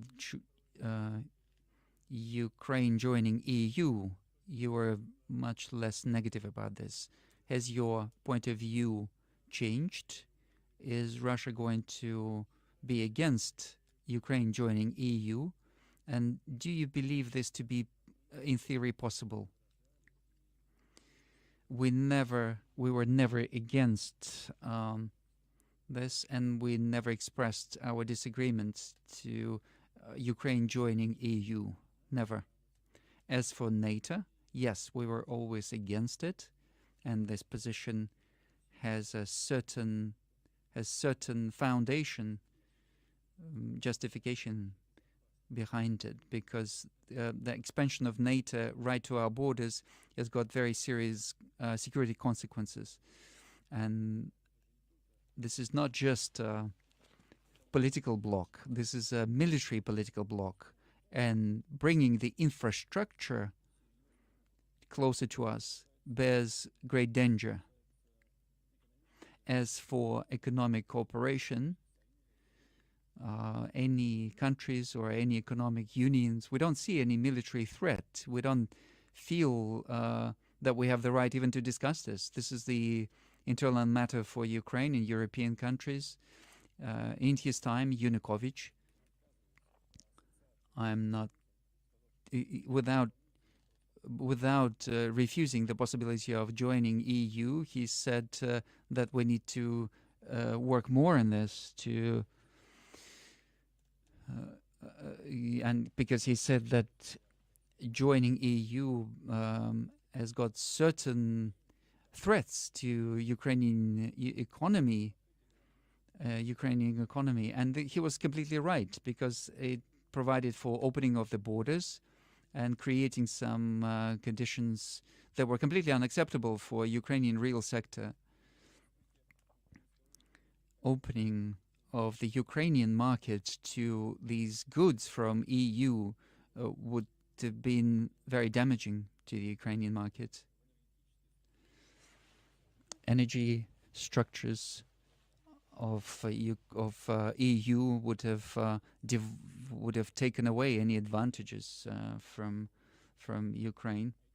And if you just analyze what Yanukovych was saying, this was actually very founded, and using this as the pretext for a military coup was just criminal. And we see that Ukrainian economy cannot really exist without external support. Situation today is very different. Everything is quite balanced overall. We see that the budget is balanced, macroeconomic figures balanced. Why? Because they've got 4 or 5 billion coming into Ukraine every month through grants, through loans, and so on. If you just stop that, a week later everything will stop. As the same goes for defense, system of defense. If they stop supplies tomorrow, then they've got about a week to live. Until the munitions are exhausted, and they're even exhausted in the West as well. So Ukrainians are spending about 5,000 of 152 caliber per day, and they're producing about 14,000 in the West or in the US. So it's the same situation in Europe. They said themselves that we have supplied everything. We've supplied all the armored vehicles, all the munitions. They're saying it themselves. It's not me who's saying this. They have done everything for this.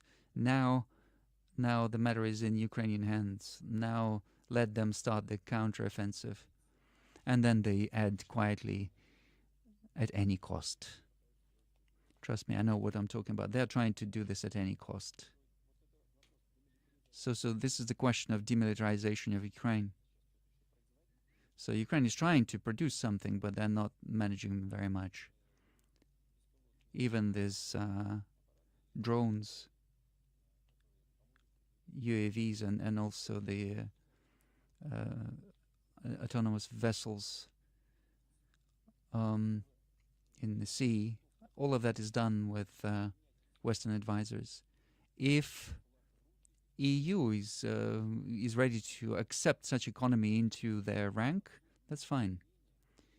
But in order to support the population, which now reduced from 41 million in Soviet times to maybe 19 million that is now there, you need to still feed them. This is not an easy task.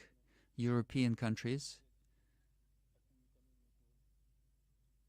are they prepared to accept such economy? We've never been against this. We've never been against before or now. But I already said what's going on within European economy itself.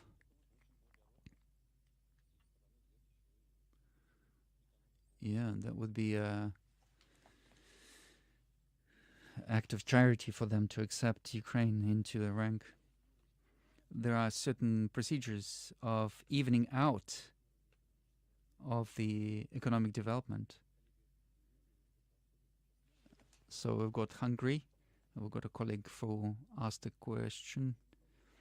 They were receiving some money from European Union to even out the situation. They're not going to receive it because all of the money will go to Ukraine. Because if their wealth has reduced by 1.5%, and if they accept Ukraine, they will go to zero, even less. I'm not going to be ironic about this. These are just reality. This is just reality. But if this does happen, then we don't feel we have the right to deny this. Is there any difference between NATO and EU? I don't think there are any boundaries between those two. Well, I think EU is not really a military bloc. Why do you need to move everything to the EU platform if they have a NATO? They are making decisions within that framework. NATO, first of all, is a tool of foreign policy of the US. They have started, they've instigated that hot phase of the conflict in Ukraine.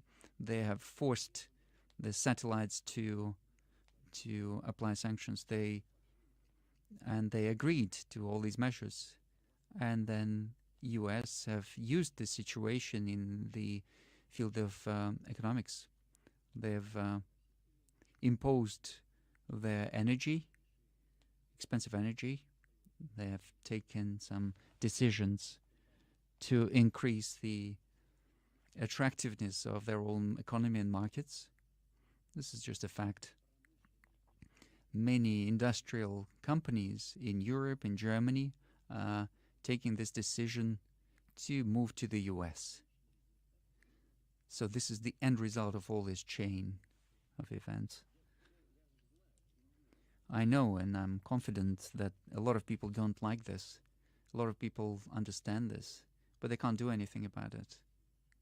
And today's elites are not prepared to fight for their own interests. They're just not, they can't do that because they are too dependent in terms of economy. And you can understand them. So I'm confident that slowly everything is going to even out. I think even the US is making a colossal strategic mistake. I said this at many events.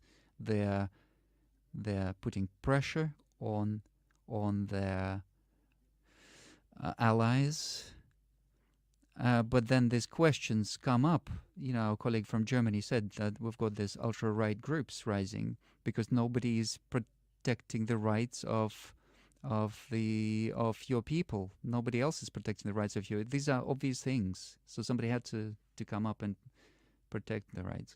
So we'll see how this is going to pan out. Even though if Ukrainians want to enter EU and EU wants to accept them, fine.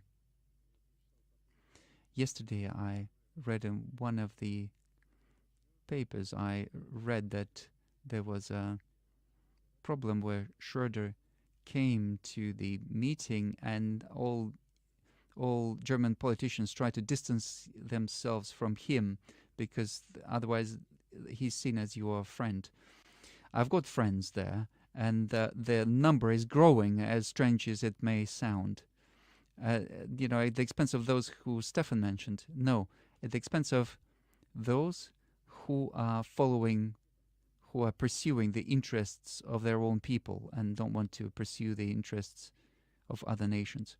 As for Schroeder, I think Germany has to be proud of him because he's the son of his people, of his country, and he's always protecting the interests of his people. I can assure you that whatever question is being discussed, he always puts the interests of German economy and German state first. What's happening today? We were building Nord Stream 1 and Nord Stream 2. We began together. So now they exploded. They blown out these pipelines. And where is the economy of Germany now? Where is it?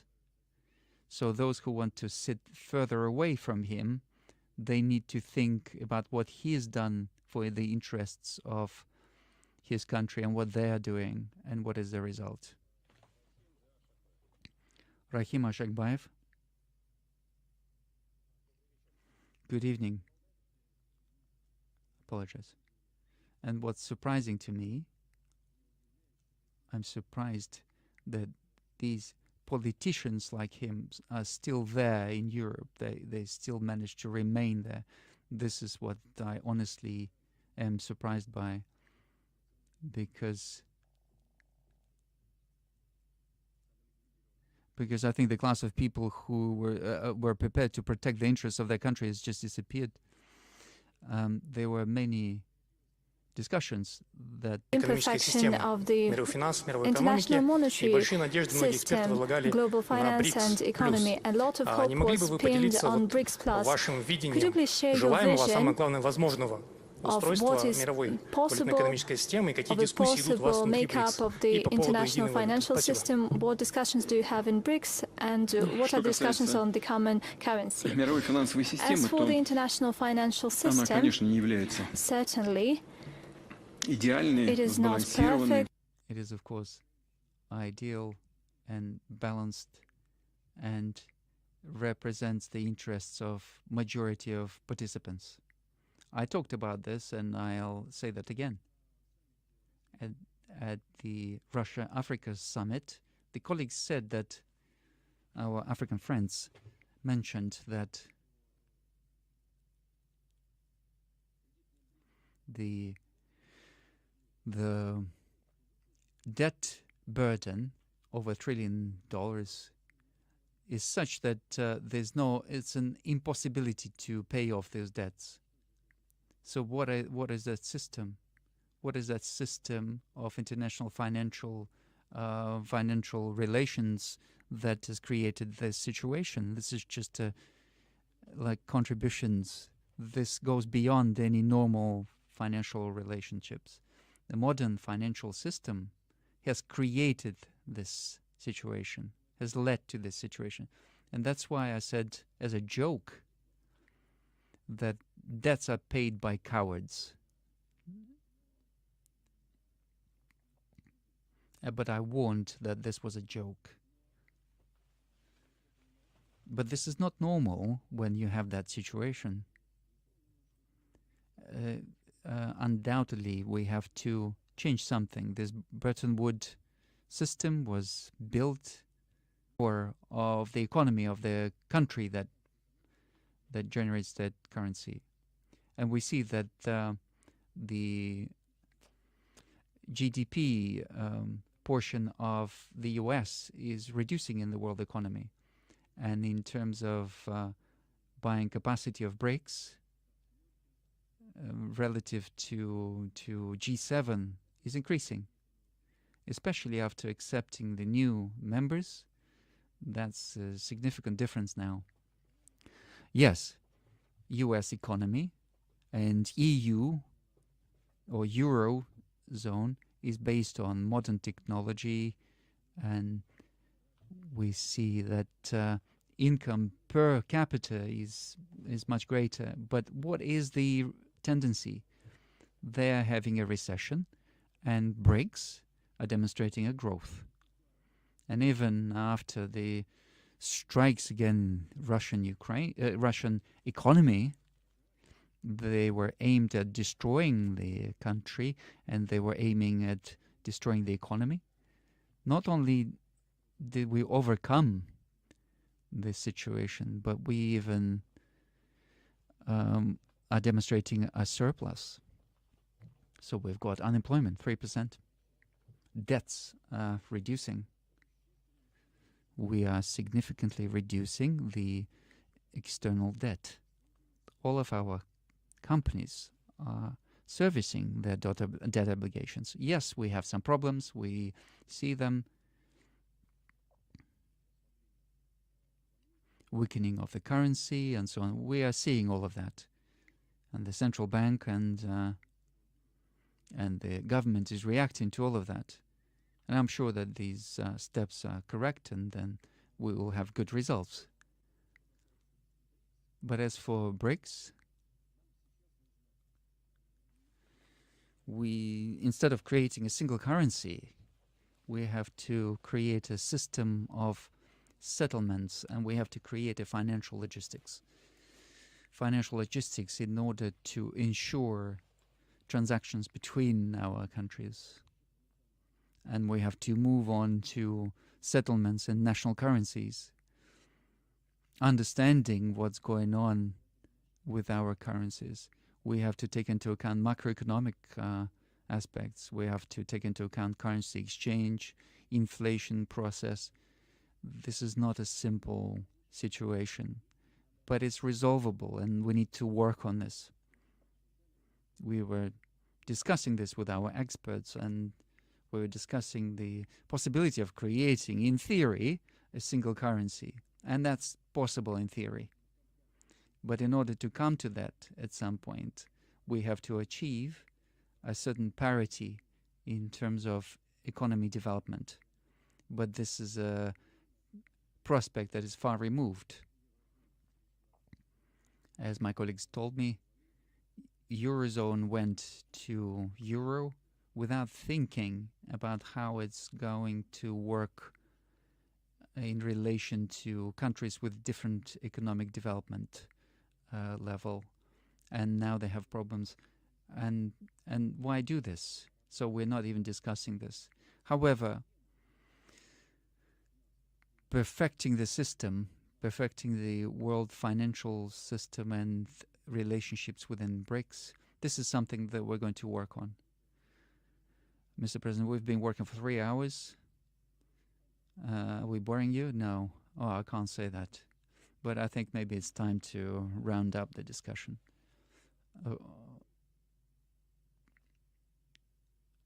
Mr. Gaulle?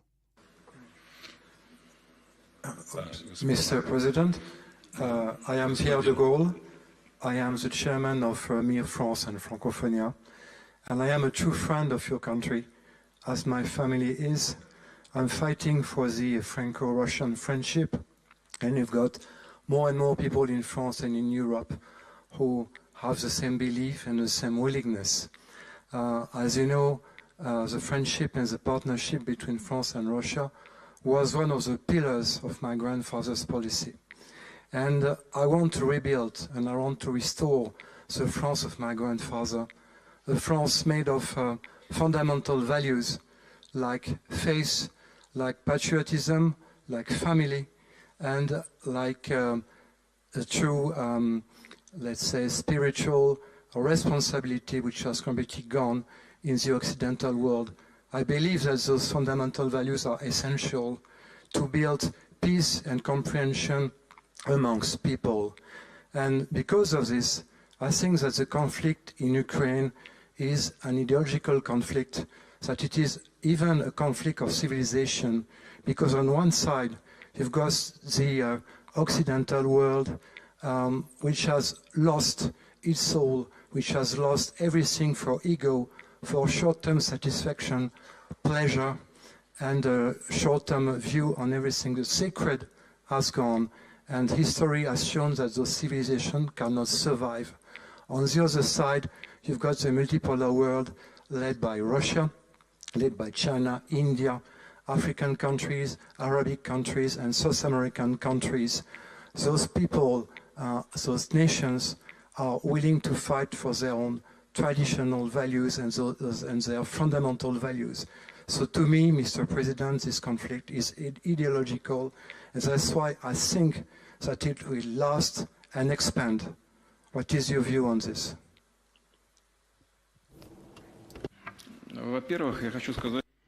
First of all, I'd like to say that it's a great honor to accept a grandson of General de Gaulle. With the acting president, we touched upon several subjects, and I'd like to maybe bring that up here. It's not a secret. I'm not going to give any historical evaluations. Everything was very complicated, but for us in Russia, despite the difference in rank, the hero is the General de Gaulle and not Marshal Pétain, because he embodied the desire for the nation, for independence and honor and pride. Yes, now the situation is different. The head of, there's other people who are leaders of France, and it's not even a matter of age, it's just a matter of historical view, and this is not our business to evaluate the government of your country. This is up to the French people to do that. But I know that people who subscribe to your points of view and true friends of Russia, I know that there are many of you in France, and I know that the number of such friends grows. Whether the situation is going to get worse in terms of what's going on in the world, as you said, there's an ideological confrontation. It's never going to end. This is obvious. There's different currents. Whatever incarnation they take, they will always fight against each other. That's just obvious. But in my opinion, that awareness of eternal value of national tradition and culture, I think slowly it will gain pace. It will both in European countries and in the US. And in that sense, I think that confrontation, ideological confrontation, will continue. But the future lies with nationally oriented forces. And the balance between them has to be achieved, as I said in my presentation, through looking for compromises between civilizations. Dear friends, dear colleagues, very quick questions because the time is running out. Very quick questions, please.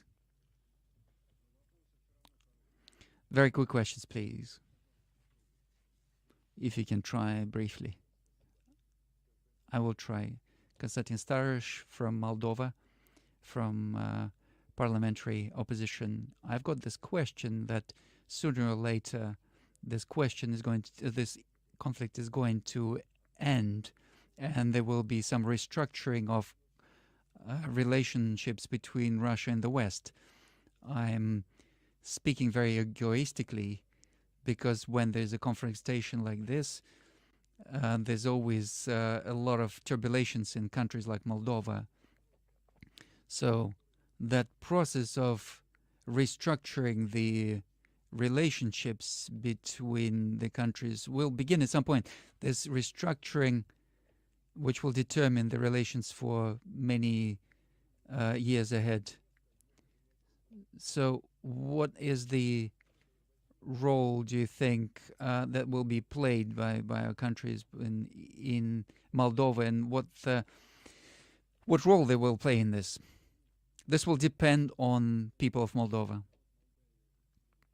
If people of Moldova vote for the people who want to give away the majority of their sovereignty to other countries and just be following those interests, then they will play a particular role according to this. They will not be seen or heard. And if they choose the path of keeping the national sovereignty, keeping their traditions, national traditions, as I mentioned right at the beginning, we will aim to a situation where all countries, irrespective of their economic value, to be treated equally. I don't know how this is going to work out, but this is our position, and this is exactly what we're going to aim for. Somebody raise a hand here. Yes, you raised a hand, please. Kubat Rahimov from Kyrgyzstan.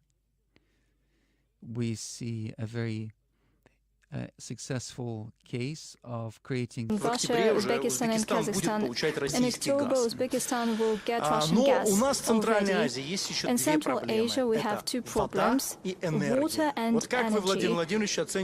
What's your take on the prospects of establishing a water and energy union where Russia would be an active participant and a moderator in order to avoid social instability and even armed conflicts? Thank you. Что касается энергетики, да, и поставок энергоносителей, мы никогда не поставляли газ из России в Центральную Азию. Там в советское время все было по-другому. It was all different, and Central Asia was supplying gas through 2 pipelines. But now, due to the growth in demand from our friends in Central Asia, and also due to climate changes, this year in Kazakhstan, in Tashkent, it was -21 and -24. Nobody had seen that before. And this is just incredible, but this did happen, and this may happen again. And we were asked to think about starting supplies of Russian gas to these countries. Without this supply, it would be difficult. So we worked on this together, and our friends from Kazakhstan got busy and created a plan of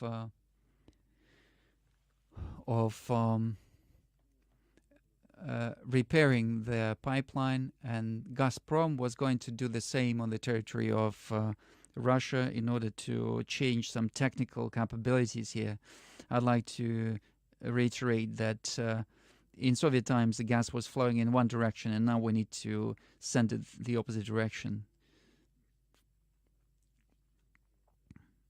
So technically this is all done now in October this year, and we will start supplies in small volumes, but this is critically important for the economy of Kazakhstan and Uzbekistan.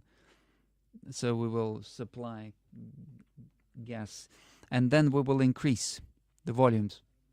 Yes, of course, there are other problems. Energy in general, hydro, water, all of these are resolvable issues. They are not simple from the economic point of view, but they are resolvable. But in resolving all these questions, we should not forget about the ecology and ecological situation. And of course, this is something that we keep an eye on, and we work on this. We are aware of this. And with the acting Prime Minister, we've been discussing this, and we hope that this will be discussed at the CIS summit in the nearest future. So all of that is being discussed, and we understand that this is important for our countries. And as for gas supply to Moldova, I looked and I saw that one of the officials, Moldovan officials, said that Moldova is not buying Russian gas anymore. And I was a little bit surprised, because the conditions on which we supply gas to the country are conditions by Moldova. These colleagues are, this was the proposal from Moldova, and we agreed to these conditions, despite all the contradictions in politics. We chose the proposal of Moldova, despite that statement of the officials from Moldova that they stopped receiving the Russian gas. And I spoke to my colleagues. I said, what is going on? Do they not need the gas? They said, no, nothing has changed. We've been supplying gas as before. Nothing has changed. So this is just empty talks. I don't know why they need to do this. I think this is only damaging the economy of Moldova.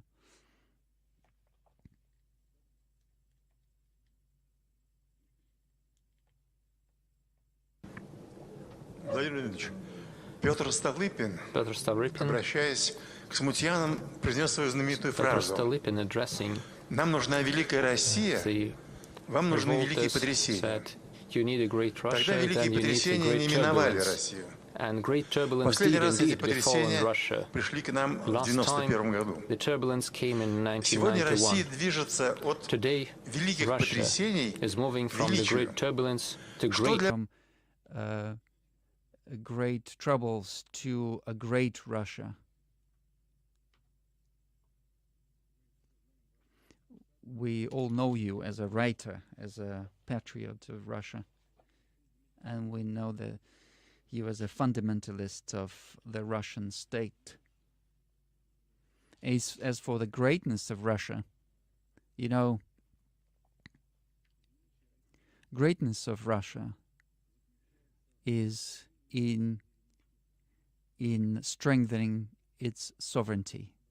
And sovereignty is based on self-sufficiency in terms of technology, in terms of finance, in terms of economy as such, in terms of defense and security. And this is what I wanted to say in this relation. People who, for some reason, started to fight against Russia after 1991, I mentioned about this. I don't understand why they did this. Why? Just because of excessive self-confidence and stupidity. I always ask myself, why? We opened our arms like this. We said, we're here, we want to work with it. No, they wanted to finish us off. Why? Nevertheless, they started doing that. And this has led us to our only choice, to strengthen our own sovereignty in terms of economy, finance, technology, defense. So those people who started doing this, who brought this to today's stage of that confrontation, hot confrontation, they imposed sanctions against us. They have achieved the result that is opposite to what they expected. We have an obvious change in the structure of Russian economy. I said already that the GDP, we have added 3% in terms of oil and gas, and in terms of processing industry, including defense, but not only. I already said that this is the electronics and optics and machine building. We've added 43%. They left our market and they thought everything was going to collapse. No, everything is just strengthening.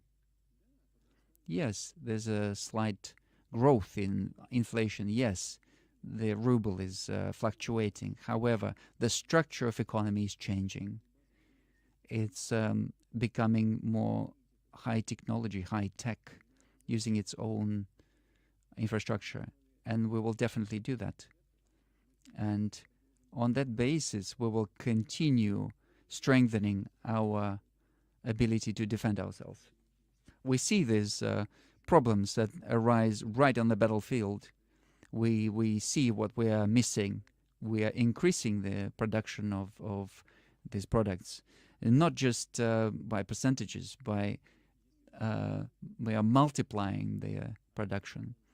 And if we continue this trend, and we will continue to keep this trend, and we are relying on support of our people, which is expressed, among other things, by the fact that a lot of volunteers are joining the military force.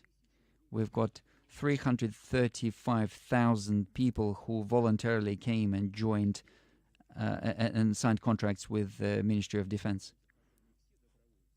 And we've got another 5,000, volunteers. So these people are signing contracts, short-term contracts. So overall, we've got about 350,000. This is the expression of trust of people to the policy of the Russian state, because people can see that we are not just dealing with some short-term issues.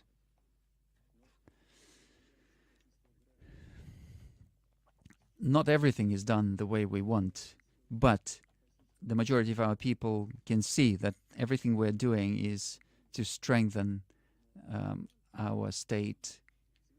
There are many components. However, the overall trend is quite obvious. We've got a positive right trend, and our objective is to keep that trend. Thank you.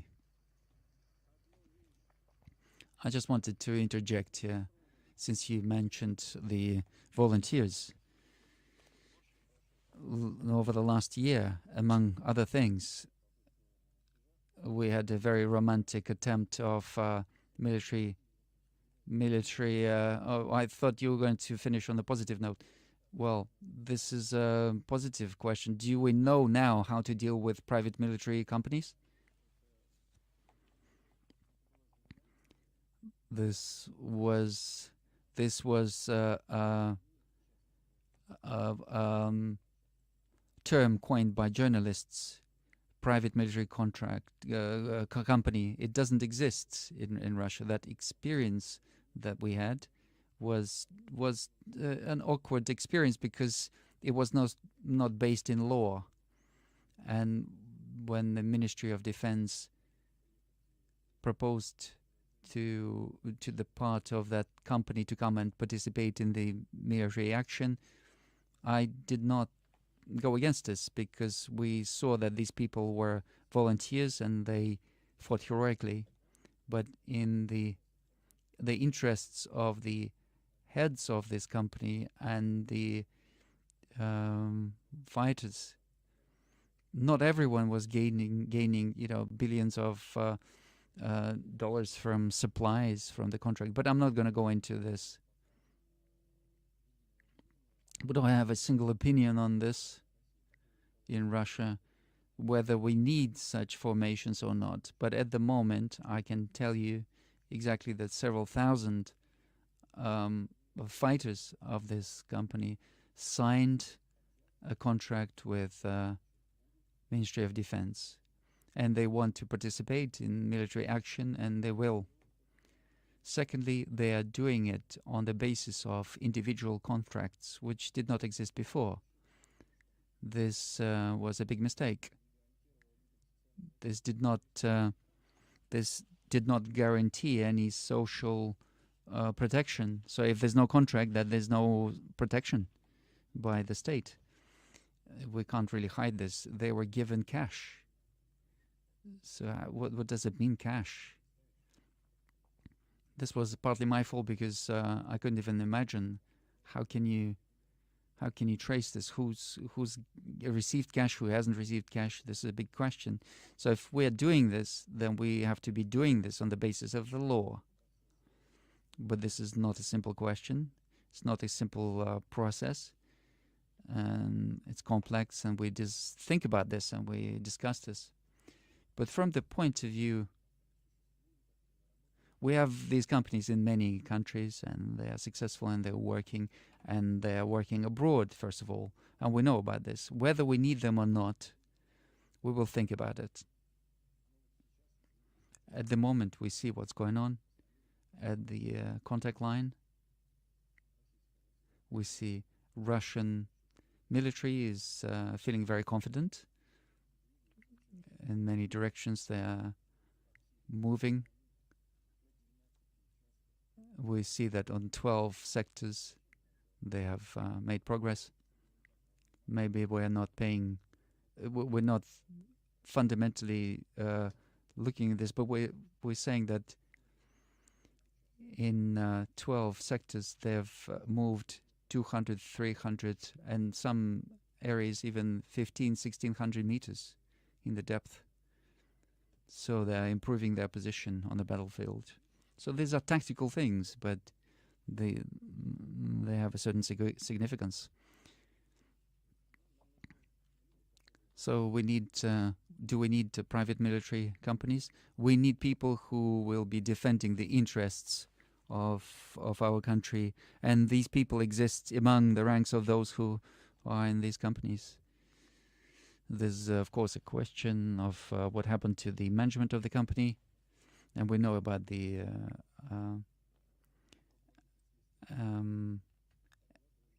this aviation incident or catastrophe, and we see that within there was no external influence on the aircraft, and they have found fragments of hand grenades in the passengers of that plane. However, the investigation is not complete yet.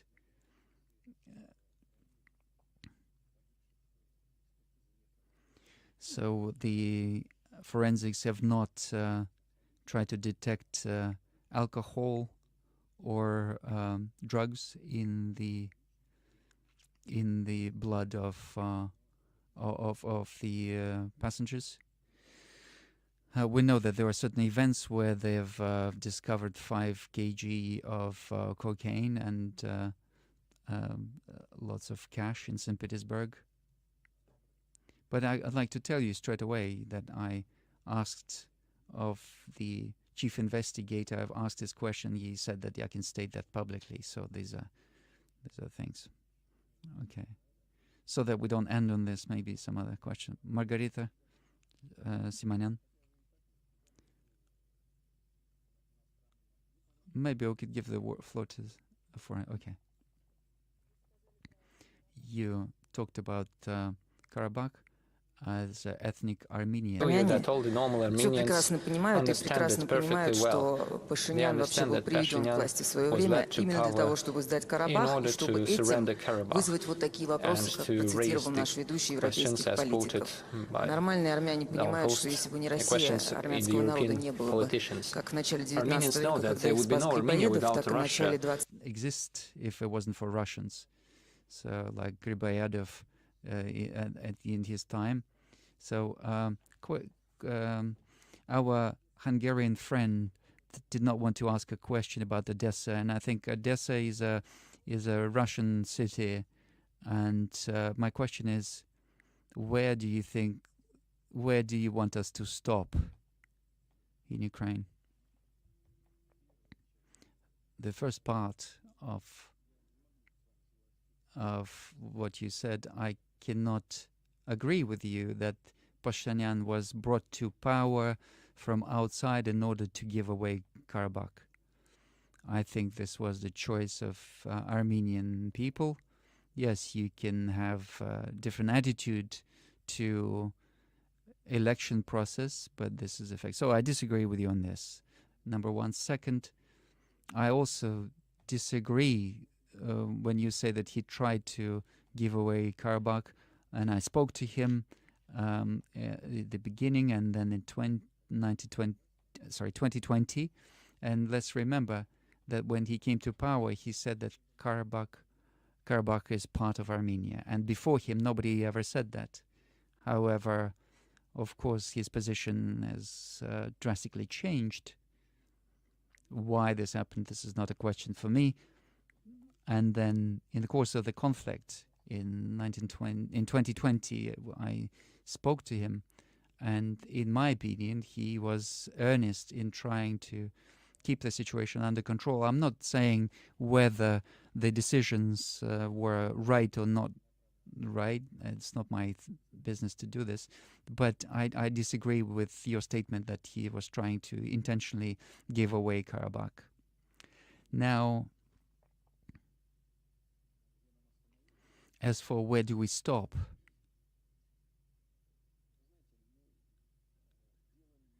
You know, it's not about territory.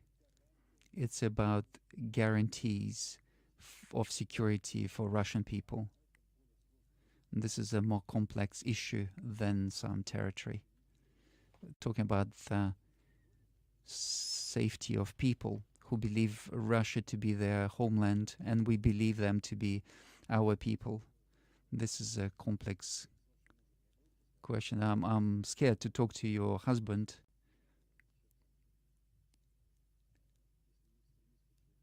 He is not an extremist, but he's got this very strong opinions. But we will discuss with you further on this, please.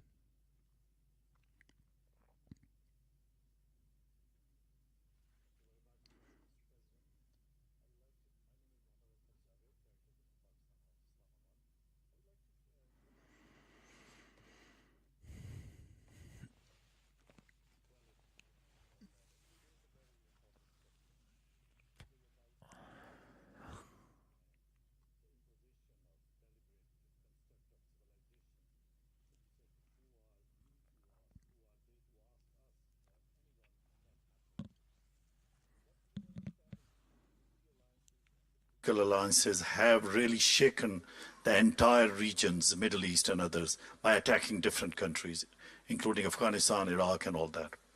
Now, there is a big issue that we consider that if there is a multipolarity or multipolar world, it has to come from the economic orientation. Like you mentioned about the energy, that you will look into the competing markets if Europe failed to provide less prices to the population.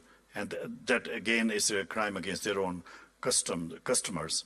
So I would like to ask you, is it possible, by any chance, that during all the crises, there is an opportunity for Russia, especially, to create this, to follow this new economic world order? Because I consider as a political science student that this is about new economic world order.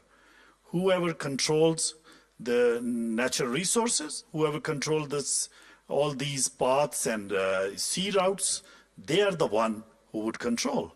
And the counter design, is there a counter design for us to counter this sanctions? Because sanction is strangulating not only Russia, but also many countries. Russia is surviving because it has a lot of natural resources. But like other countries in Africa, in Asia. I completely agree with what you've just said. This is exactly so. The future world order will undoubtedly be based upon the future economic and monetary system, and it has to be more balanced, and it has to reflect the interests of majority of participants, and whether there are prospects of whether this is going to happen or not. This is a huge question. This depends on the actions of our opponents. They are trying to hold on to their privileges at any cost. The Western experts are saying that Bretton Woods system is obsolete. It leads to these ugly situations of great indebtedness of developing countries, and this total domination of dollar in the world system will be removed, and this is just a question of time. This is already happening.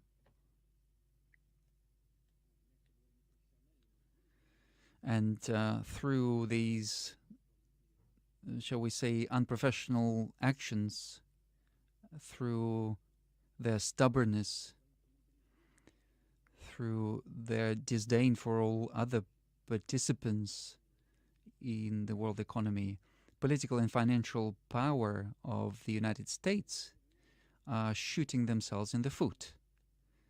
Because when they are limiting transactions in dollars, what are we to do? Then we are forced to pay in national currencies. We are forced to discuss these questions. When I was answering one of your questions, we are forced to create a new logistics for settlements, and therefore the area where dollar is applied is naturally shrinking. United States is a huge economy, huge country. There's no doubt about this. We're not trying to exaggerate anything, but they themselves are reducing or shrinking the area of their influence. This is happening anyway through objective reasons, through developing economies, developing markets. It's happening anyway. And the United States, out of their political situation, current political situation, are speeding up that process. There's an expression that this is even worse than the crime. It's a mistake. So in this case, this is what it is. Are there any projects? Yes, there are projects that will be creating the new basis, the economic and logistical basis, We've got Chairman Xi, who is proposing one of those projects, one way, or one belt, one way, one belt. We're all together, and creation of the Eurasian space. And if we also bring in BRICS and other countries, this is what we call joint work, and Pakistan is also participating in this. We are working together in finding a solution. Of course, it's a complex task, and it will take time, but that awareness that this is of benefit to everyone, this will speed up the process. And in this sense, the strengthening of multipolar world is inevitable. Thank you very much. Thank you very much. Vladimir Vladimirovich, we're waiting for you in 1 year's time at Valdai, at the 21st Valdai. And I'm also waiting for all of you at the events of this nature. I would like to thank you very much.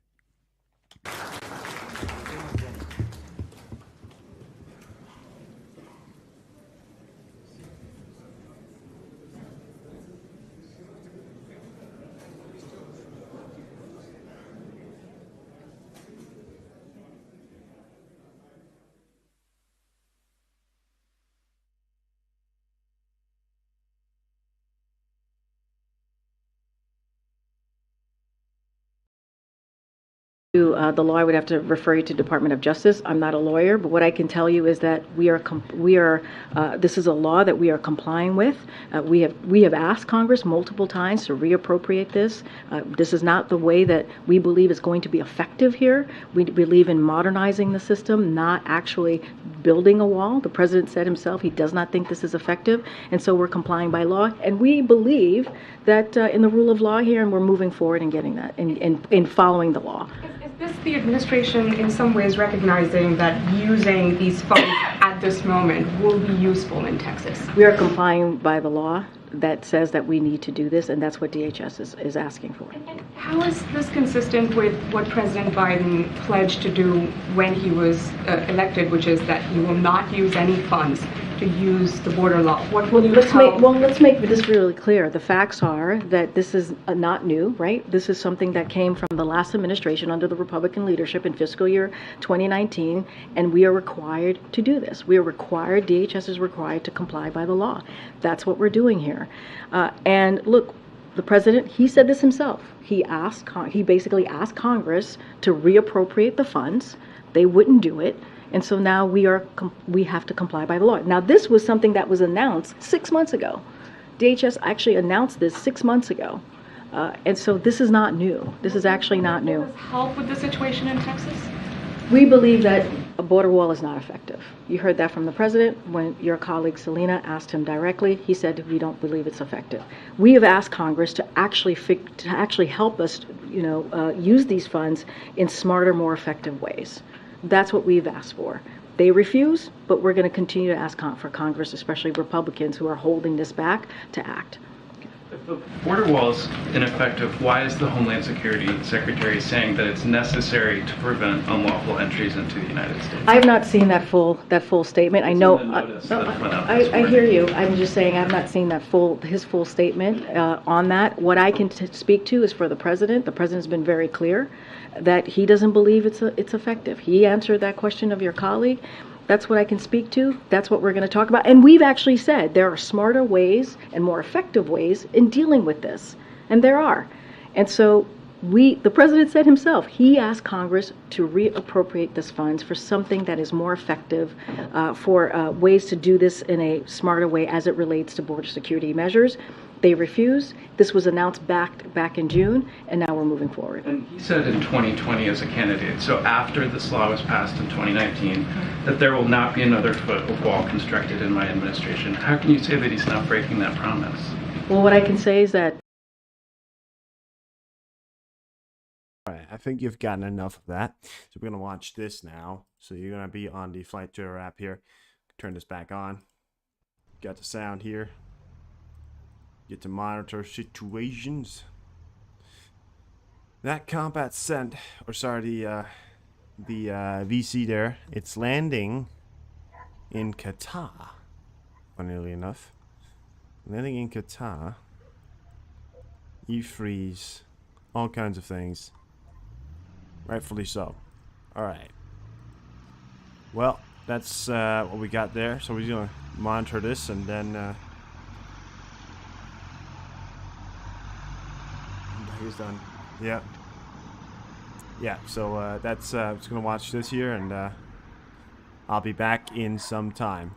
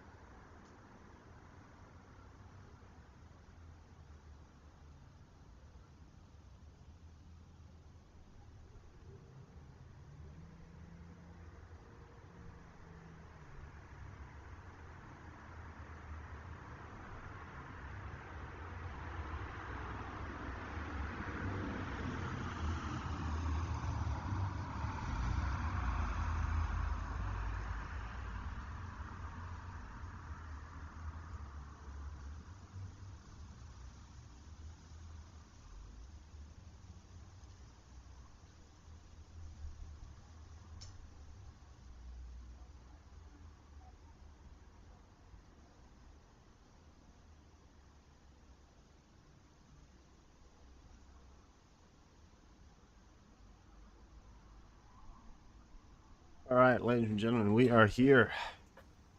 Back with it. Now, I am a little bit confused to if we have had a nuclear drill here or whatever is happening. There's a random Ministry for Emergency Situation heading towards somewhere up in Siberia right now, which seems weird. Plane following just after and another one just there. It appears to me that they're moving a lot of stuff up towards the Siberia right now, which is weird. That's up towards the Arctic right there.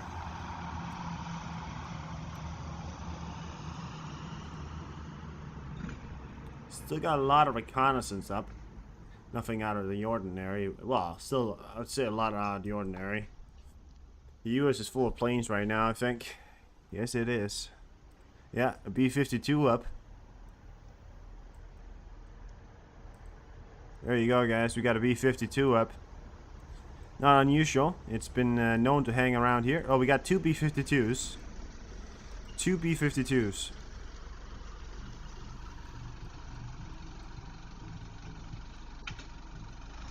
Yeah. Two B-52s.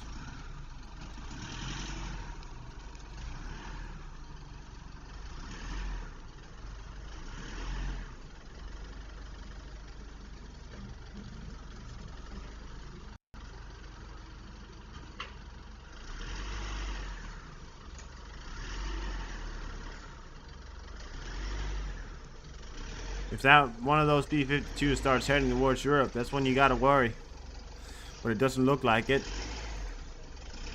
Looks like we got two B-52s just hanging around here in Texas.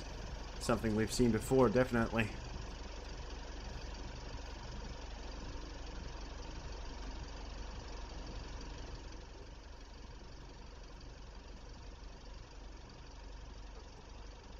Now, they did state it was before Friday.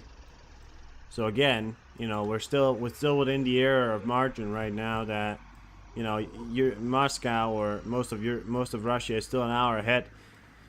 For here, it's about 4 hours from now, or about 3 hours from now, before it's around the midnight or Friday terms here. So we are still monitoring the situation here. Not as much else comes out or has come out. I'm not aware of anything else at the moment here. So we are still watching.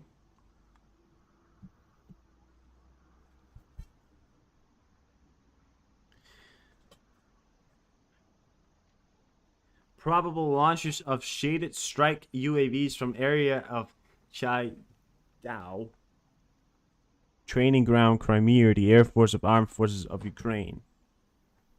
The estimated time of air alert in the southern region is 23:20. Yeah.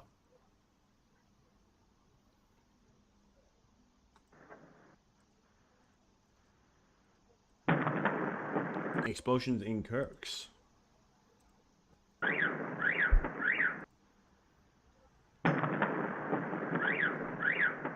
That's in Kirks right there.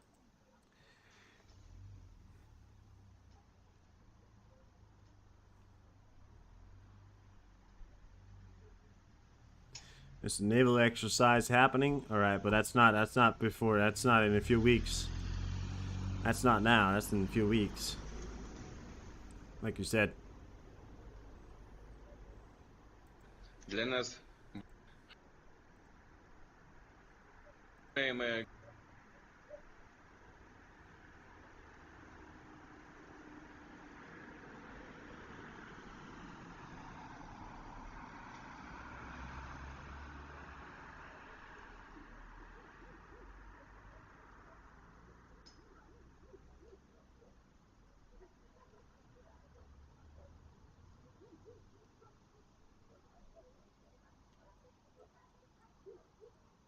Look at that. Just look at these planes heading for Siberia right now. These planes, you know, they come from down here. They make these weird turns all of a sudden. And now we got these two planes here. Or at least one of these guys are heading. Both of these guys right here appears to be heading towards the same area in Siberia. We're going to track this bad boy right here because I want to make sure. I want to know where it's heading. You can see we got the B-52s up down here. But other than that, not anything special. I mean, we got a lot of training planes up. Probably some E6 action somewhere. E6 right there. Called it. 2 Boeing RC. 2 river joints right there.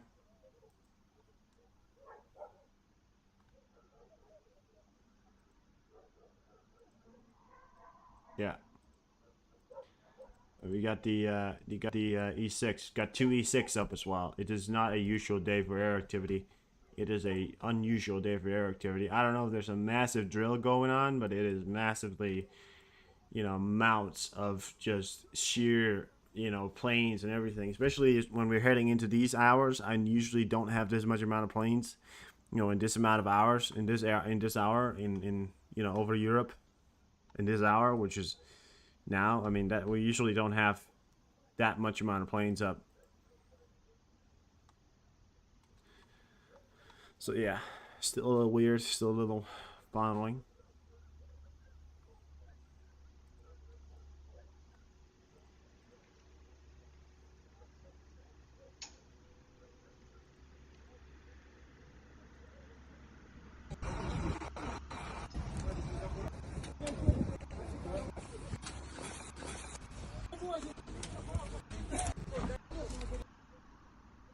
There are videos that are coming out from Ukraine media report at the time of Russian strike on a cafe villa in Horasa.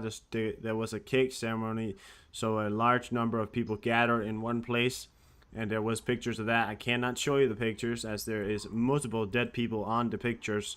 Just know that it is pretty much a bloodbath in the area there, and there was just a massive killing rate of some people in the city as there were, and I think they were celebrating a birthday, so that's not good.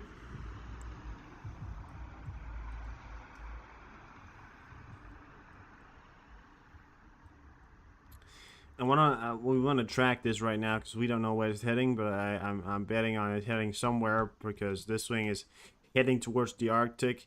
Now I believe that it may be up here that they're conducting these drills, but I don't actually know, so it could actually be over here. Therefore, if they are heading over here, that is pretty special. So we're gonna have to keep an eye on that as well. Multiple line of fires here going on in Ukraine.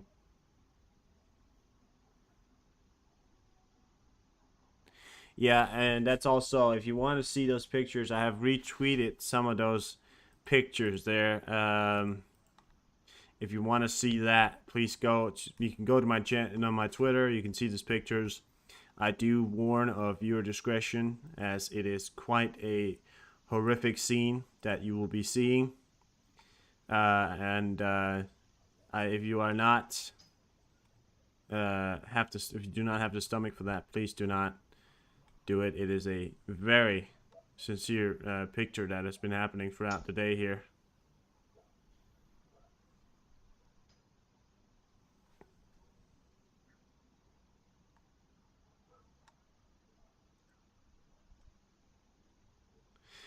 This comes as both in Kherson and other areas, like I think it was in Donetsk area, and now here in Horsa, I think it was Horsapa, where I think in total we are counting maybe close to 100 Ukrainians has been killed today.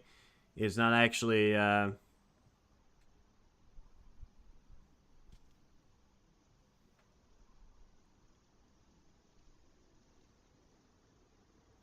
Yeah, and we also have these news right now. New South Korea Defense Ministry said Thursday it will closely monitor a North Korean nuclear reactor site after media reported its operations has been temporarily suspended, potentially to extract weapons-grade plutonium. And so that's also happening in North Korea.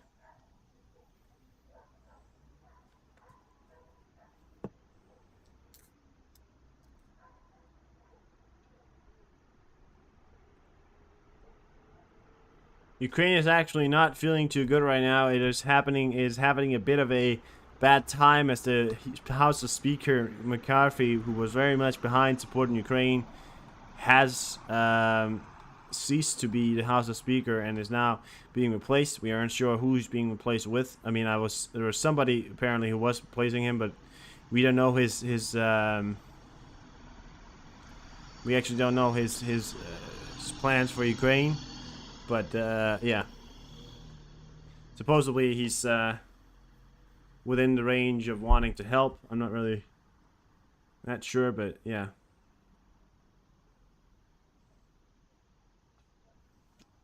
Hopefully he'll be able to help. Niger is withdrawing its troops today, or well, in the next week. They'll start moving their troops. I want to show you something because I want to support these guys. I think they're doing a great job. The ocean cleanup, you might know these guys. So they came out with a video, said 1 year ago we showed our vision for System 03. Now with the first strip successfully completed, see how it looks in reality. So check this video out here. This is a video from Ocean. What was it? Ocean Cleanup, right? The Ocean Cleanup. These guys are amazing. I mean, they're the biggest guys out here with that's really doing a difference in the oceans when it comes to cleaning up. So this is their new system here. That's the simulation, by the way, and this is the real one. Sorry, no. That's the simulation. That's the real one. That different way around. Yeah, sorry. But that was in Timber. They came up with that. Look at that. So they got 2 boats. And it, you know, yeah, look at that. Cleaning up the ocean one bit at a time there. Leaving room for the fishes to get out of there. They drive really slow so the fishes just don't get caught. And then it comes in right there. Look at that. This is how we save our country, our oceans. It's so, you know, amazing because there's no countries that actually go around and go like, oh, we support these guys. If I ever get into politics or ever get into power, I'd donate money to these guys. I'd say this is the guys that, you know, not only if I have already donated some money there, but you know, if it was, I'd certainly bring our whole country behind supporting these guys because these guys are just purely amazing. I mean, they are cleaning up the ocean one bit at a time, and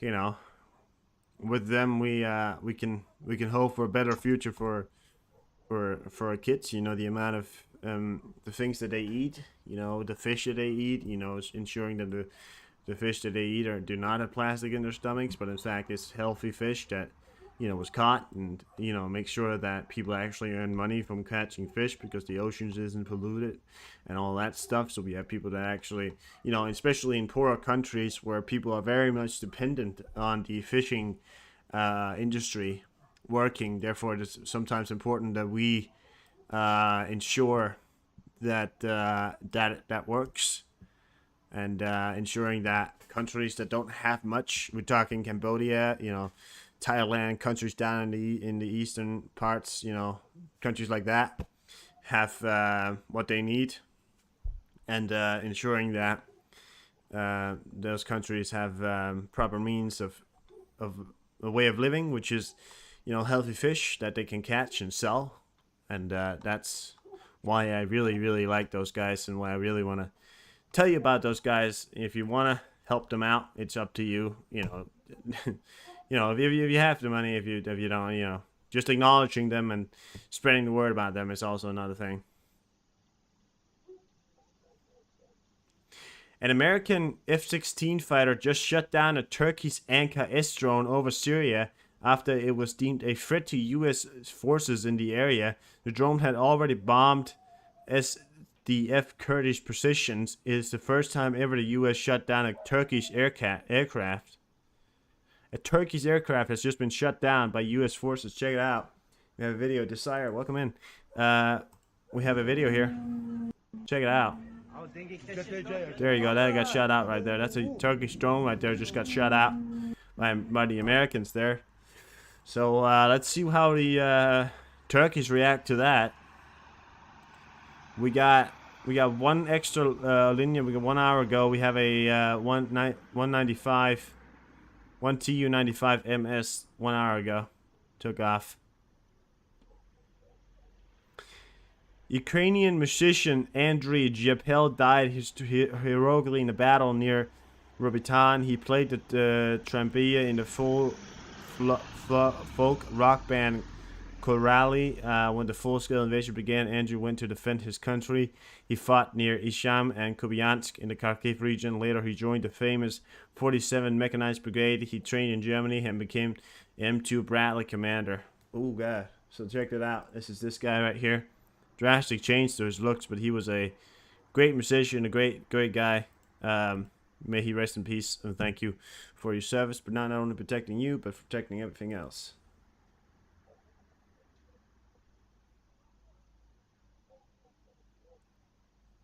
What? Some 90 what? Oh, this one? Yeah, what I'm tracking right here, Nick, is the Minister for Emergency Situations. Now you'll take a look at one like this right here. You have one appears to be heading towards Murmansk. We've had shit ton of planes heading towards Murmansk. They're transport planes. Murmansk is also known to contain one of Putin's biggest and most secure bunkers. It is things like that. And of course, they're supposed to conduct a nuclear drill today, and we now have a plane from the Russian Ministry for Emergency Situation heading over towards the Arctic right now, pretty much in the Arctic, in the Siberia. So I'll tell you what, yeah, it's because of that upcoming nuclear test. But Nick, I tell you what, NATO has been on the edge all day, and we've been tracking all kinds of things. wc-135, the nuke sniffer, Constant Phoenix, all these things right here. We have a special plane right here. I think it's a drone or something right now in the area here. We have all kinds of different aircrafts that was up all day. River joints, everything was up today. So, they're monitoring that, and they're actually, they're keeping an eye on what they're doing, because they may be a little afraid that Russia is trying to do something they're not supposed to do. So, yeah.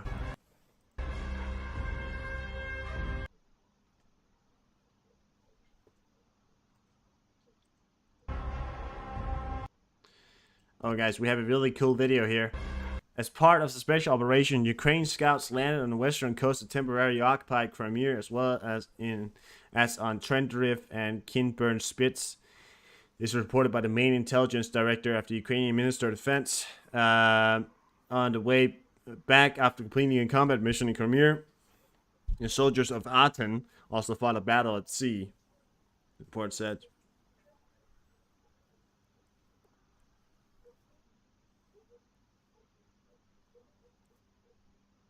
What's the best mainstream?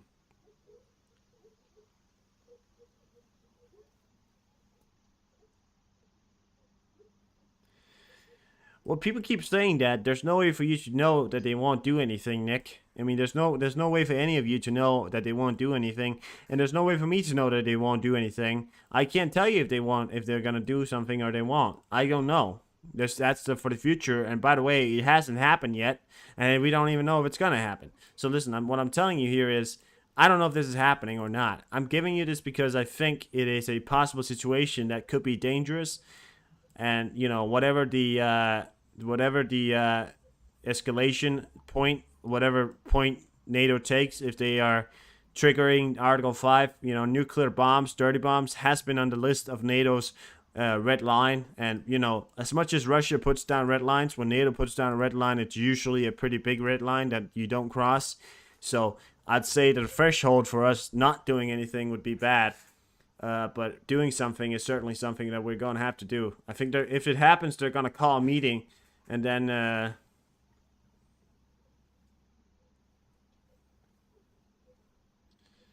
Lee's also saying either.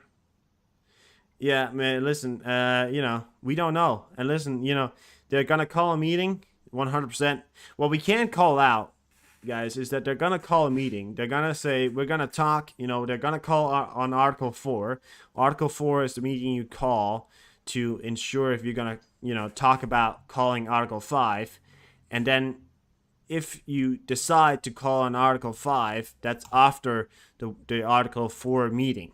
And usually we wouldn't know if they call on Article 5, because telling the enemy that you're about to attack them isn't the best idea many times. Obviously, the enemy would know, but I don't think we would ever actually know if they triggered Article 5. We would know if they triggered Article 4.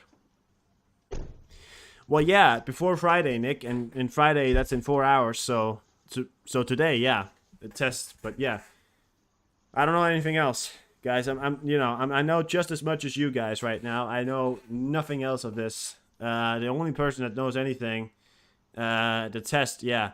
The test supposed to happen today, yeah. So I'm the only one. I don't know much else. We can only go off our guesses. We can only go off our ideas. But sometimes, speculating is never a good idea. Not knowing stuff. I don't know stuff, and I can't tell you if anything is gonna happen because I simply don't know. What I can tell you is if it happens, some kind of retaliation attack or something would ensue from NATO, or whatever measure that might be, something would be happening. That's for sure.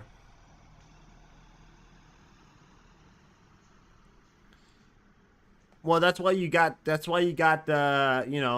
all kinds of reconnaissance aircraft up there, Nick, because then they can monitor it. That's how they know it. But it's also, the rocket is set to be able to evade our sensors. That's supposedly, but take what Russia says with a grain of salt, right? Because yeah.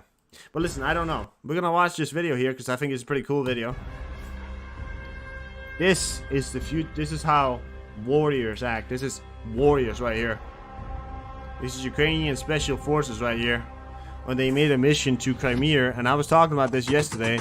I said to you they were gonna do it, and they did it.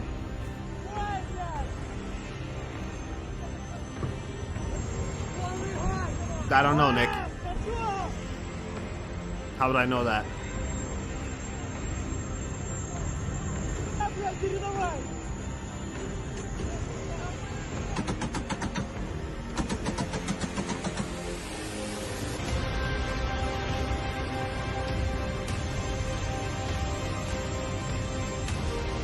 We know it's somewhere in the Arctic. I don't know anything else.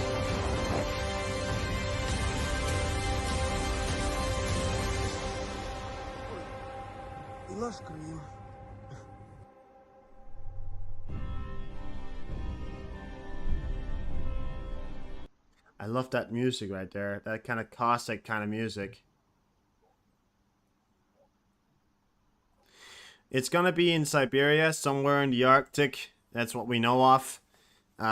So I don't know anything else. And I can't tell you anything else because I don't know anything else. I go off just as much information as you're able to receive. And then I go off the idea of, what I know and what I can think myself to. But, yeah. Other than that, you don't really... Can't tell you much else. Because I don't know much else.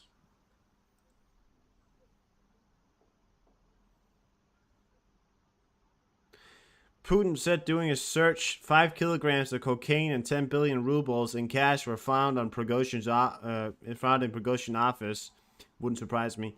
Putin also said that the head of investigation committee of Russia reported to him that there was no extensional impact on the plane in which Prigozhin's crashed. Fragments of hand grenades were found in the bodies of the victims, Putin said. Of course he did.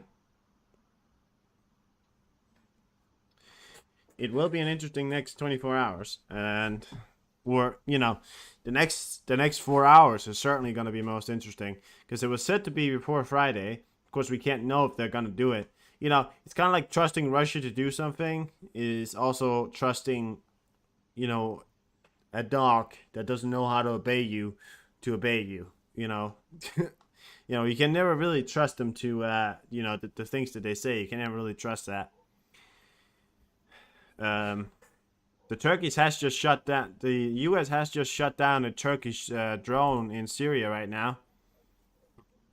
So that's happening.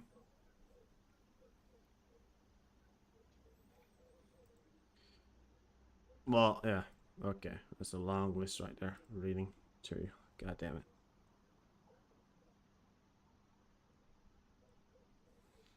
Well, I'm sure we would know. I mean, you'd certainly hear about it. You think what we what we have to worry about if they start reporting of unidentified object, or if they say, you know, cruise missiles heading towards Ukraine or somewhere, then you have to start worrying, because, you know, then you don't know. Because what they could be doing is that they could send 30 cruise missiles towards them, right? And then one of them is the dirty bomb. You know, you couldn't know. So that's also, you know, another point for you. All right, well, guys, we have flash news here for his report on today. So as we are getting through this today, we'll bring up flash news. He just came out with this, so we'll like that one right there. 1 minute ago here, so you guys get to watch this, and I'll be right back after.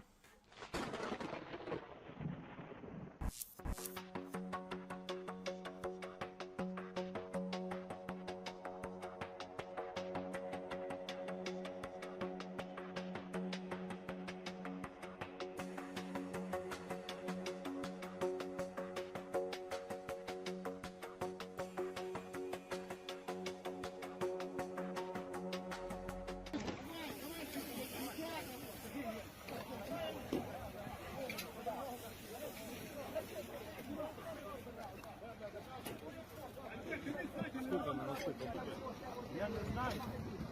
Треба допомагати людей.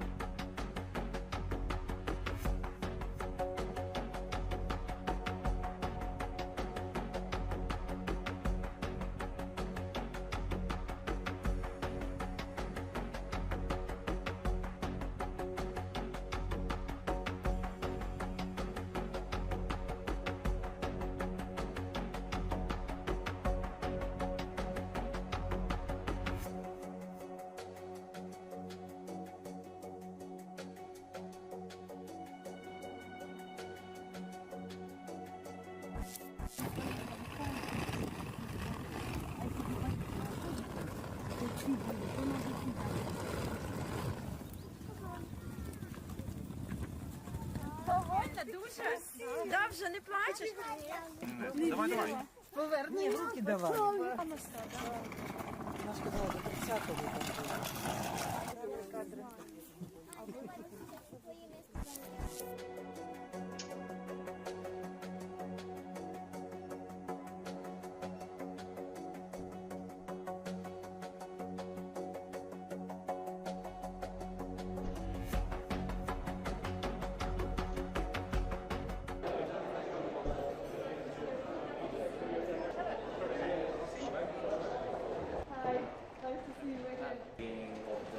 When he came to Ukraine, yes.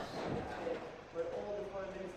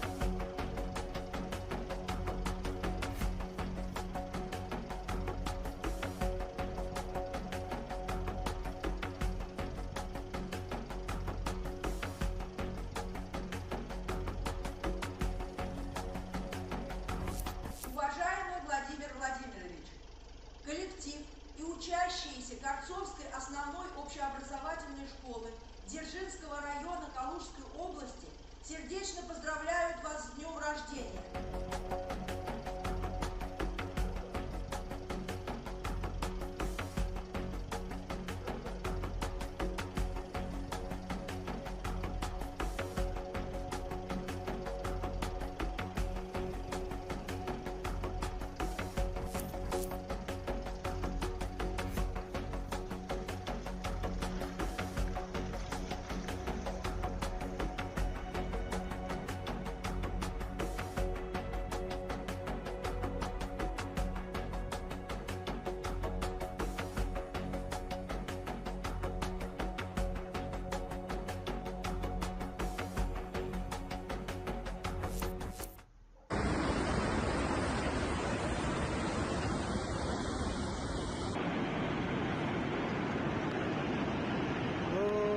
तलतिर मान्छेहरु के खोजेको हो खोइ पनि यहाँ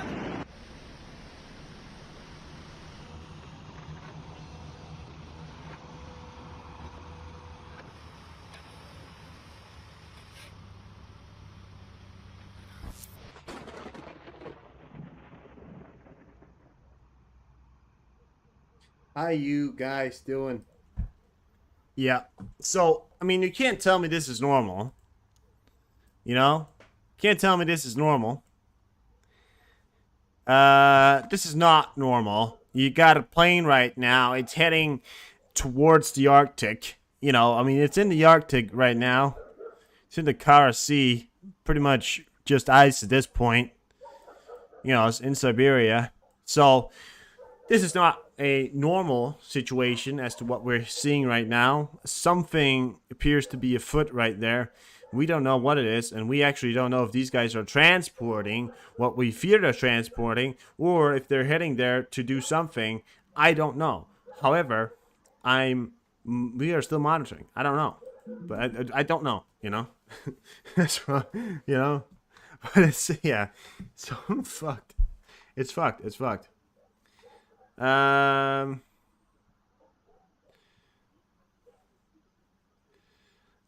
German Chancellor Olaf Scholz has promised to supply Ukraine with another Patriot system, air defense system. This become known as meeting after between Scholz and Ukrainian President Zelensky. Oh, check it out, guys. They met today.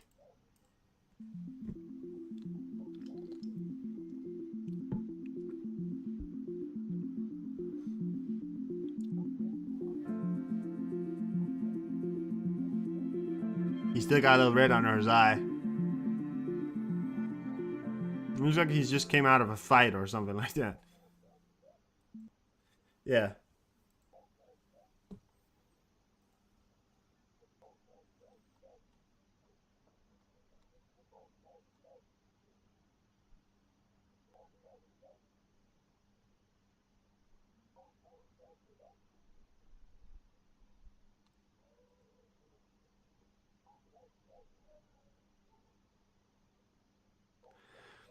A Dutch vessel picked up 124 migrants off the Moroccan coast on October 3rd. The Dutch vessel prepared for taking the migrants back to Moroccan port. When the migrants found out, they mutinied, threatened the crew with knives, and forced them to take the Carney Island, Spain. Jesus Christ, these guys are getting, these guys are Napoleon at this point. They're conquering the shit out of everything. But apparently they got arrested. Look at that. There's pictures of them coming out in handcuffs. So they got taken to Spain, but they apparently did get arrested. Maybe that's what they wanted. Don't know. Don't care.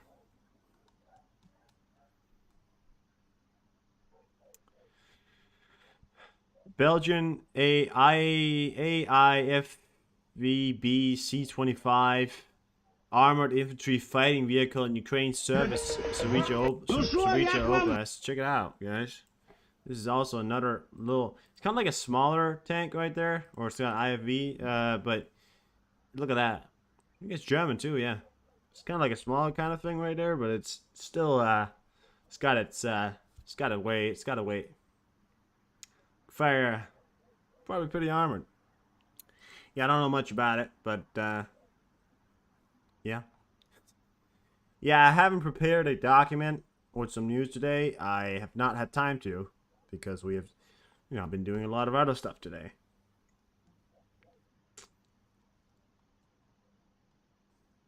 Namely, everything else.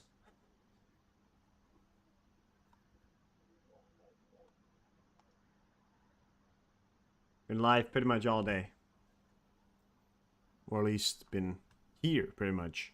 Since 2 a.m. last night. Well, I haven't been here, but then I was sleeping, and then, Steam was live, and we were monitoring. So don't you say I don't do stuff. I do everything. Is this thing still trackable right now? Still being tracked?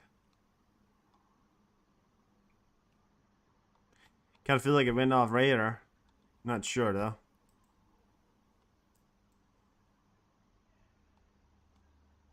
Got a feeling it may have went off radar. I'm not gonna refresh it here 1 second. Sometimes if it's been going on for a while. There you go. Look at that. Yeah, much better. Much better. Yeah, it's still going. I wonder where it's going, because what's the nearest what's the furthest out airport? The furthest out airport, which, I mean, over here on that island right there, or up here, I don't know. Don't think so. There's not a single airport.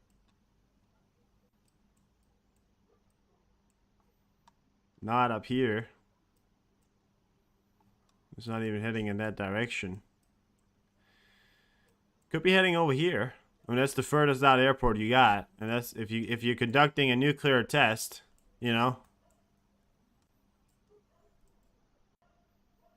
then heading somewhere like that would probably. I mean, as well, that's the only document that there could be airports we don't know about. Think about that, Yeah.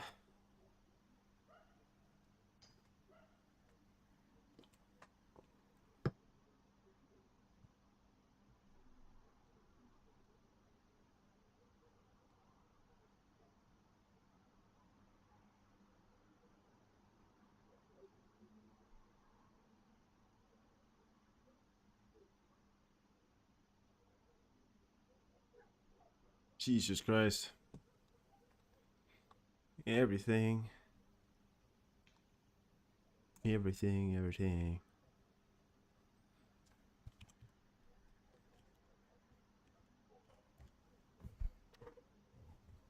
Ugh.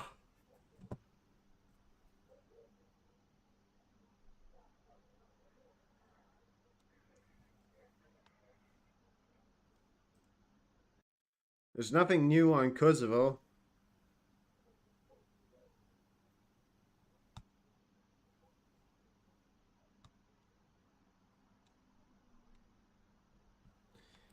There's nothing new in Kosovo. So, nothing there. The Liberty of Russia Legion, the region that we was talking about earlier, have just released has released a video of them supposedly in Russian territory. Now I'm pretty sure I'm able to show this video. The worst that can happen is that they tell me that it's an 18 plus, But this one almost 2-minute video here.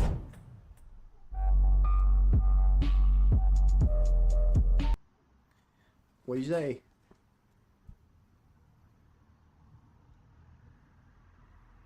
Yeah, I mean, these weird flight to Siberia, it's not something you'd be monitoring very often. Now, look at this, guys, right here. This is a video from Liberty Battalion inside, I think, inside of Russian territory, when they went inside that territory there and did their thing. We're actually sharing the video here.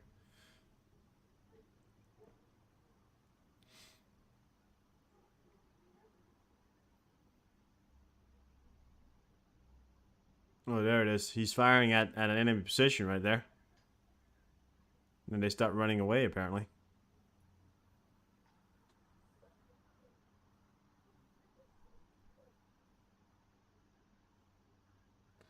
They had drones and everything. That's how you know Ukraine was there to help them out. 100% the Ukrainians backed them with drones. They got mortar systems further back.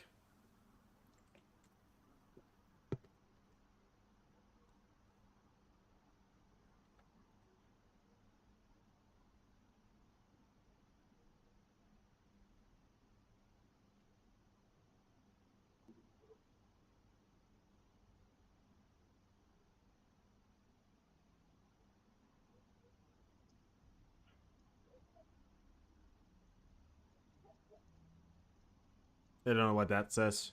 I'm not sure.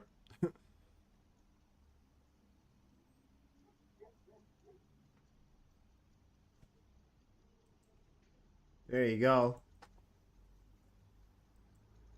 It's a Liberty Battalion.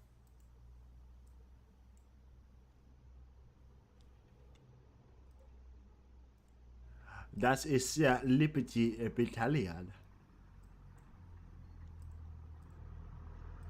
Ah.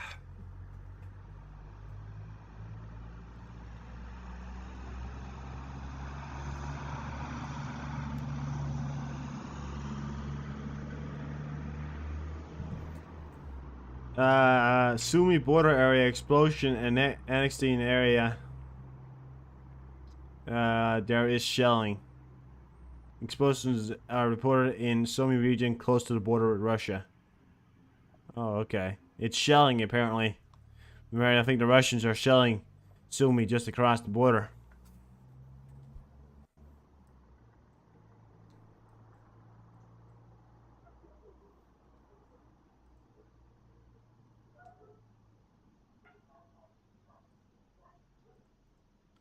Tell you what, guys, we are gonna stick by here tonight, at least until midnight.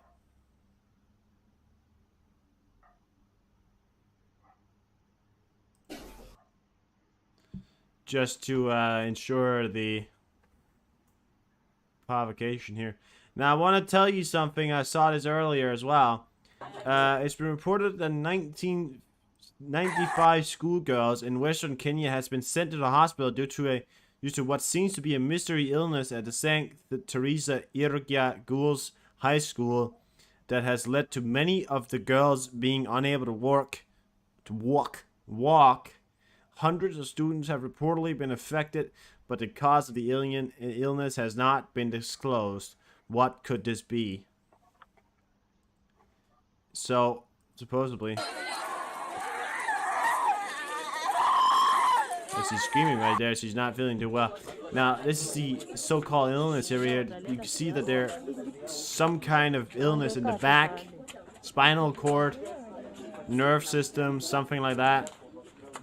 Something is attacking their emotions or their brain or nerve systems. Something is attacking it. Now, apparently, some of the children, like as you can see right there, are experiencing pain. Others do not appear to be experiencing pain. Some appear to be simply experiencing small time paralysis and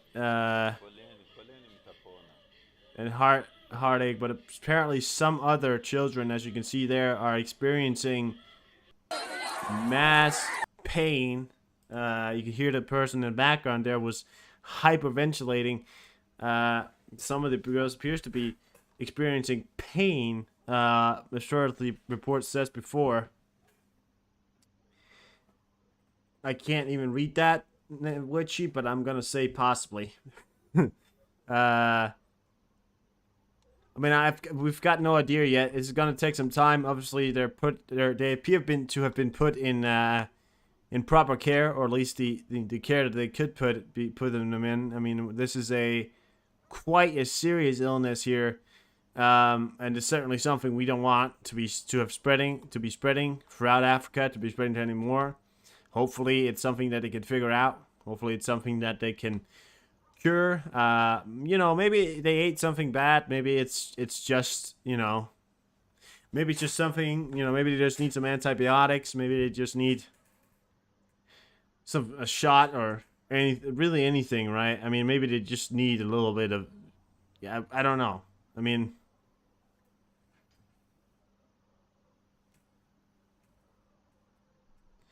the seizures, loss of sensation of being able to move certain areas of the face and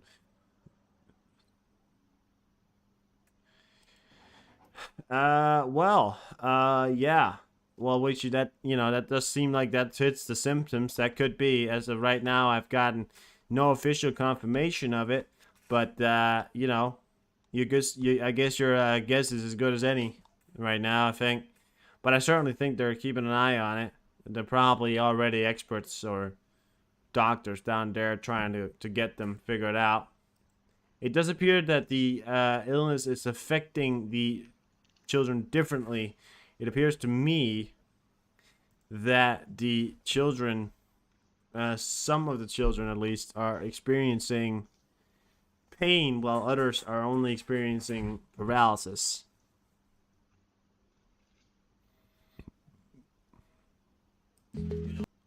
Vladimir Zelensky met with British Prime Minister Rishi Sunak. The two leaders discussed ways to export grain and agreed on the need to protect freedom and navigation on in the Black Sea.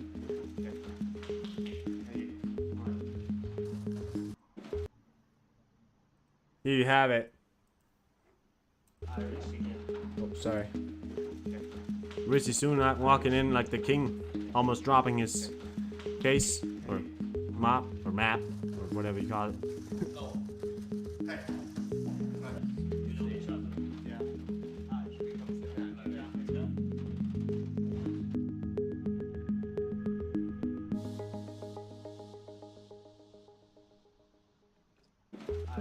I think he's met a lot of representatives today. It's happened before. All right. Well, I'm not very versed on my, you know, I'm not very versed on my African illnesses. I'm only aware of Ebola or, you know, salmonella or however you say. I'm not aware of all of those diseases there. It's hard to keep track of it when you don't really, you know, read into it. But yeah, if it's happened before, then they've obviously found something against it before. That means that there's obviously a cure or something, or at least a treatment. Therefore, it's possible that, you know, all they need is set treatment, and therefore they could be able to, yeah, tax the brain. So it's kind of like a mild form of meningitis. Is that what you're saying? Or not a mild form, but an aggressive form of meningitis?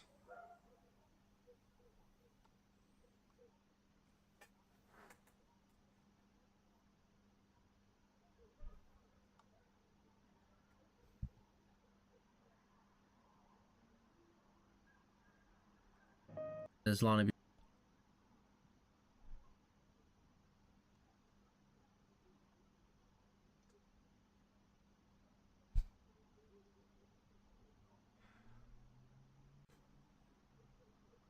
God damn.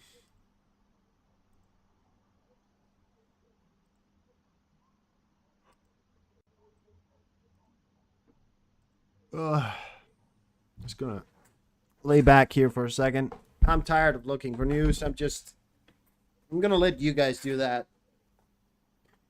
I've done it the whole goddamn day. It's time for you guys to chip in. Come on, guys. Can't expect me to do everything.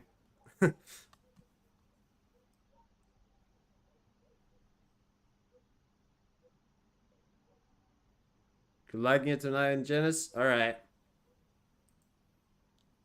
Fair enough. Fair enough.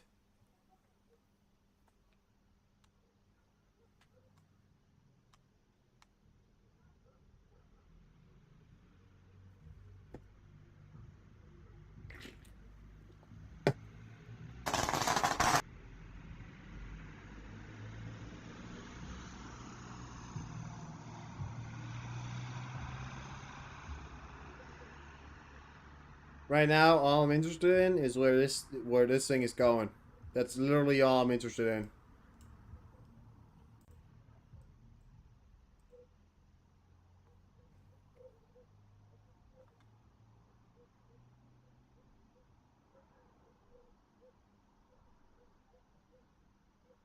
In the United States, support for the provision of weapons to Ukraine continues to decline.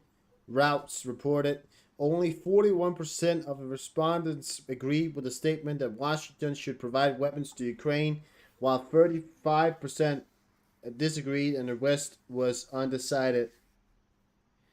I mean, Jesus fucking Christ. If they decide not to deliver weapons to Ukraine anymore, they are so fucking dumb. They're so fucking dumb.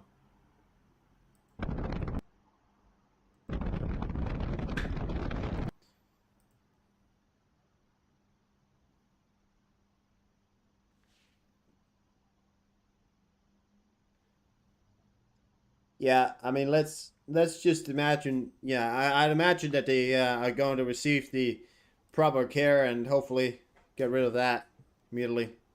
It is stupid. Anyways, let's hope it doesn't happen. Let's hope democracy prevails, but blah, blah, blah, right? Russian Telegram channels report that an electric substation in Kirk's region is on fire. Prior to that, local media published video with a sound explosion. So you guys saw the video. I showed it just some seconds ago here. Now this is this is a video. This is the video, kind of small video here, but of a fire in Kirk. So it does appear to me that the rocket launch failed. No. Yeah, guys, so this is the rocket launch. That's why we haven't heard anything. It fucking failed.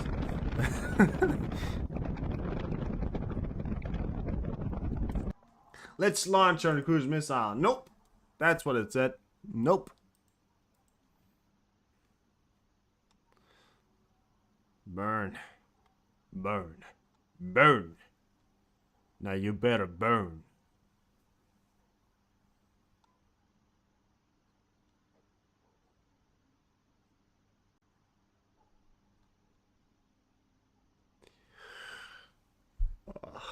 Oh, that is some fucking bullshit. I'm telling you what, I'm gonna sleep well tonight. Goddamn.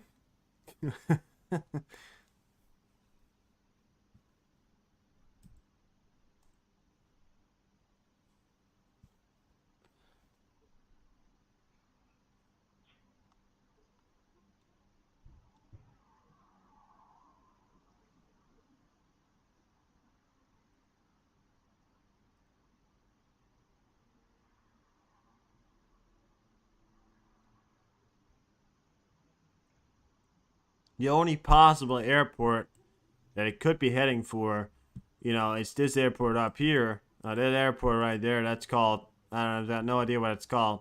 Discon Airport. Now, I don't know what's in Discon. But it's a very fucking remote area. You know, and the only pictures that I have of it is literally pictures that was taken in a fucking during the Cold War. Now, it could be the area in where they're actually storing the nuclear weapon, you know. The airport looks like this, supposedly. Dixon Airport. So that's supposed to be the airport. Now, it's a very, very remote location to conduct a nuclear drill on. So I'd imagine that if that thing lands there, I'd imagine that could be true. No scheduled flights. They don't appear to have a scheduled flight, though. But, of course, that, you know, how could they know? It's probably one of those that's... A second plane headed from Murmansk as well. So something's afoot here, guys. There is certainly something afoot here. Oh, sorry. I'm going to be right back, guys. I'm going to be right back.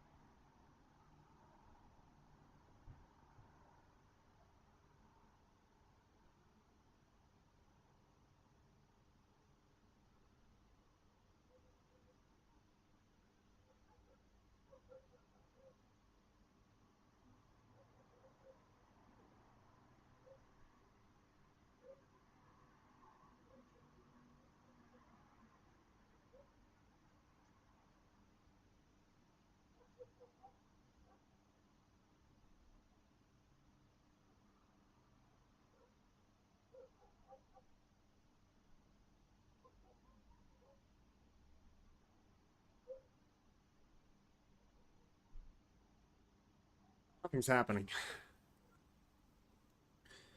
There was a explosion in Kirks or something like that in Russia. Go back a bit, Nick, if you want. I'm just tracking this plane right now. Want to see where it lands. That's all I'm doing right now. I don't got much else. Sounds really bad. I don't got much else, guys. I don't have anything else. I've got nothing else. I don't have anything else. There you go. You still got the 2 B-52s up. Look at that. Still got 2 B-52s up.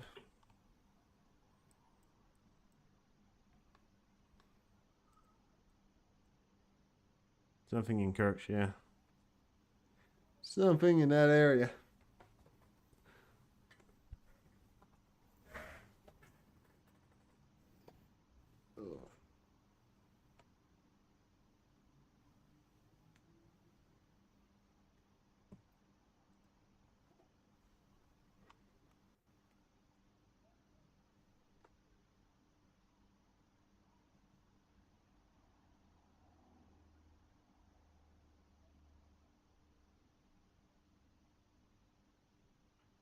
Like Why does no if one the trust the guy- mainstream? If the guy says his health is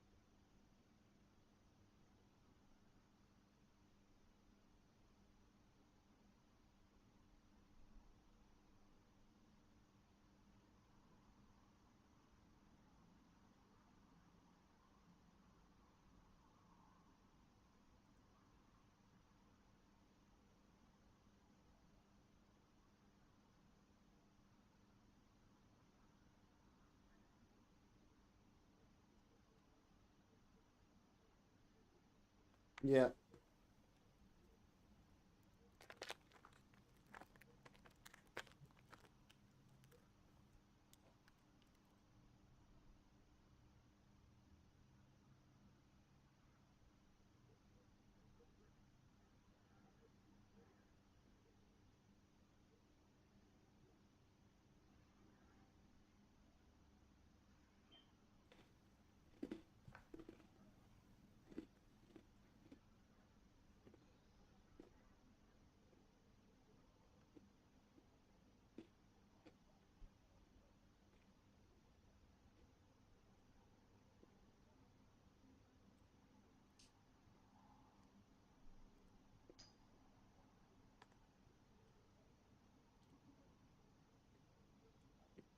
Oh, goddamn.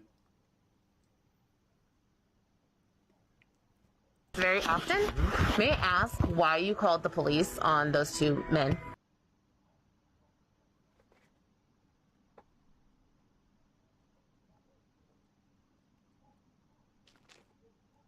What else about it?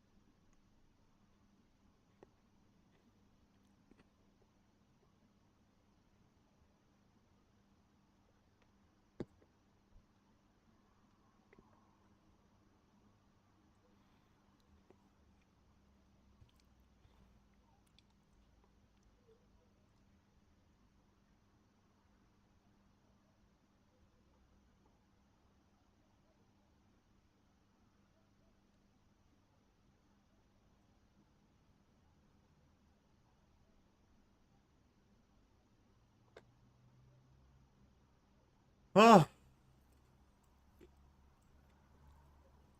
I got nothing. I don't know. I don't know. I don't know how to tell you, man. Huh.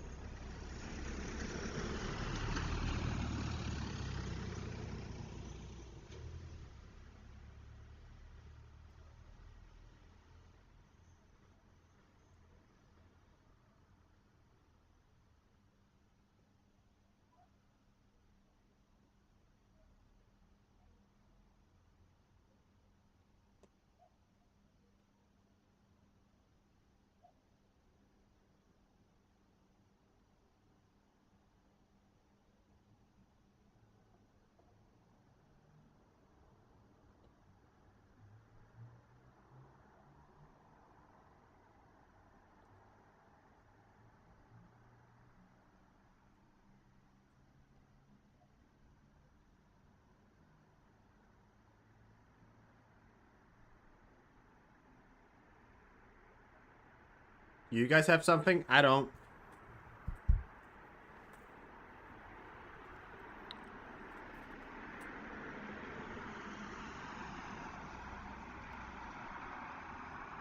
I don't. Fucking got shit right now.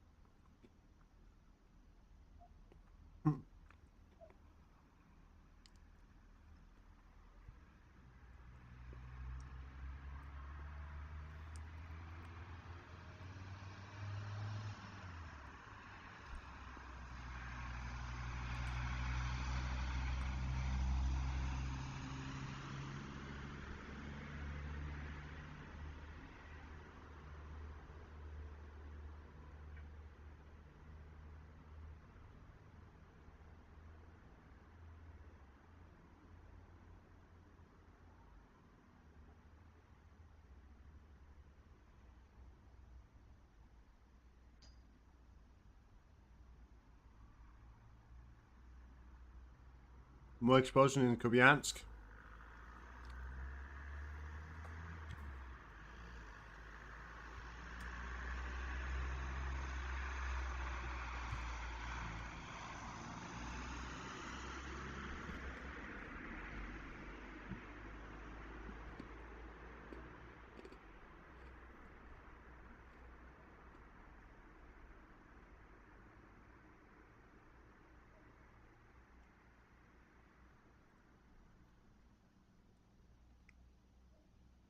Children?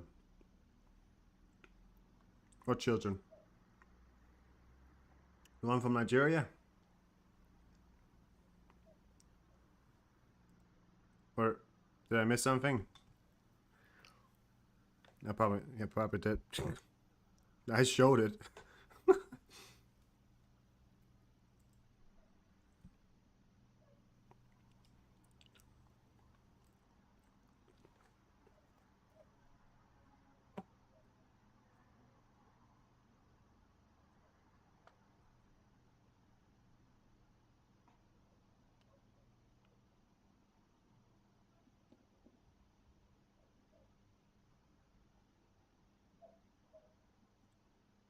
Oh, yeah.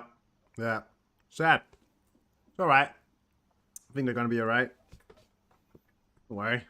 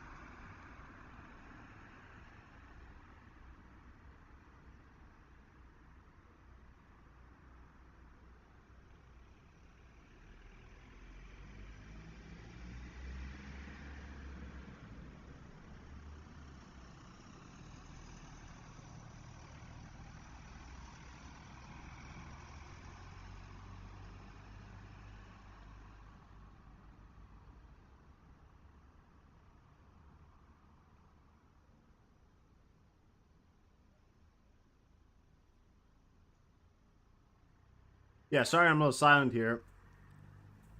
I don't have anything.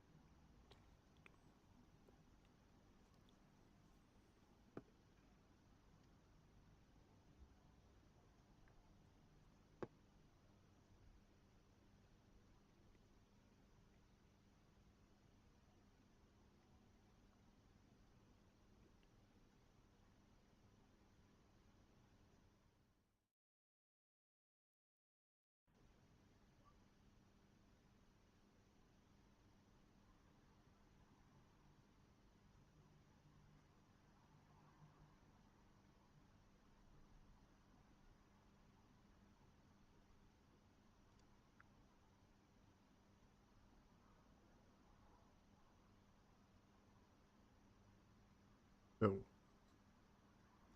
I tell you what. Oh wait. Yeah, I mean, listen, I'm waiting on Rush to do something real stupid. Yeah, I'll be back in. I'll be back in 20 minutes. And go off. Wake myself up a bit. And come back. So, 20 minutes, guys. 20 minutes.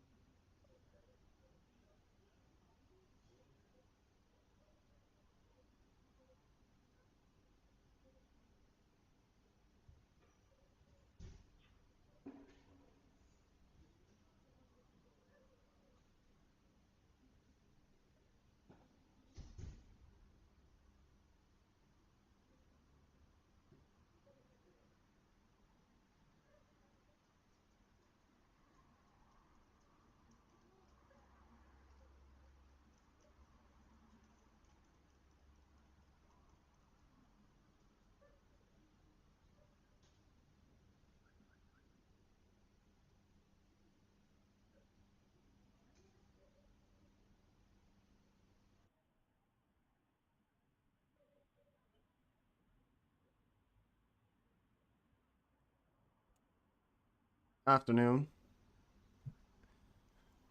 What are you guys saying?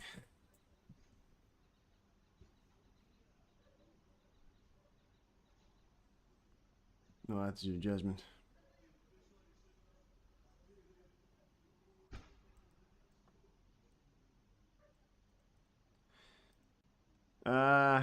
Yeah, I mean, they said they were going to conduct cruise missile tests for Friday. I mean, we're an hour away from, midnight in Russia. At least in Moscow. It's pretty much Friday all around in Moscow right now.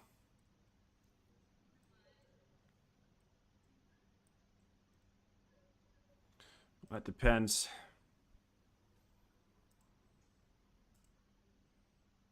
Let me just check.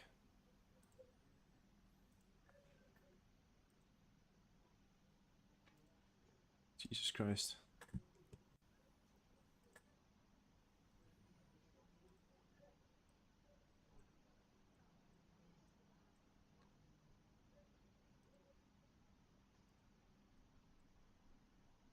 There you go.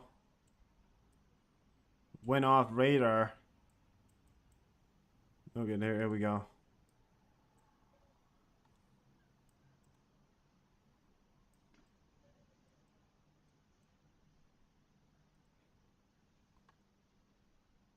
There you go. There it comes in.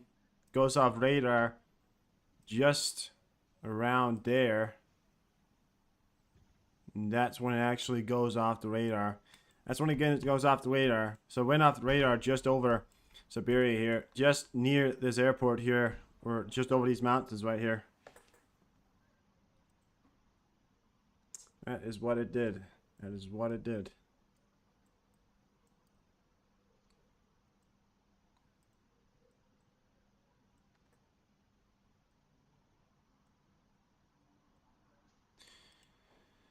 So, I am back.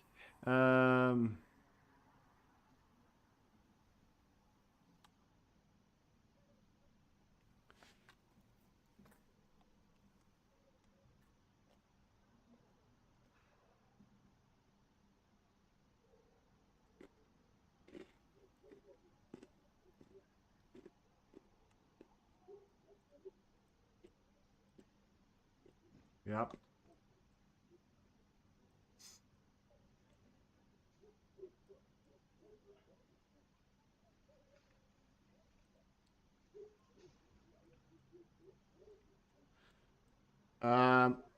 Certainly does not seem. It certainly seems like something's been happening in Ukraine. Some kind of disruption in their air defense system or something like that. A lot of people died today. Close to 55.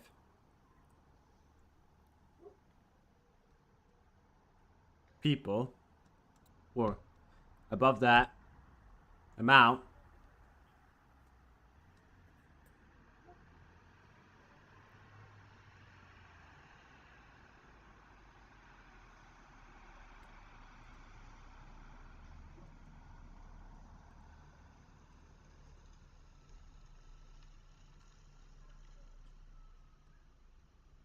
I don't know, guys. Much I don't know else.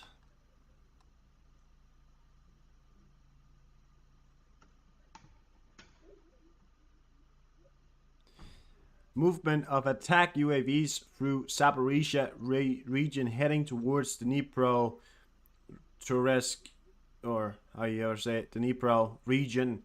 The Air Force reported the Dnipro region there. As reported 2 minutes ago.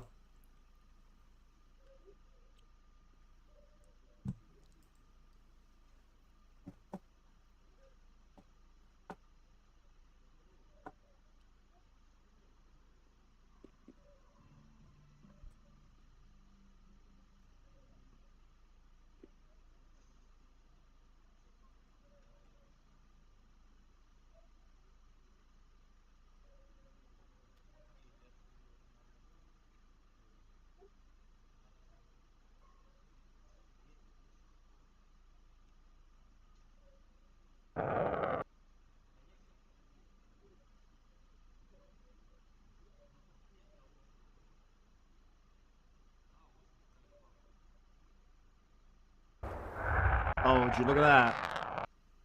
3 hours ago.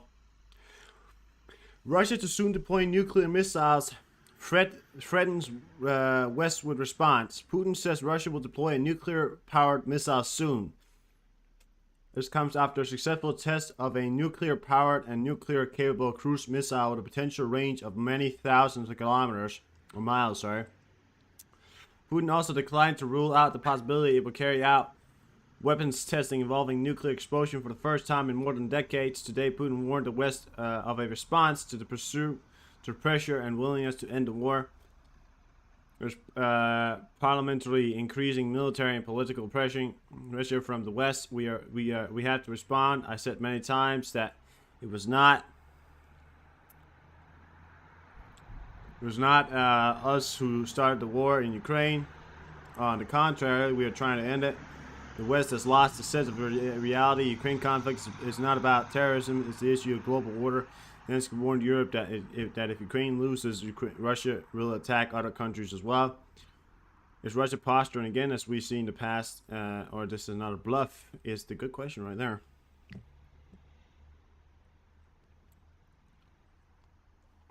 That is now. Now, I don't know if this... I've got no idea if this is the video. Supposed to be. This is from the Sun,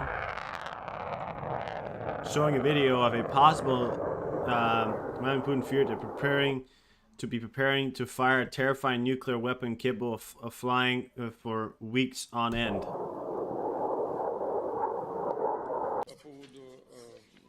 Угроза ядерной войны. Светлана Геннадьевна, ну вы правы. Такая угроза нарастает. Здесь что греха таить. По поводу того, что Россия ни при каких обстоятельствах не применит первый. He's just said this was during the meeting that we saw earlier. И второй тоже не применит, потому что возможности применения в случае нанесения ядерного удара по нашей территории, они сильно ограничены.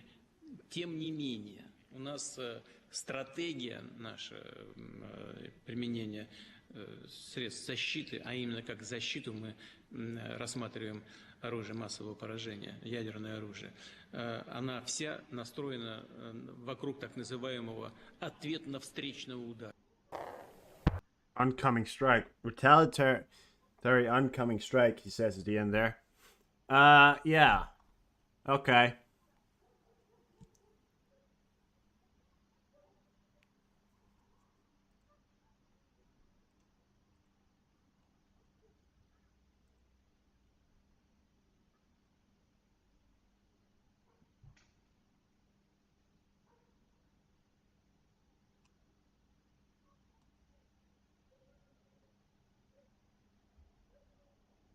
Welcome back, Ocean.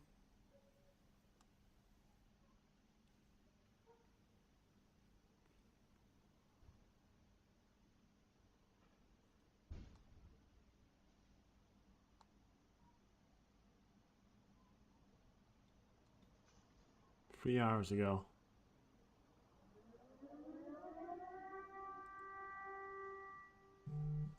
Now, supposedly, it's a testing, show of force, not something that he's supposed to be using at a moment's notice. However, he has just stated that he wants to end the war in Ukraine.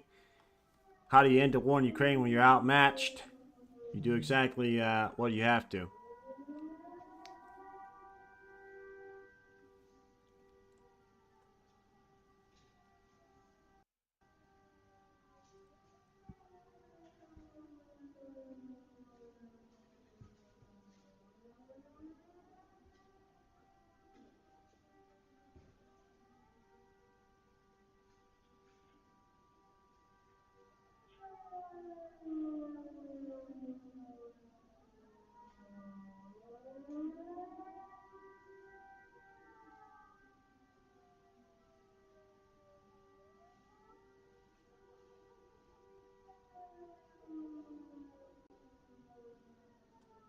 He stated that he wanted to end the war, and that, you know, you saw it earlier. I was showing it. He stated he wanted to end the war there. So yeah, whatever hell is going on right now, he's just stated, you know, that they got a weapon deployed that can end the war. He says, or at least try to. Very much posturing.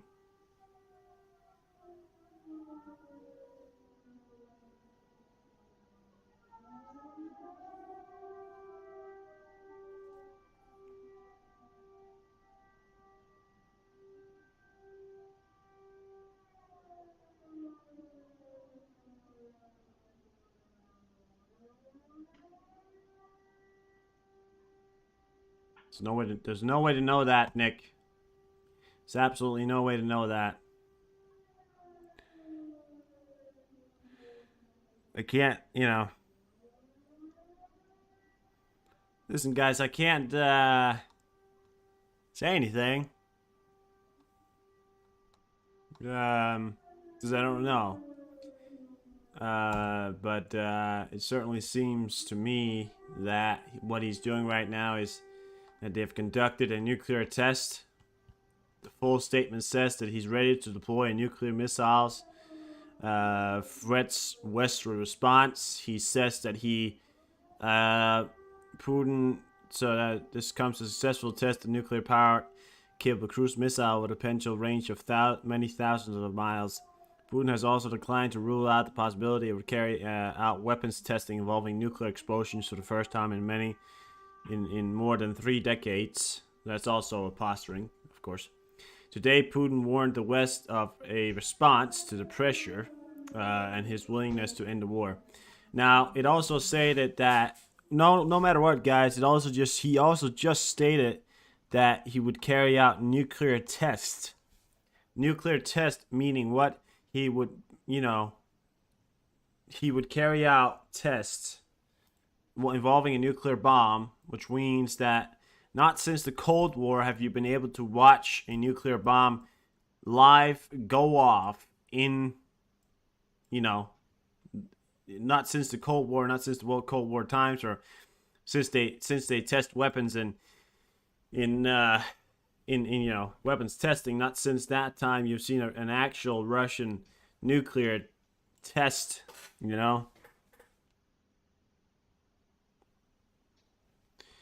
He's saying one that can travel thousands of miles. He's obviously trying to point out that they can launch one that goes towards Ukraine. USA, right?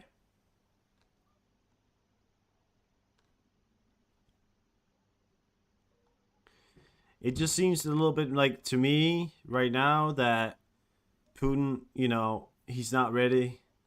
What seems to me right now is that he's but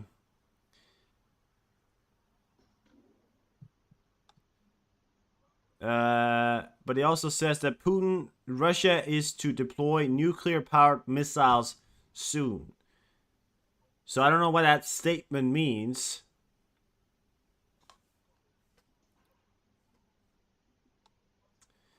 That statement right there. What does ready to deploy nuclear power missiles soon mean? Is he ready to put them in action? Is he ready to do what? He's already got nuclear weapons, so deploy nuclear powered missiles. Deploying meaning what?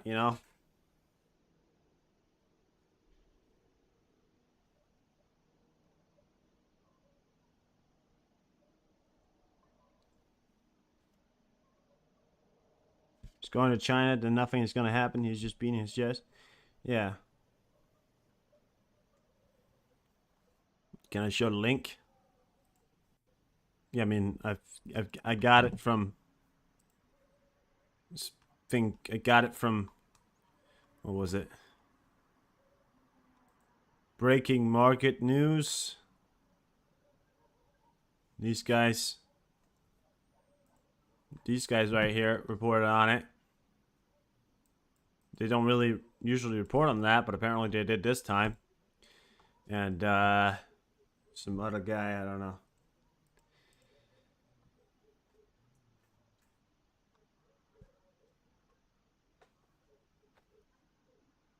You got to go back in the stream, guys, if you want to watch his speech. That was back in the stream.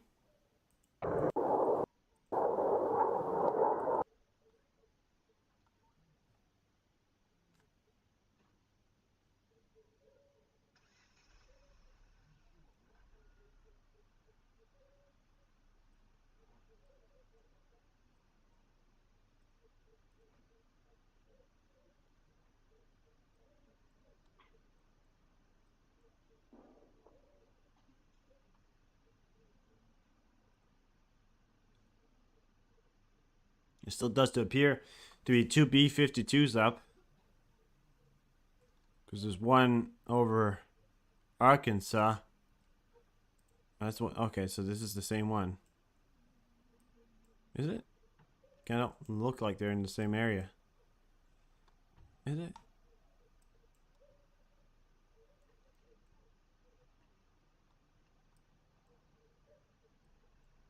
No, I think it's the same one. Yeah, one B-52 up. Tracking this all day today, thinking something was gonna pop off. I'm not sure if it's gonna happen then.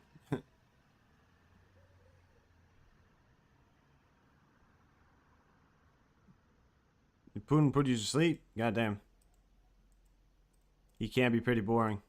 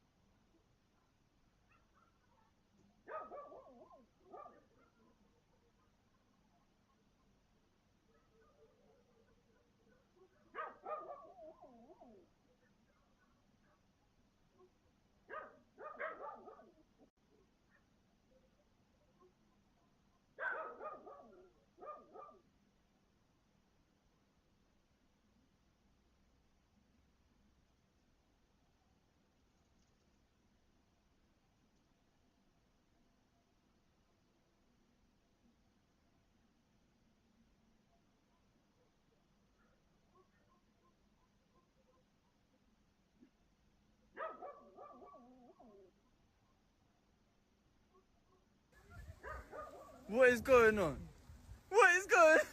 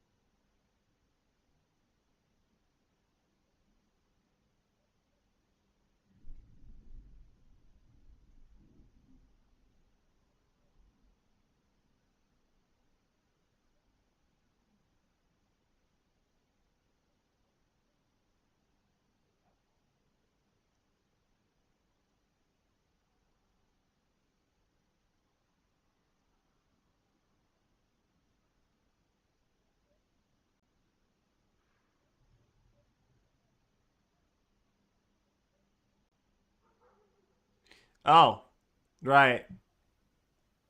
Right. I forgot. Okay, I wasn't talking. I said the area that you guys saw before, that was Russia. Belgorod, Russia.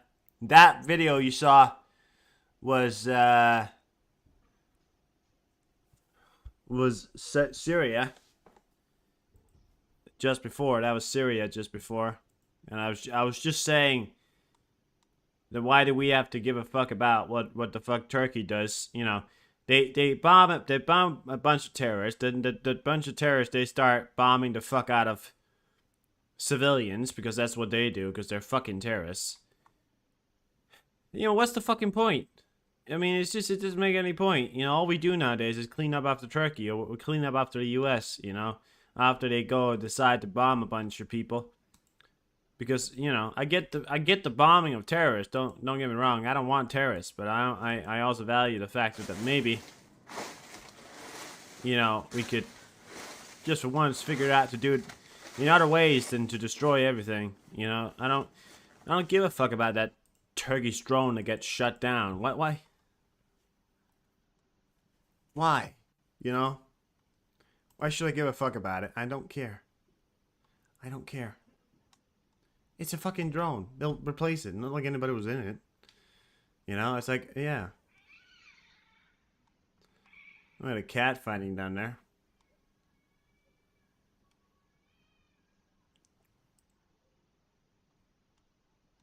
Meow. Meow. There you go.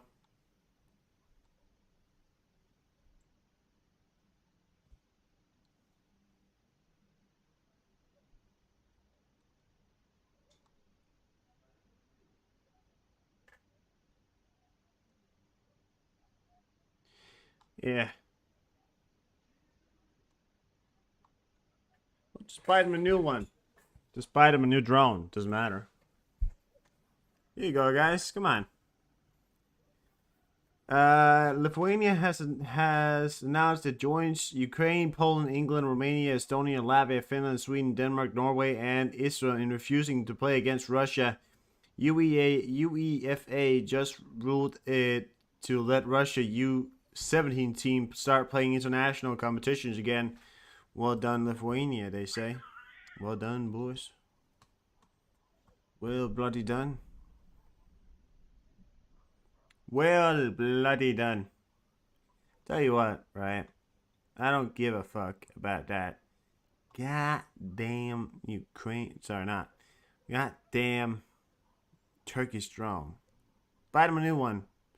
It's not like anybody died. We're good. We're alright.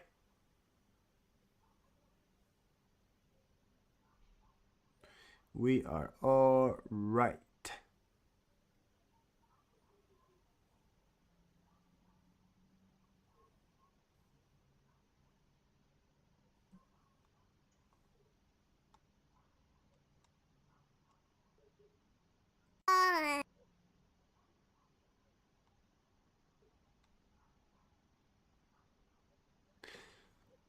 You guys can hear me, right?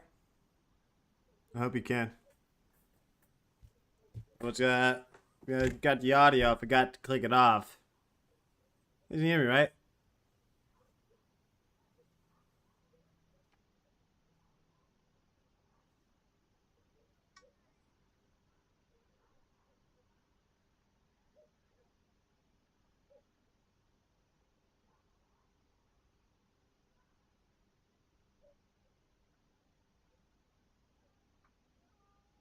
Okay, I wasn't talking. Oh yeah, there we go. All right, yeah. Yeah, you can hear me. All right, good. Well, fair enough. Goddamn.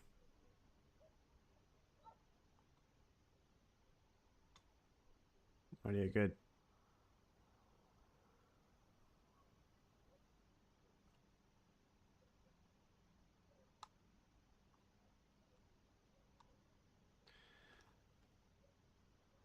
All right. Well, I'm gonna go off now.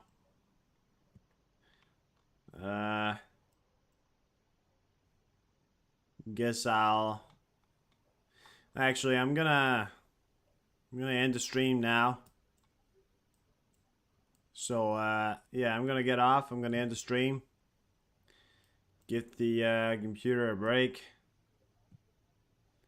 Thank you very much for stopping by.